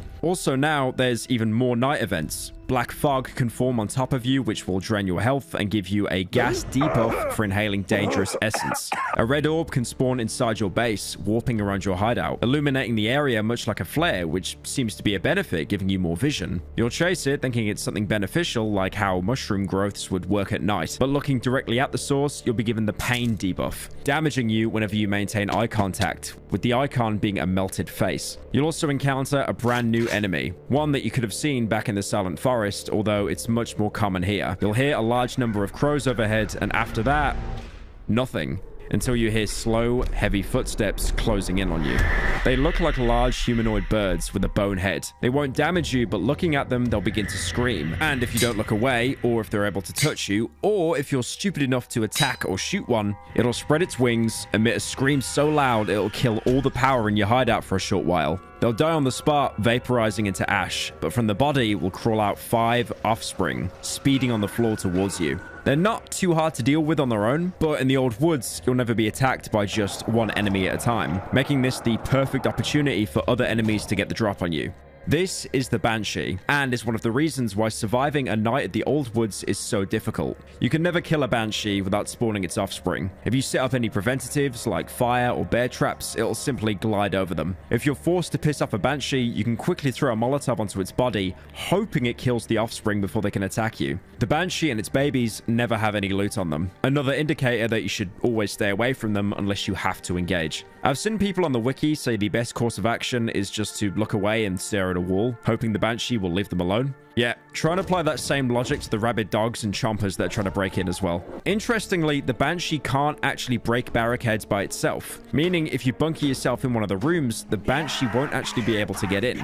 Although again, the Banshee will probably never attack alone, and all the other night creatures have no issue breaking through wooden boards. All of this might make you want to go back to the Silent Forest for the nights instead, which, to be fair, is a viable option. That is, if you want to spend half the day walking to where you need to go. At least the Old Woods hideout compensates with the oven being much more efficient than the previous one, letting you inject even more Polish crack for less mushrooms. If you manage to survive the night and get a hefty reputation boost from the trader, you might want to stock up on some ammo and go exploring the area. The plentiful chompers aside, there are some unique locations here not found anywhere else. But first, give me that bug nest. I need an extra life. Talking to the trader after your first night here will have some unique dialogue. Visibly struggling, a man drops the sack from his back and bends in half, as if out of breath. He shakes the dust off his clothes, then rolls up the sleeve of his seemingly too small jacket. I see some words written on his forearm. The forest wants to devour you. You're heading straight into its jaws. He's again warning you against progressing through the woods. Stop right there! But you can't stay in the forest forever. You have to get out. You can see that the Old Woods are suffering much more infection than the previous areas, coming across roots of trees looking sickly, with mushrooms growing on them. There's also the remains of a previous hideout, completely covered in grey growths, even having an oven, workbench, table saw for wood. None of these can be used, but strangely enough, resembles the very first hideout we had back in the dry meadow. There's also a road which has been overgrown by trees, but was at one point used as a checkpoint to get people in and out, probably set up by the military before the plague became so rampant. Railway tracks dot these parts of the woods, as it was probably used for shipping supplies from the village into the cities, but the tracks have been so deformed by the woods they're of no use to anyone. Not surprising considering one of the events when surviving the night, a huge earthquake shakes the entire forest. Following the rail lines, you might come across a toppled train car. There could be some useful supplies in here, but the door is locked and we need a code to get inside. This part of the woods looks like it was always rural, even before the pandemic, with you being able to stumble upon a hunter's house. In its terrible state, like most homes in the game, it is heavily guarded by plague-infected dogs and chompers, both of which won't attack each other, almost as if anything suffering with the plague has an implicit understanding of who to attack. If you manage to clear out the numerous enemies here, it is a great place to find ammunition for your shotgun and pistol.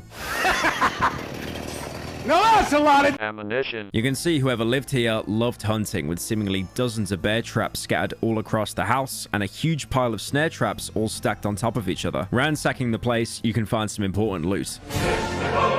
Like a photo the hunter had taken of a dog feasting on a corpse. With how sparse the trees are here, this was probably in the early days before the infection first hit the area. You can also find an empty trophy rack, the head removed with only the wood being left, with some grey hairs still stuck onto the wood. This has to be some pretty huge game, like an elk or wolf. Lastly, you can find a corpse covered in roots in the house. Searching the body, you can find a simple silver wedding ring. This has no significance and can be sold to any trader for some extra reputation.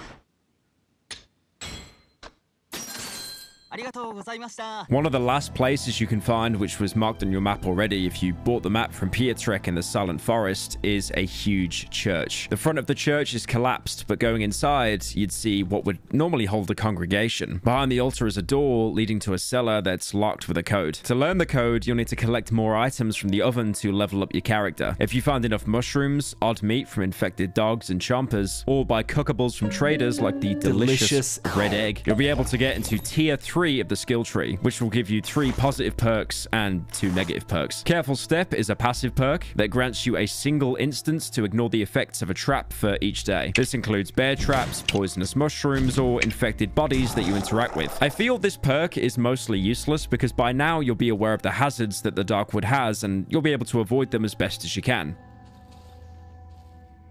Oh, ho, ho, ho. You nearly had me. You nearly had me there. You nearly had me there. You thought I was going to interact with you, eh? You thought... Oh, I can disarm? That being said, the old woods do have some pretty crafty bear traps that are purposely hidden among the grass. Appetite is the next one. Much like the savages of the woods, you'll grow a taste for wood and eating it will heal you. Now this sounds great, but unfortunately it's mostly useless because it provides one of the worst healing factors in the entire game. And even if you're in an excess of wood, you'll always want some to use for barricades or to fix your trusty shovel. I tried eating some to save myself from dying and believe me, it does not work. Wood.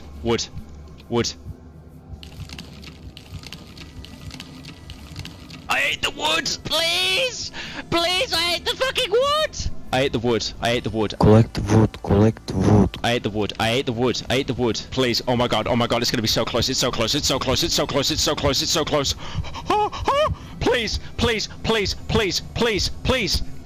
Please.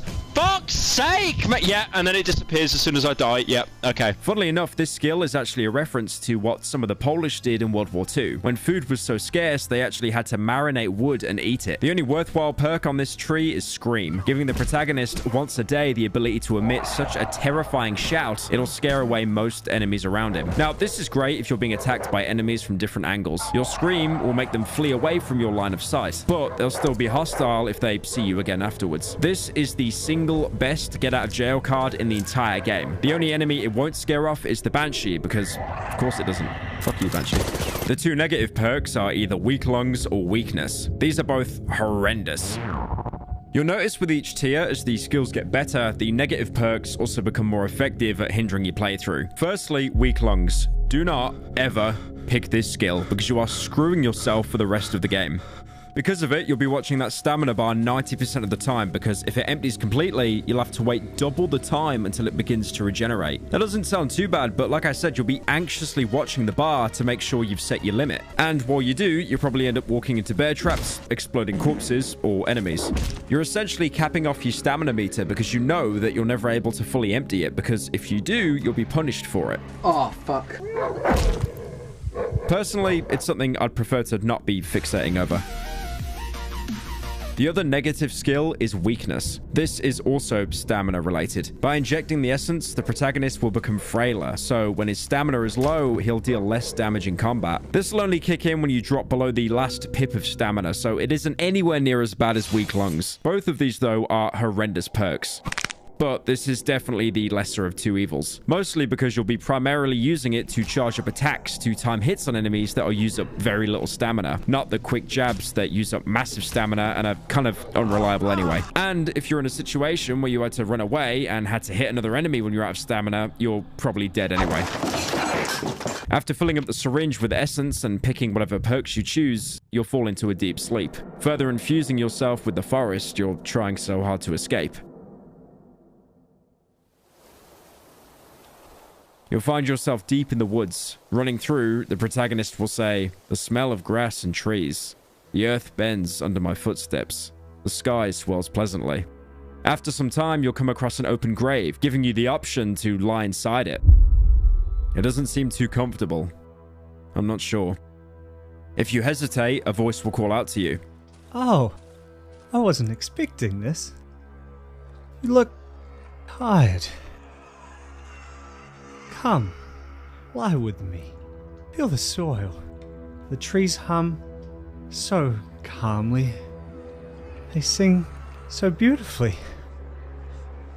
Can you hear it? Crows will fly by, distracting you, and when you look back, the talking corpse will disappear.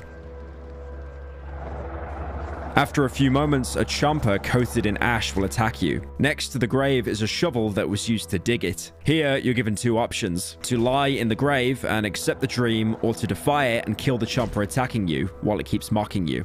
Can you hear it? Can you hear their song? Your life literally is as valuable as a summer ant. If you're killed by the chomper, you'll wake up as if nothing happened. But if you manage to kill the chomper, the dream will end. And when you wake up, you'll have a shovel blade in your inventory, crucial to upgrading the shovel that you already have. If you choose to lie in the grave, you'll wake up with an insect in your inventory, a cockroach that you can cook in the oven for essence. Injecting even more of the forest into your arm, you'll have another dream where you wake up in front of the church. Moving past the destroyed bell, you'll encounter a man telling you to stand in line. As you approach the altar, you can see what he meant, as a line of people appear behind you, shouting at you for skipping the queue. Fucking get alive, fat fuck! It looks like they're all lined up to go into the trapdoor behind the altar, which seems to be covered in some sort of shadow and is locked with a code. There's an open room next to it, with a broken wall that you can go through. Here, you can find a talking corpse. You have no voice, nor free will, but do not fret. You are in good hands. I see it in his eyes when he looks down upon me. It mentions a he, possibly implying that there is a god of this forest somewhere, the driving force behind the forest's expansion. Examining the corpse gives you the description: a completely ordinary dead man with a smile on his face. There's no joke to be made here, but honestly, there's so many talking corpses in this game, we should basically be accustomed to this by now. To actually progress the dream, you have to take the lockpick from the chest near the trapdoor and open the room opposite to the one that leads outside. There's a wardrobe with an axe and an item called the strange box, though you'll definitely be focusing more on the axe, as once you loot both items, a black chomper will spawn in the main hall and start chasing you down. It keeps repeating the lines: a red seesaw, A white dress. a black box for my girls. A red seesaw. A white dress. A black box for my girls. Here, you're given a choice on what to do. You can either avoid the chomper, break open one of the windows, yoink a lockpick from a corpse, and open the church gate. Or you can try to fight. Dying to the chomper has the exact same result if you ran away. So realistically, you want to take the chance. Killing the chomper, you can find a medallion on its corpse. It depicts a distorted photo of two young girls, with the trapdoor code scratched into the bottom of the picture. Going back to the main area and opening the trapdoor ends the dream. Now, this dream has a big influence on the real world once you wake up. Whatever ending you got, you wake up with the strange box in your inventory. If you ran away, upon waking up, you'll see the Wolfman standing next to you. Meat, what's with the big eyes? Scared? Bad dream? You can trade with them normally, but you can now also show him the strange box. Oh, it's one of these. An interesting find, Meat. Guess now you want to know what's inside, eh? Somewhere in the part of the old woods lies a place where you'll find a key to this box. Well, Meat, I would be careful if I were you. Trust me, you don't want to open it by yourself. Bring me the key and don't try to be a wise guy. You won't know what to do with it. But if you fought the Chomper and opened the trapdoor, his dialogue changes just so slightly. You look tired, Meat. Busy night? And when you show him the box, he says this. And this? What is this junk? And what am I supposed to do with it? Bite it until it opens? Your brain must be rotting if you think I'll break my fangs for this shit. But you still want to know what's inside, right? Somewhere in the part of the old woods lies a place where you'll find the key to this box. But I doubt you'll be able to sort it out. Come to me. Maybe I'll even give you something for this junk. If you died or ran away from the dream, the Wolfman considers you a coward, talking down to you. I have a wise guy. But if you chose to fight your way out, he treats you with a little bit more respect.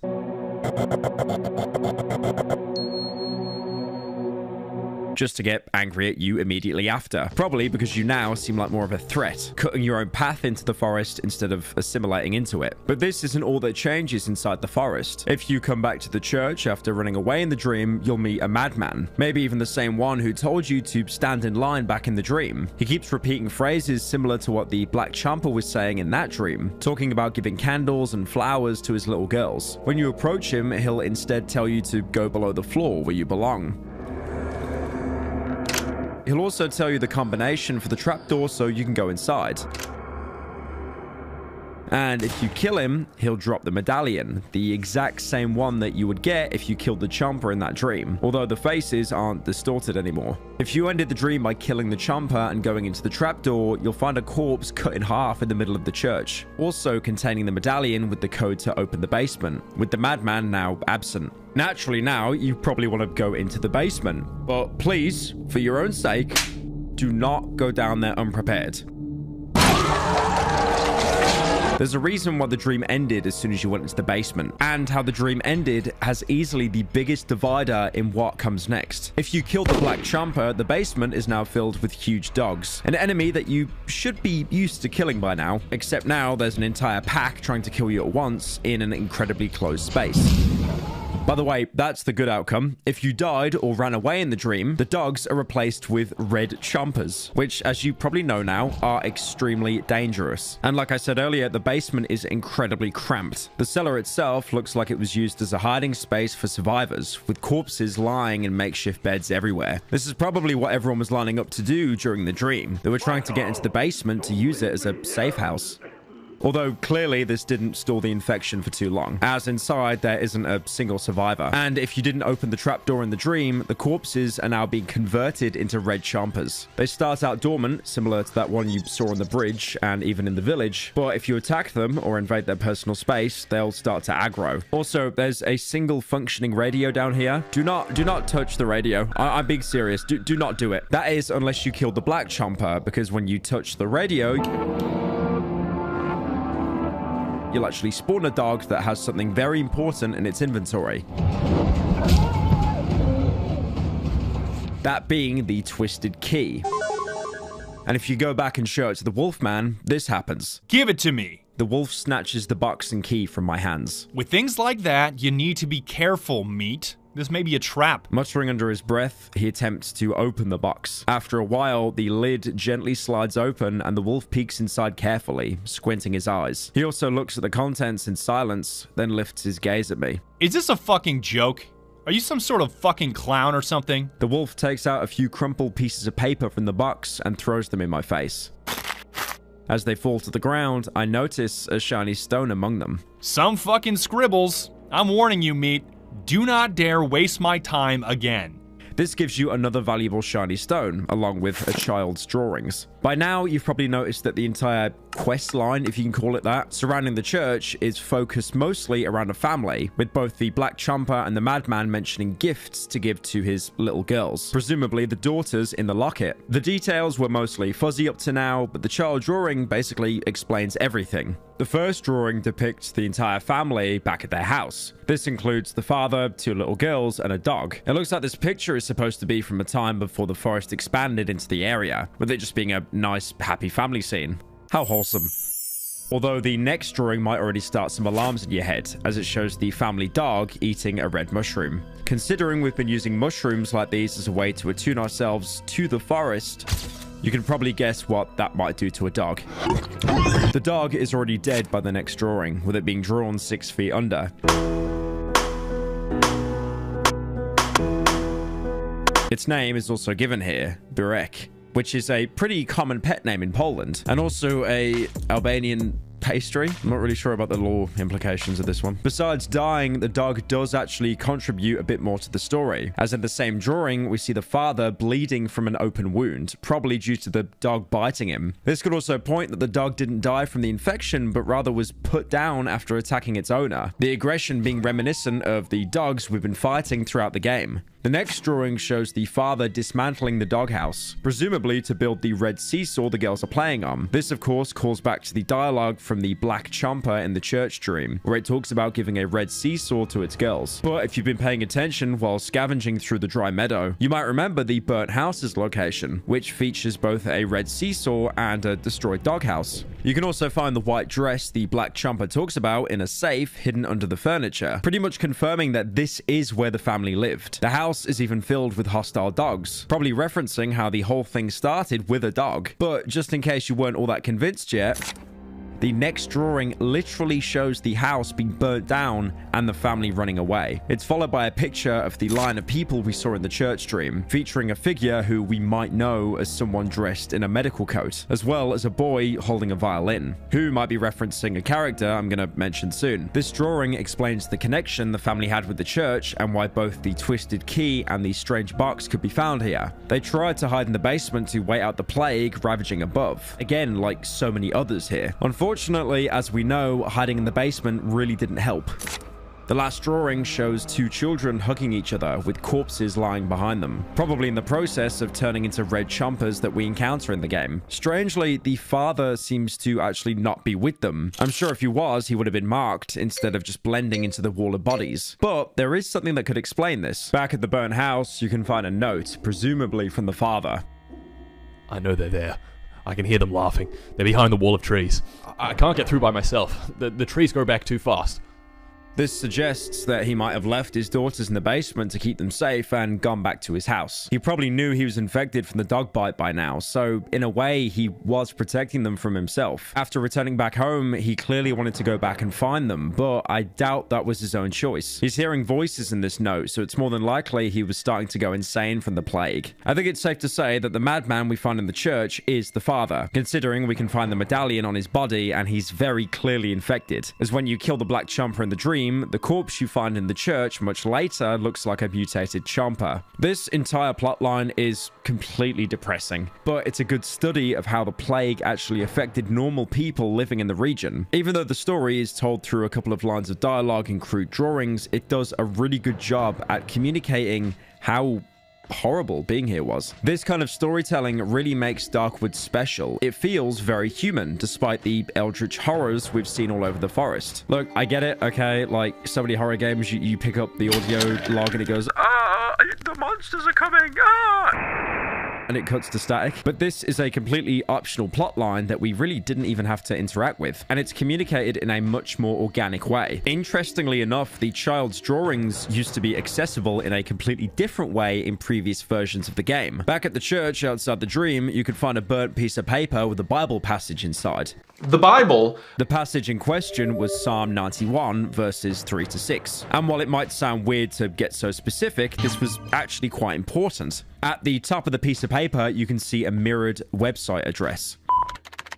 darkwoodgame.com/Burek. Going to the website, you can see a code lock, similar to the ones you could find in the game on various storage containers and doors. Now, if you input the numbers of the Bible passage, 9136, you're shown the same pictures we've been going through. This is a pretty good puzzle with a nice lore reward, but I can totally see why the drawings were changed to be entirely accessible in-game. It definitely grounds the story better instead of, needing a Bible scholar to solve an ARG. Coming back to the church itself, in the same room room where you got the strange box in the dream, you can find the electronic game. Upon inspecting it, you can see a game console with 2 characters resembling wolves. This item seems to be based on a Russian-made single game console, where one of the games apparently involved a wolf stealing eggs while trying to not drop what he's already collected. So technically, this game has still more games than the PS5, by the way.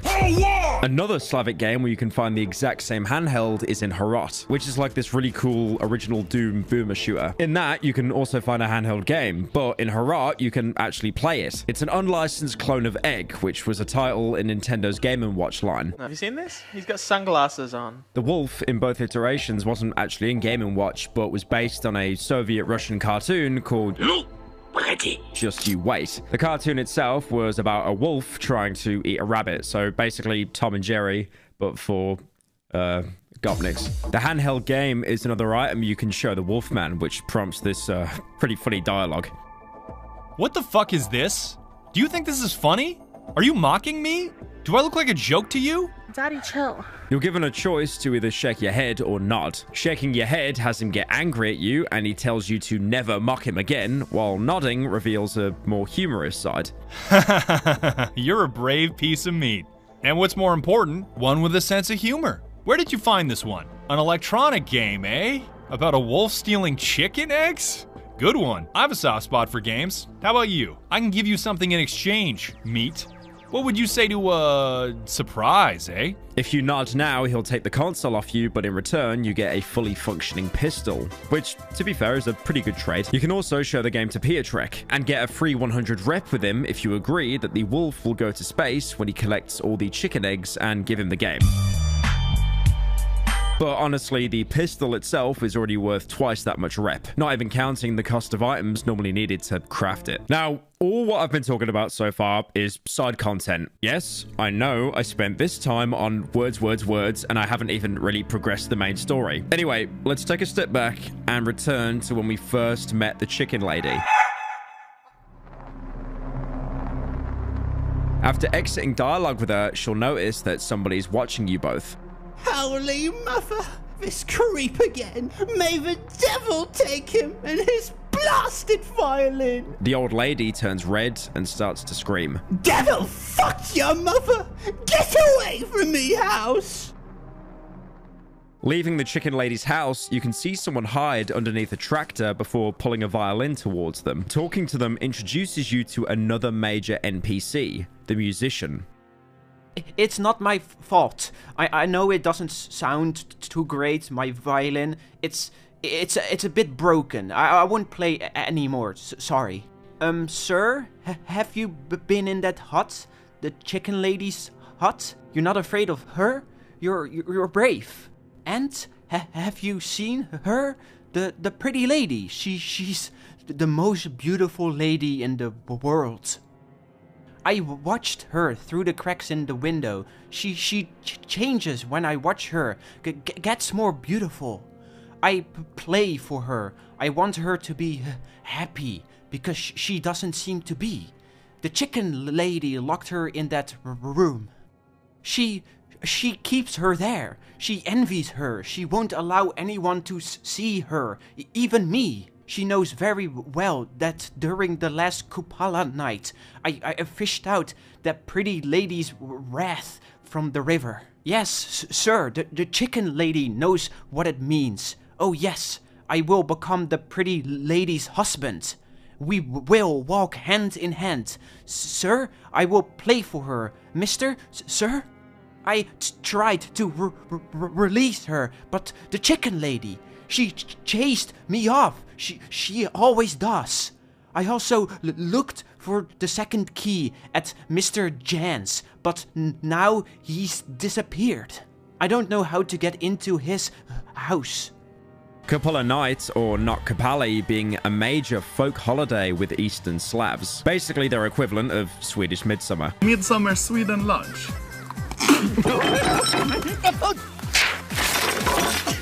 At this point, you can totally ignore his ramblings and walk away. Mister? Sir? A skinny little hand emerges from beneath the tractor and grabs me by the ankle. Please don't go, Mr. Sir. You're my only hope. Please don't be afraid of Chicken Lady. He seems desperate for you to help him, but you can leave and never interact with him again. I understand. I'm sorry. Dull thuds can be heard from under the tractor, as if someone was bashing their head against the ground. Stupid! Stupid! Stupid! Now I will never find this key. Well, maybe near the well. Near the well where I saw Mr. Jan. Mr. Jan will have the key. Him mentioning a key, the same key you've been looking for, might pique your interest. So you can talk to him again and agree to hear him out. So kind. So very kind. You are just like him, my daddy. But my papa has changed, mister, just like my mommy. They will not listen to me. They won't hear how sad I am, sir.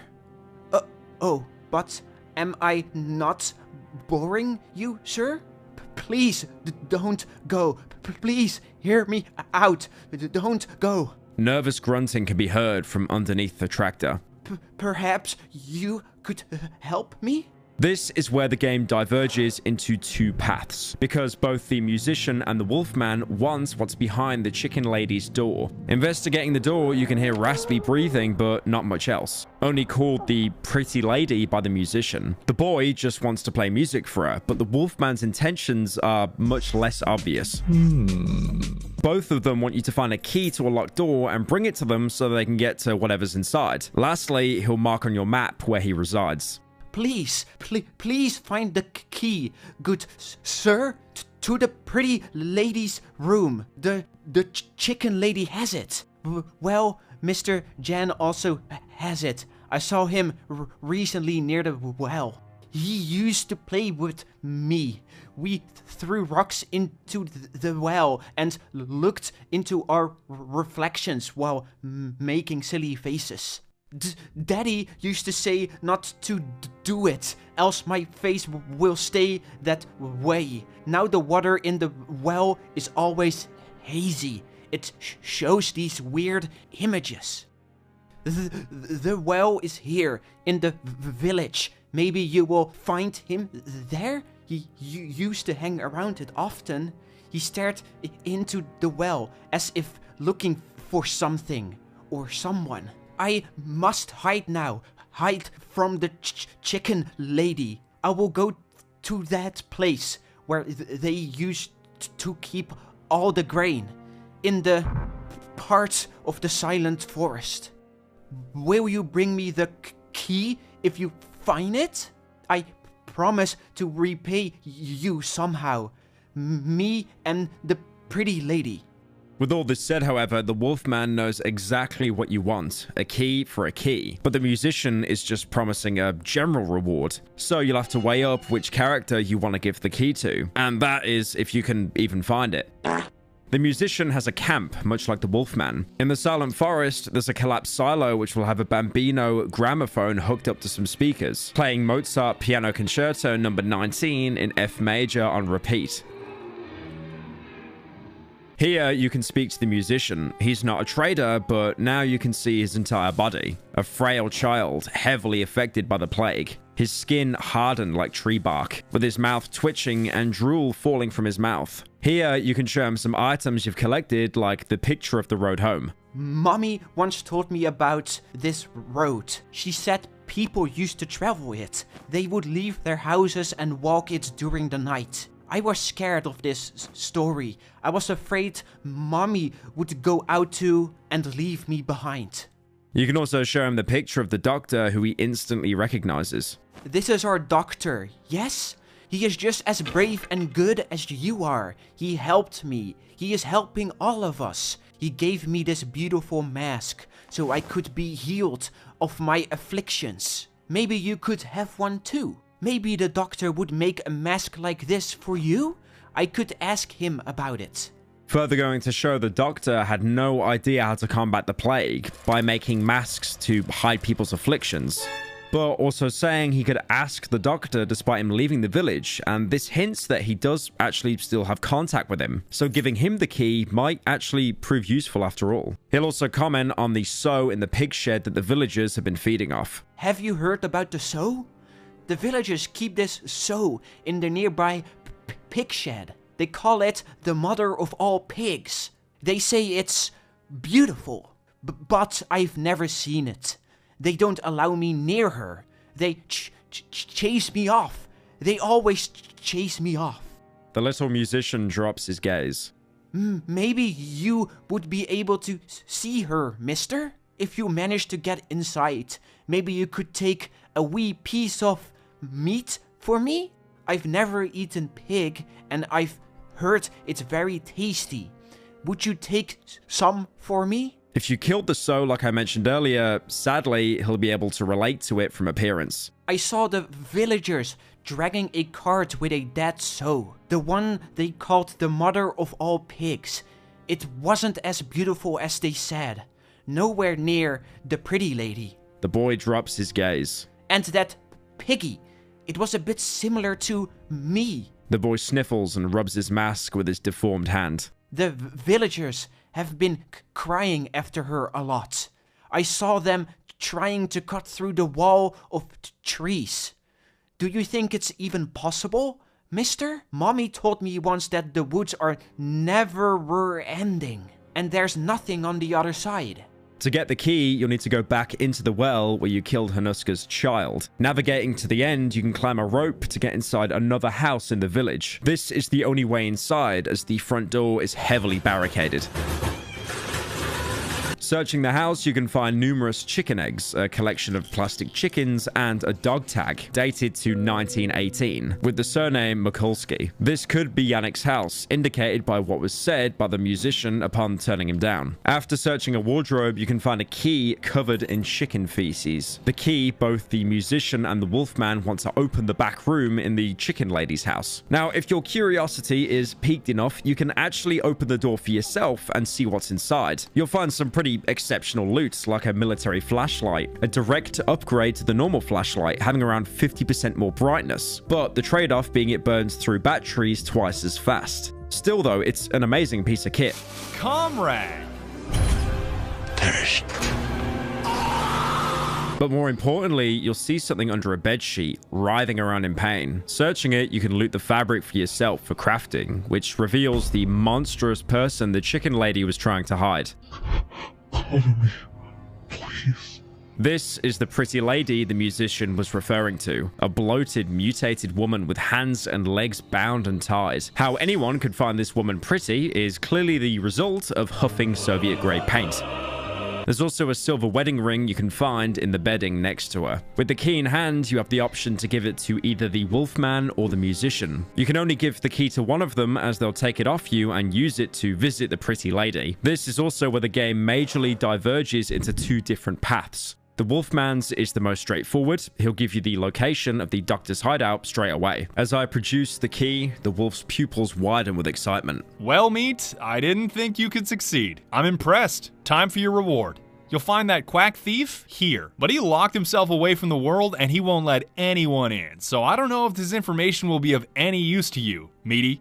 What the fuck are you looking at? I promised that I'd tell you where to find him, and I did. Did I tell you you'll be able to get there? That's something else, isn't it?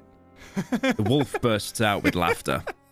Now get out of my sight, Meat. I have important business to attend to. If you're interested in continuing our wonderful relationship, look for me in the edge of the old woods. I predict a tasty future together. The wolf sinks his hands into the deep pockets of his coat. Here, deliver this to that insane old bitch as a way of saying thank you for her beautiful sister. The wolf throws the head of a chicken under my feet. As I lift my gaze, I realize that the wolf is gone. You can take the chicken head to the chicken lady and show it to her, and this does absolutely nothing except terrify her.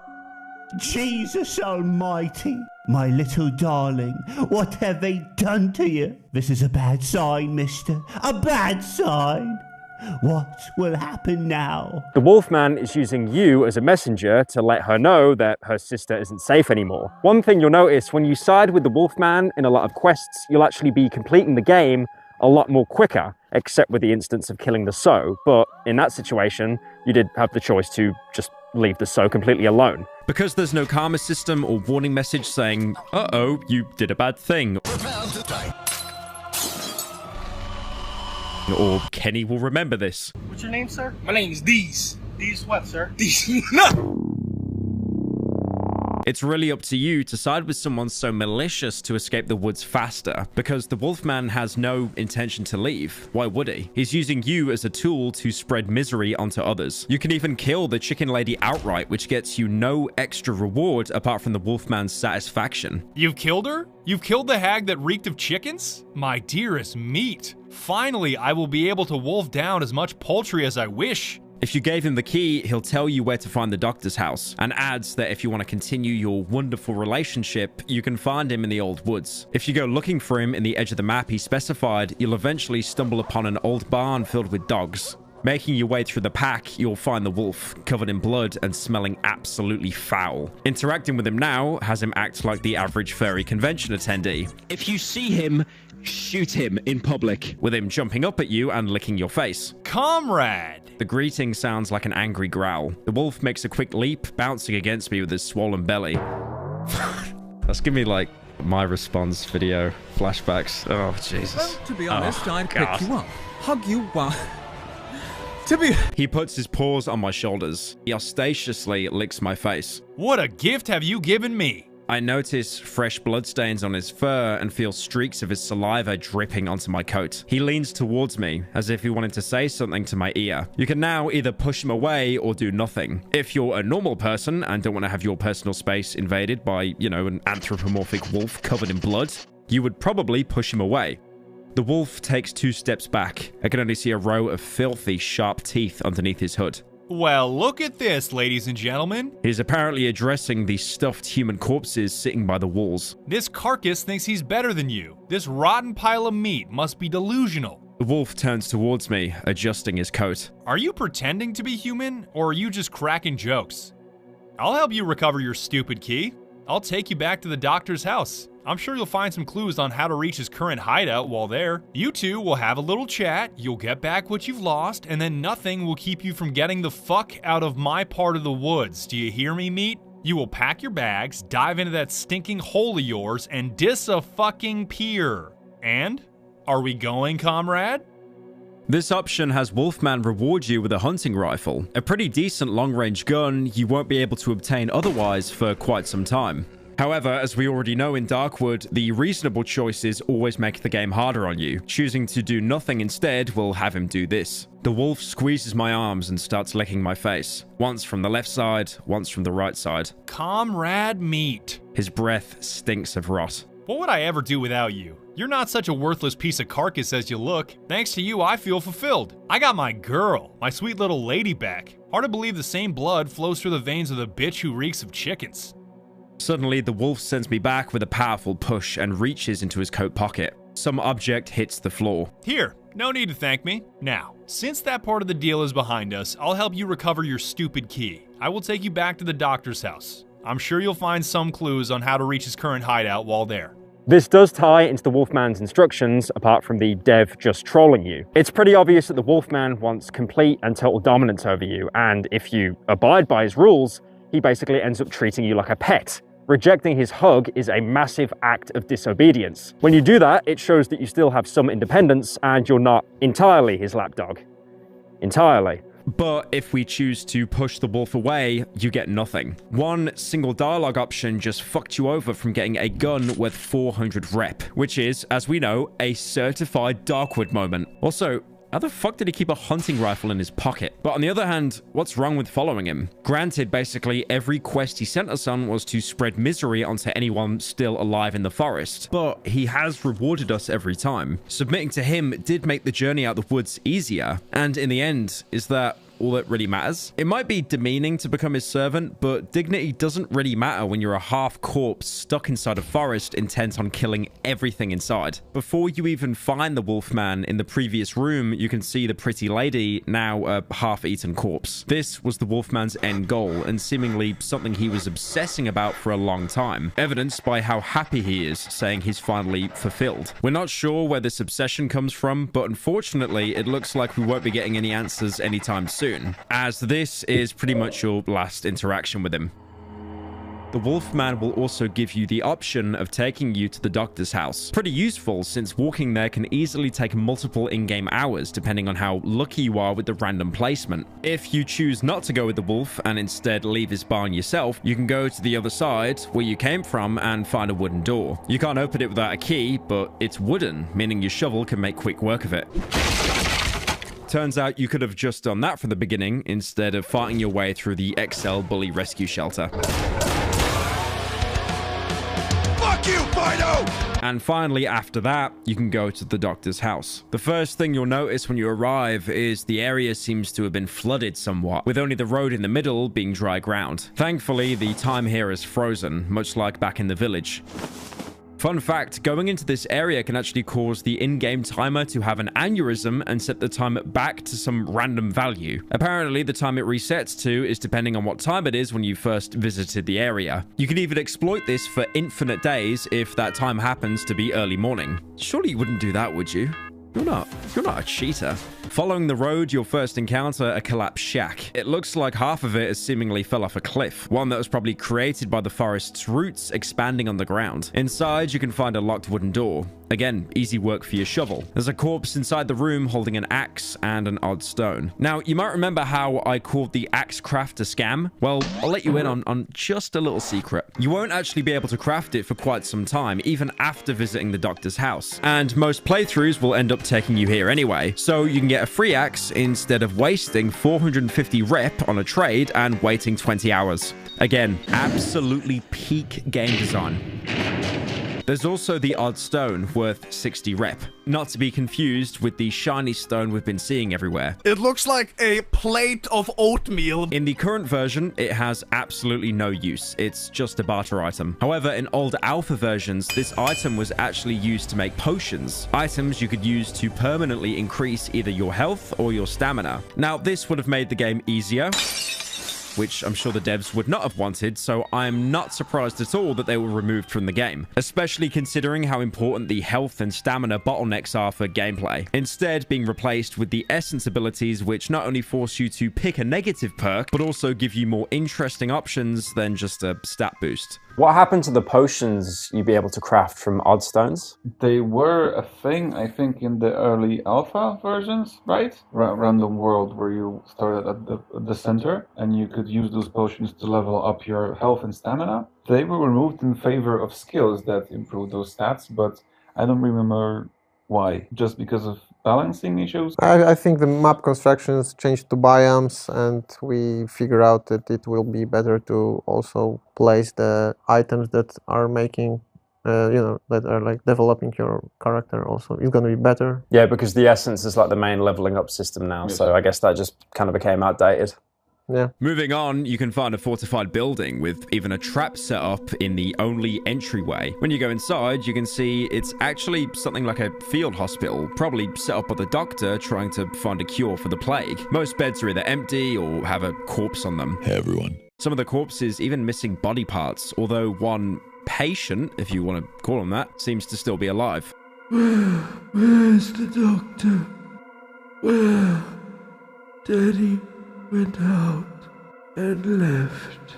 Angry and hungry he was. I'm hungry too. Can't move. Head is exploding.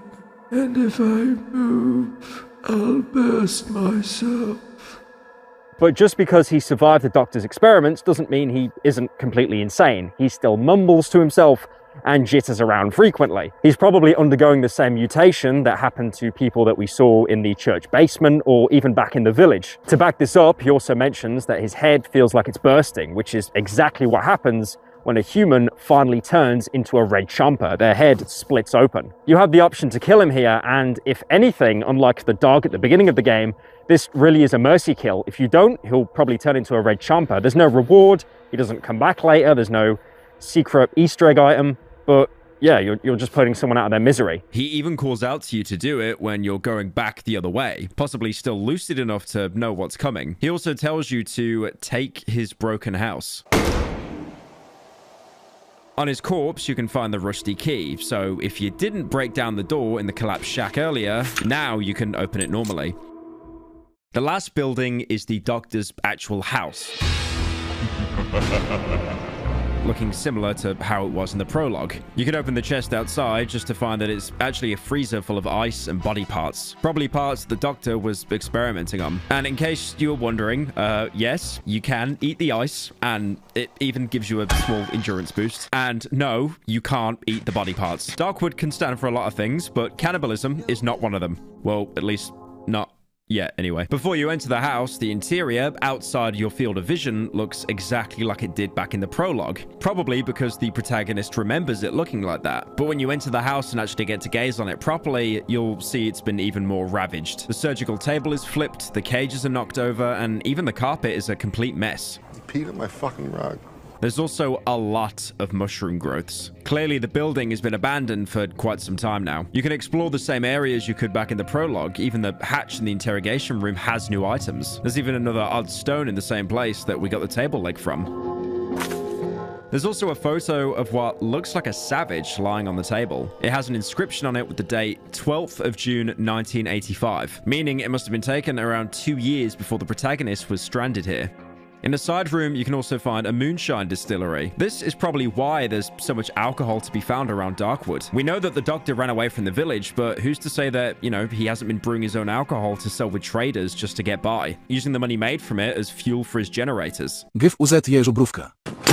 In the room where Yannick was locked in the prologue, you can find a dead body, with the protagonist even remarking that he remembers him upon inspection. The main importance of this house is the hatch located in the main room. You couldn't see it before because the carpet was covering it. Now it's rolled up as if someone has accessed it recently. By the way, in case you're wondering, you can't actually interact with the rug on repeat playthroughs because that would break the entire pacing of this game and you'd basically be skipping 90% of chapter 1. But when you interact with it now, you'll realize it's code locked. Now, I got a little bit worried here, thinking I have helped or hindered so many people within the 3 forest biomes, and this is what I get, a fucking code. Well, thankfully, you can actually find the code by following the lines scratched into the floor, as there are numbers scratched along them on the vertices. Some numbers can actually be seen when not looking at them, and your character probably remembers them from before, but now they're covered with sludge or debris. The last number is covered by a cabinet, but once you move it, you can finally open the hatch. Inside, you can first find a toy resembling a small rocket. Your first instinct might be to take it to Pietrek, but you actually can't do anything with it currently. Despite its value of 150,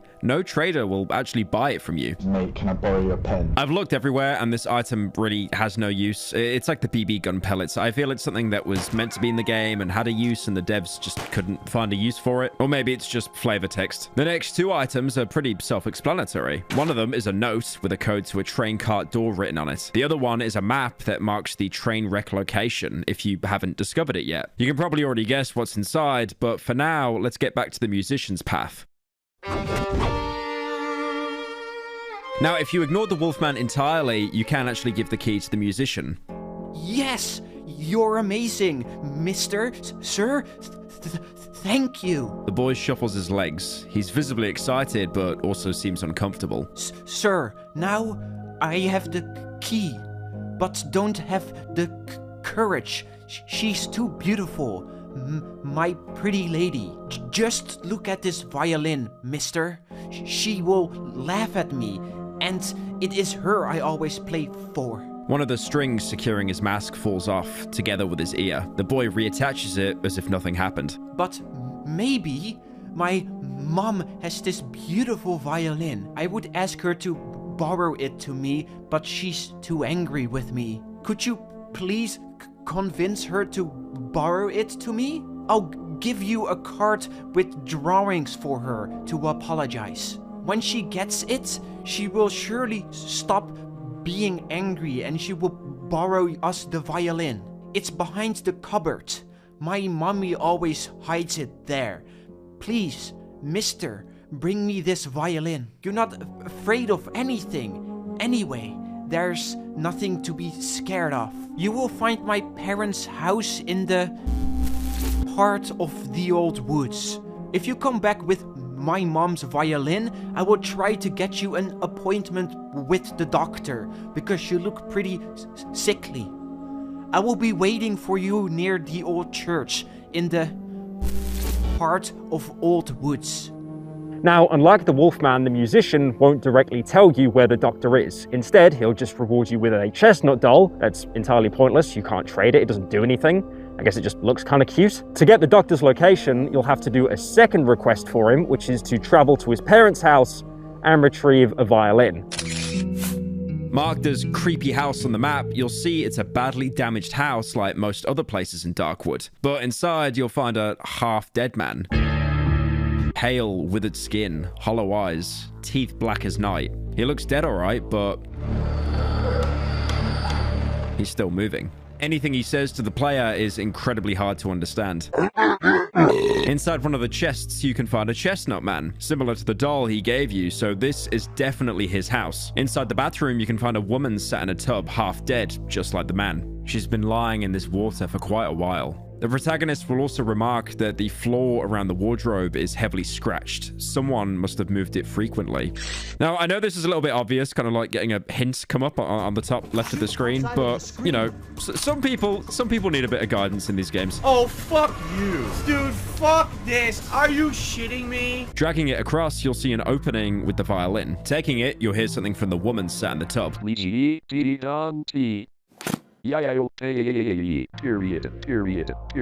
Ignoring her request, when you try to leave, the musician's parents will turn into chompers. Now, you could argue that their infection accelerated due to aggression, because from their perspective, someone really has just broken into their house and stolen their valuables.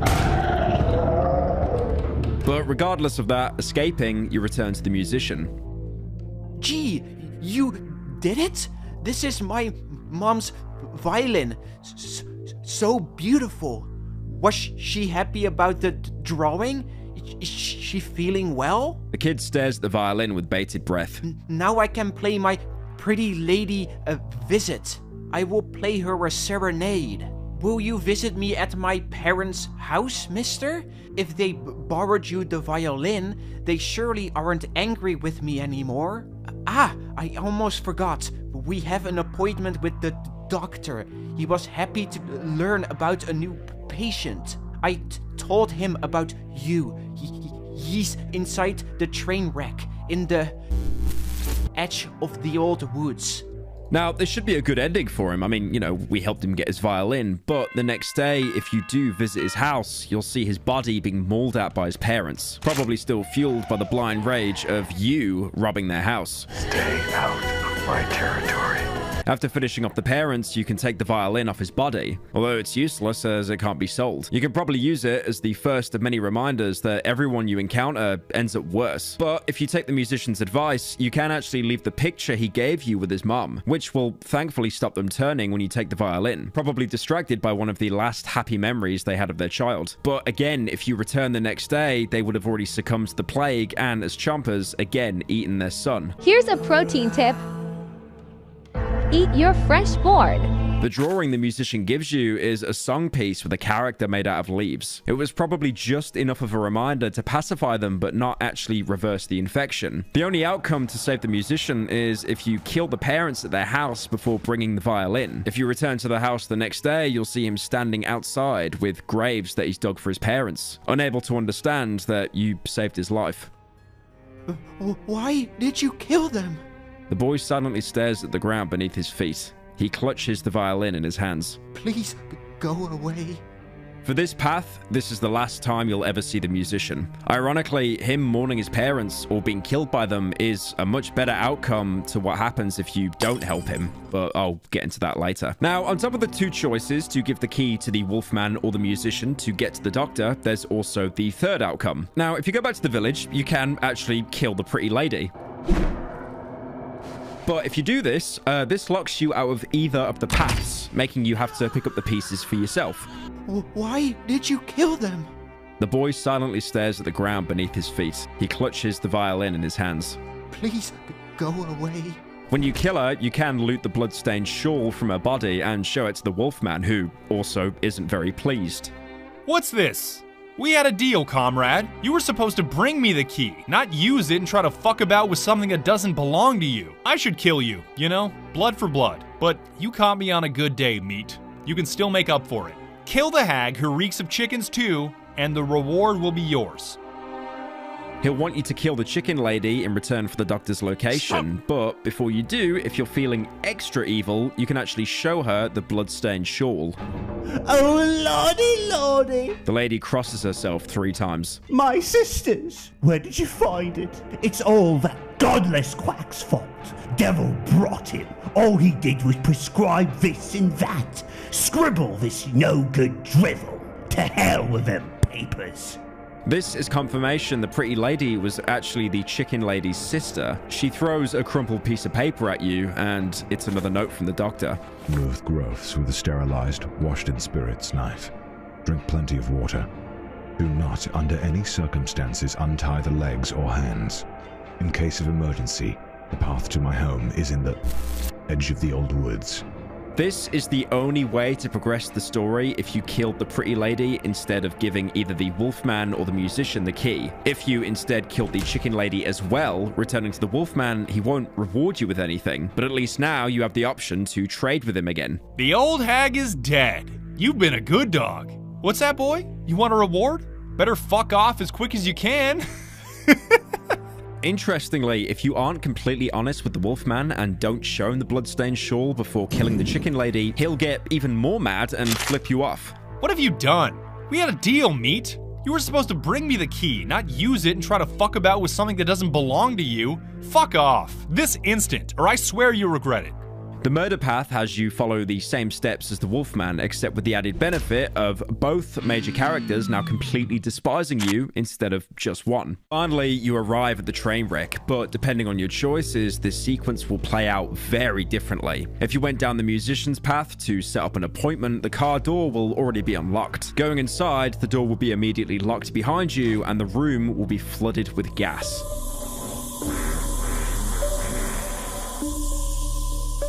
You'll eventually succumb, and when you wake up, the doctor is there to greet you, with both of you being in the exact same place you were in the prologue. The doctor doesn't try to hide his amusement. The boy accidentally set you up. The doctor doesn't try to hide his amusement. You mentioned you'd like to make an appointment. As you can see, I found you just in time. Unfortunately, you won't be able to thank him for it. His face suddenly stiffens. I've waited for you, you rotten dog. You're a rare breed here. Your kind visits us whenever you please. You hide behind the trees, watch us from a distance, and then disappear. I can feel the doctor's cold hand grab me by the jaw, twisting my inert head so it can look me straight into my eyes. Luckily for me, something went wrong. Your companions have left you, and you couldn't handle the woods. I'm not wrong, am I? You had your taste of local life, eh? Did you enjoy it? Do you want more? He takes a full syringe out of his pocket. I'll show you more. Now, apart from the trader, we haven't met a single friendly character in the entire game. Well, one that isn't completely insane. But the way the doctor talks to us, it does hint that we were with another group of people, but we got stranded and isolated from them. And also the fact that when we reach one of the hideouts, we treat it like it's our base. It really does show that we're some kind of authority figure, maybe even military. The game resumes with us now playing as the Doctor again. With the protagonist knocked out on the ground, obviously this is another dream sequence because the Doctor injected us with something to make us more compliant in telling us where the bunker is. Keep in mind, he has the key already. He only needs to know where the bunker is to use it. Where's the door? Running through the train car, you'll see moments of the Doctor's life before he fled the village. Visions of the plague spreading across villages. Even one of the first cases of a woman in bed in agony. She was feeling well this morning. In another room, you'll see the same woman slowly transforming into the pretty lady, with the locals having no idea how to treat her. Fetch the doctor. My brews are not working. We're still playing as the protagonist, sedated, but due to whatever we were jabbed with and also the seemingly mystical properties of the forest, we're seeing the doctor's trauma through our own eyes, even when he had to cut his losses and escape the village. Where the hell do you think you're going? You haven't done anything for her yet. You can interact with the doctor's medical bag, which gives you the last treatment that he gave for the pretty lady. I tied up her hands and legs and gave her a sedative so that she doesn't hurt anymore.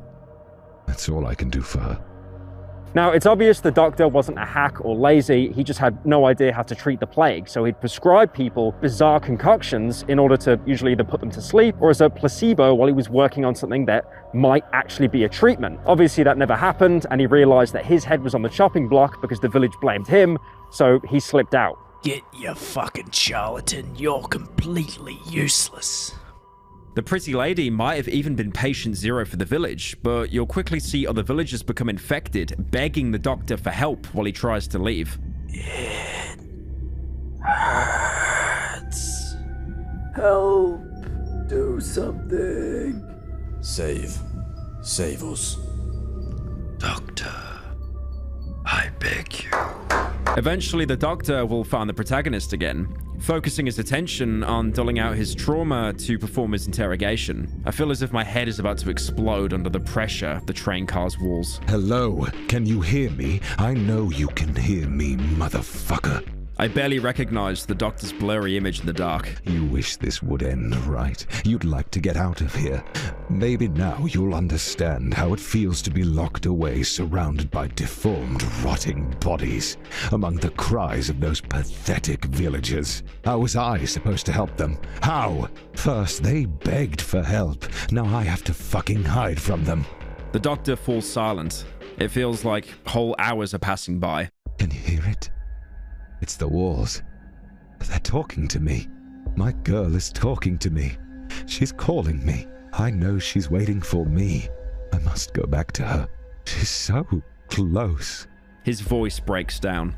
I want to go back home. Much like the protagonist, the doctor is having hallucinations. I'm the bad one! You might remember in the first hideout, the man sat on the bed wanting to go home to escape the nightmare. The pain becomes unbearable. Show me where to find the exit from this accursed place. His silhouette slowly blurs away. Show me where. Where is it? Where?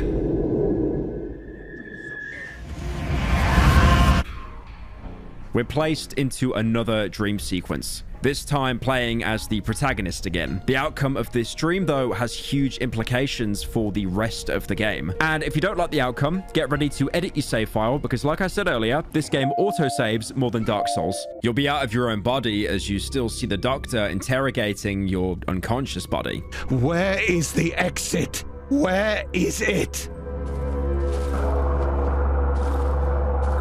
The doctor will eventually turn into a chomper and start chasing you alongside other chompers. I like to imagine right now that you're running through the protagonist's mind, with the area slowly changing into hideouts that you've been camping in throughout the game. If the chompers manage to catch up to you and kill you, the dream ends with you mumbling the location of the bunker to the doctor. 308 Negra Arroyo Lane, Albuquerque, New Mexico. I barely have the strength to open my eyes. I see a blurred silhouette standing above me. You can be proud of yourself, little rat. You've just done your first good deed, completely unintentionally. I'm completely paralyzed. I can only follow the doctor exiting the train car with my weary gaze.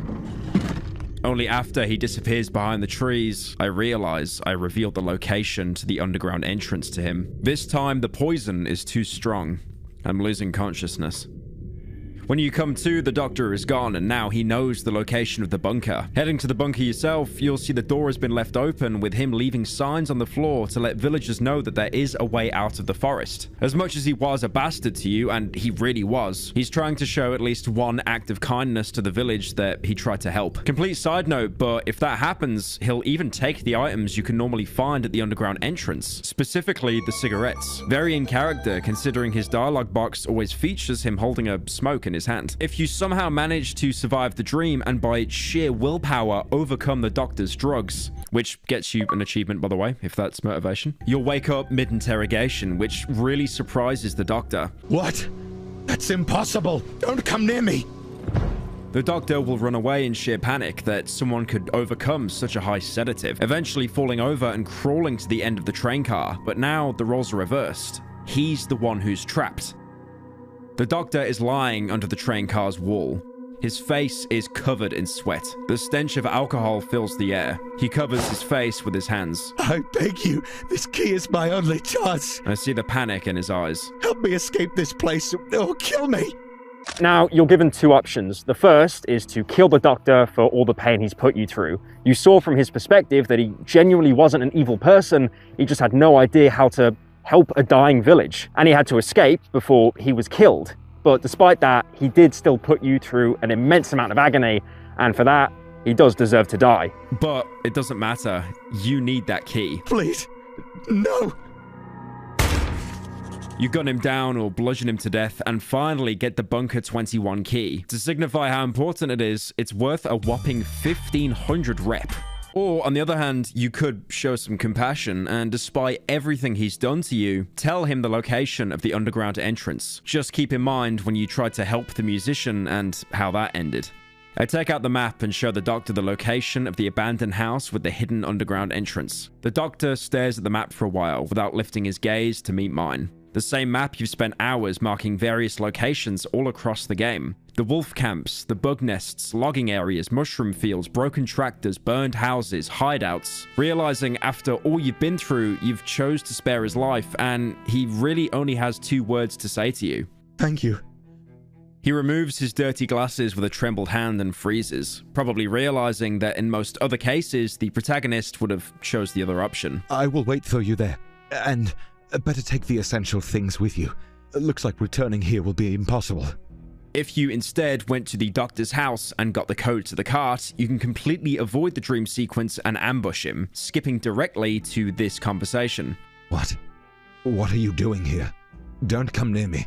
He'll now be in the exact same position as if you beat him in the dream you were put in if you sided with the musician. Now, you might notice by taking the musician path, or the quote-unquote good boy path in the game, you actively make the game harder for yourself. It takes longer to complete the game, and the Wolfman paths, they're a lot more direct, they're a lot more quicker. You have to go through insane leaps and bounds just to keep the pretty lady alive, but you could deliver her straight to the Wolfman, who eats her, and that's it, it's all said and done. But if you go down the musician's path, which does take longer, because not only do you need to get the pretty lady, you also need to bring back his violin, the Wolfman is going to be pissed at you for the rest of the game, so you're being punished for not taking a more selfish path. You're now given the same choices with the musician, either kill him or show him the entrance to the bunker. Now, despite what I'm hinting at, saying that good choices punish you, if you show the doctor the bunker location, he really does cooperate with you. There's no huge betrayal for, taking a good choice. He really does just come along with you and even unlocks the door for you. Again, he's really not a monster. He's just out for his own survival, just like you. And now, at least, you have someone keeping you company. Maybe he can even help you along the way. But before you leave, you probably should prepare for the journey. Like the doctor says, returning here will be impossible. But surely that won't matter, right? I mean, Bunker 21 is the exit. Like, that's near the end of the game. Yep, 21 that's got this far in the video, just have a look at the little red bar that YouTube has. Yep. We're not done. Also, looking through the train car now, you can find a torn photo of a woman holding a child. Considering where we find it, it's probably related to the doctor somehow. It might even be his family. But this is the point of no return. The doctor wasn't lying. Once you go past the bunker, there is no coming back. So it's best to gather all your important resources, which is punishing for players that have spent time gathering everything they need to fortify and secure hideouts, especially because of how limited your inventory space is compared to the workbench stockpile. My personal suggestion, bring any guns and ammo with you. And don't forget crafting materials, because it is so easy to make the mistake of not bringing the basics. And if you don't have any space for healing items, unlucky. It might also be worth staying one more night at the dry meadow to buy some more ammo from the trader. If you do so, he'll have one more message for you. The man grabs my arm and pulls me closer. A strong smell of mushrooms assails my nostrils. The old sack covering his body slides down, revealing his chest covered in horrid growths. It is fused with a porous helmet pulsating to the rhythm of his breath. I'm starting to feel dizzy. Without loosening his grip, the man raises his left arm, bringing his forearm to my face. It's pale as paper and reads, "Do not open the door. Let's stick together." However much the trader has helped us, to stay is a death sentence, and all the effort for getting this key would have gone completely to waste. Finally, you arrive at the bunker door. If you gave the doctor the location, he'll be there waiting for you, still clutching onto a cigarette. Are we going? Immediately as you go through the door, the walls start trembling. Another earthquake. The doctor doesn't wait for you and runs ahead, almost consumed with the obsession of trying to escape the woods. As you go along, the tunnel becomes more and more overgrown. Clearly the forest has even reached here, trying to keep everyone inside. All along the corridor, you can find giant roots, with your character commenting that this white sludge is draining from them and being pushed out along the main tunnel by an invisible force. The tunnel eventually ends with it being collapsed. The protagonist comments that this is a fresh fall. It's possible that it was caused by the earthquake way back when you first went underground, as the more recent ones didn't really feel strong enough to collapse an entire portion of a reinforced corridor. I've managed to walk a few good kilometers through the underground tunnels, but further passage is blocked by growing roots. Despite this, I feel that I'm closer to my destination. There's also another corridor splitting off, but the way is locked with armored doors and you don't have the key. The doctor, if he's still with you, will also comment something. I think someone's still moving there, under the rubble. Upon interacting with the rubble, you get this weird cross and the following interaction.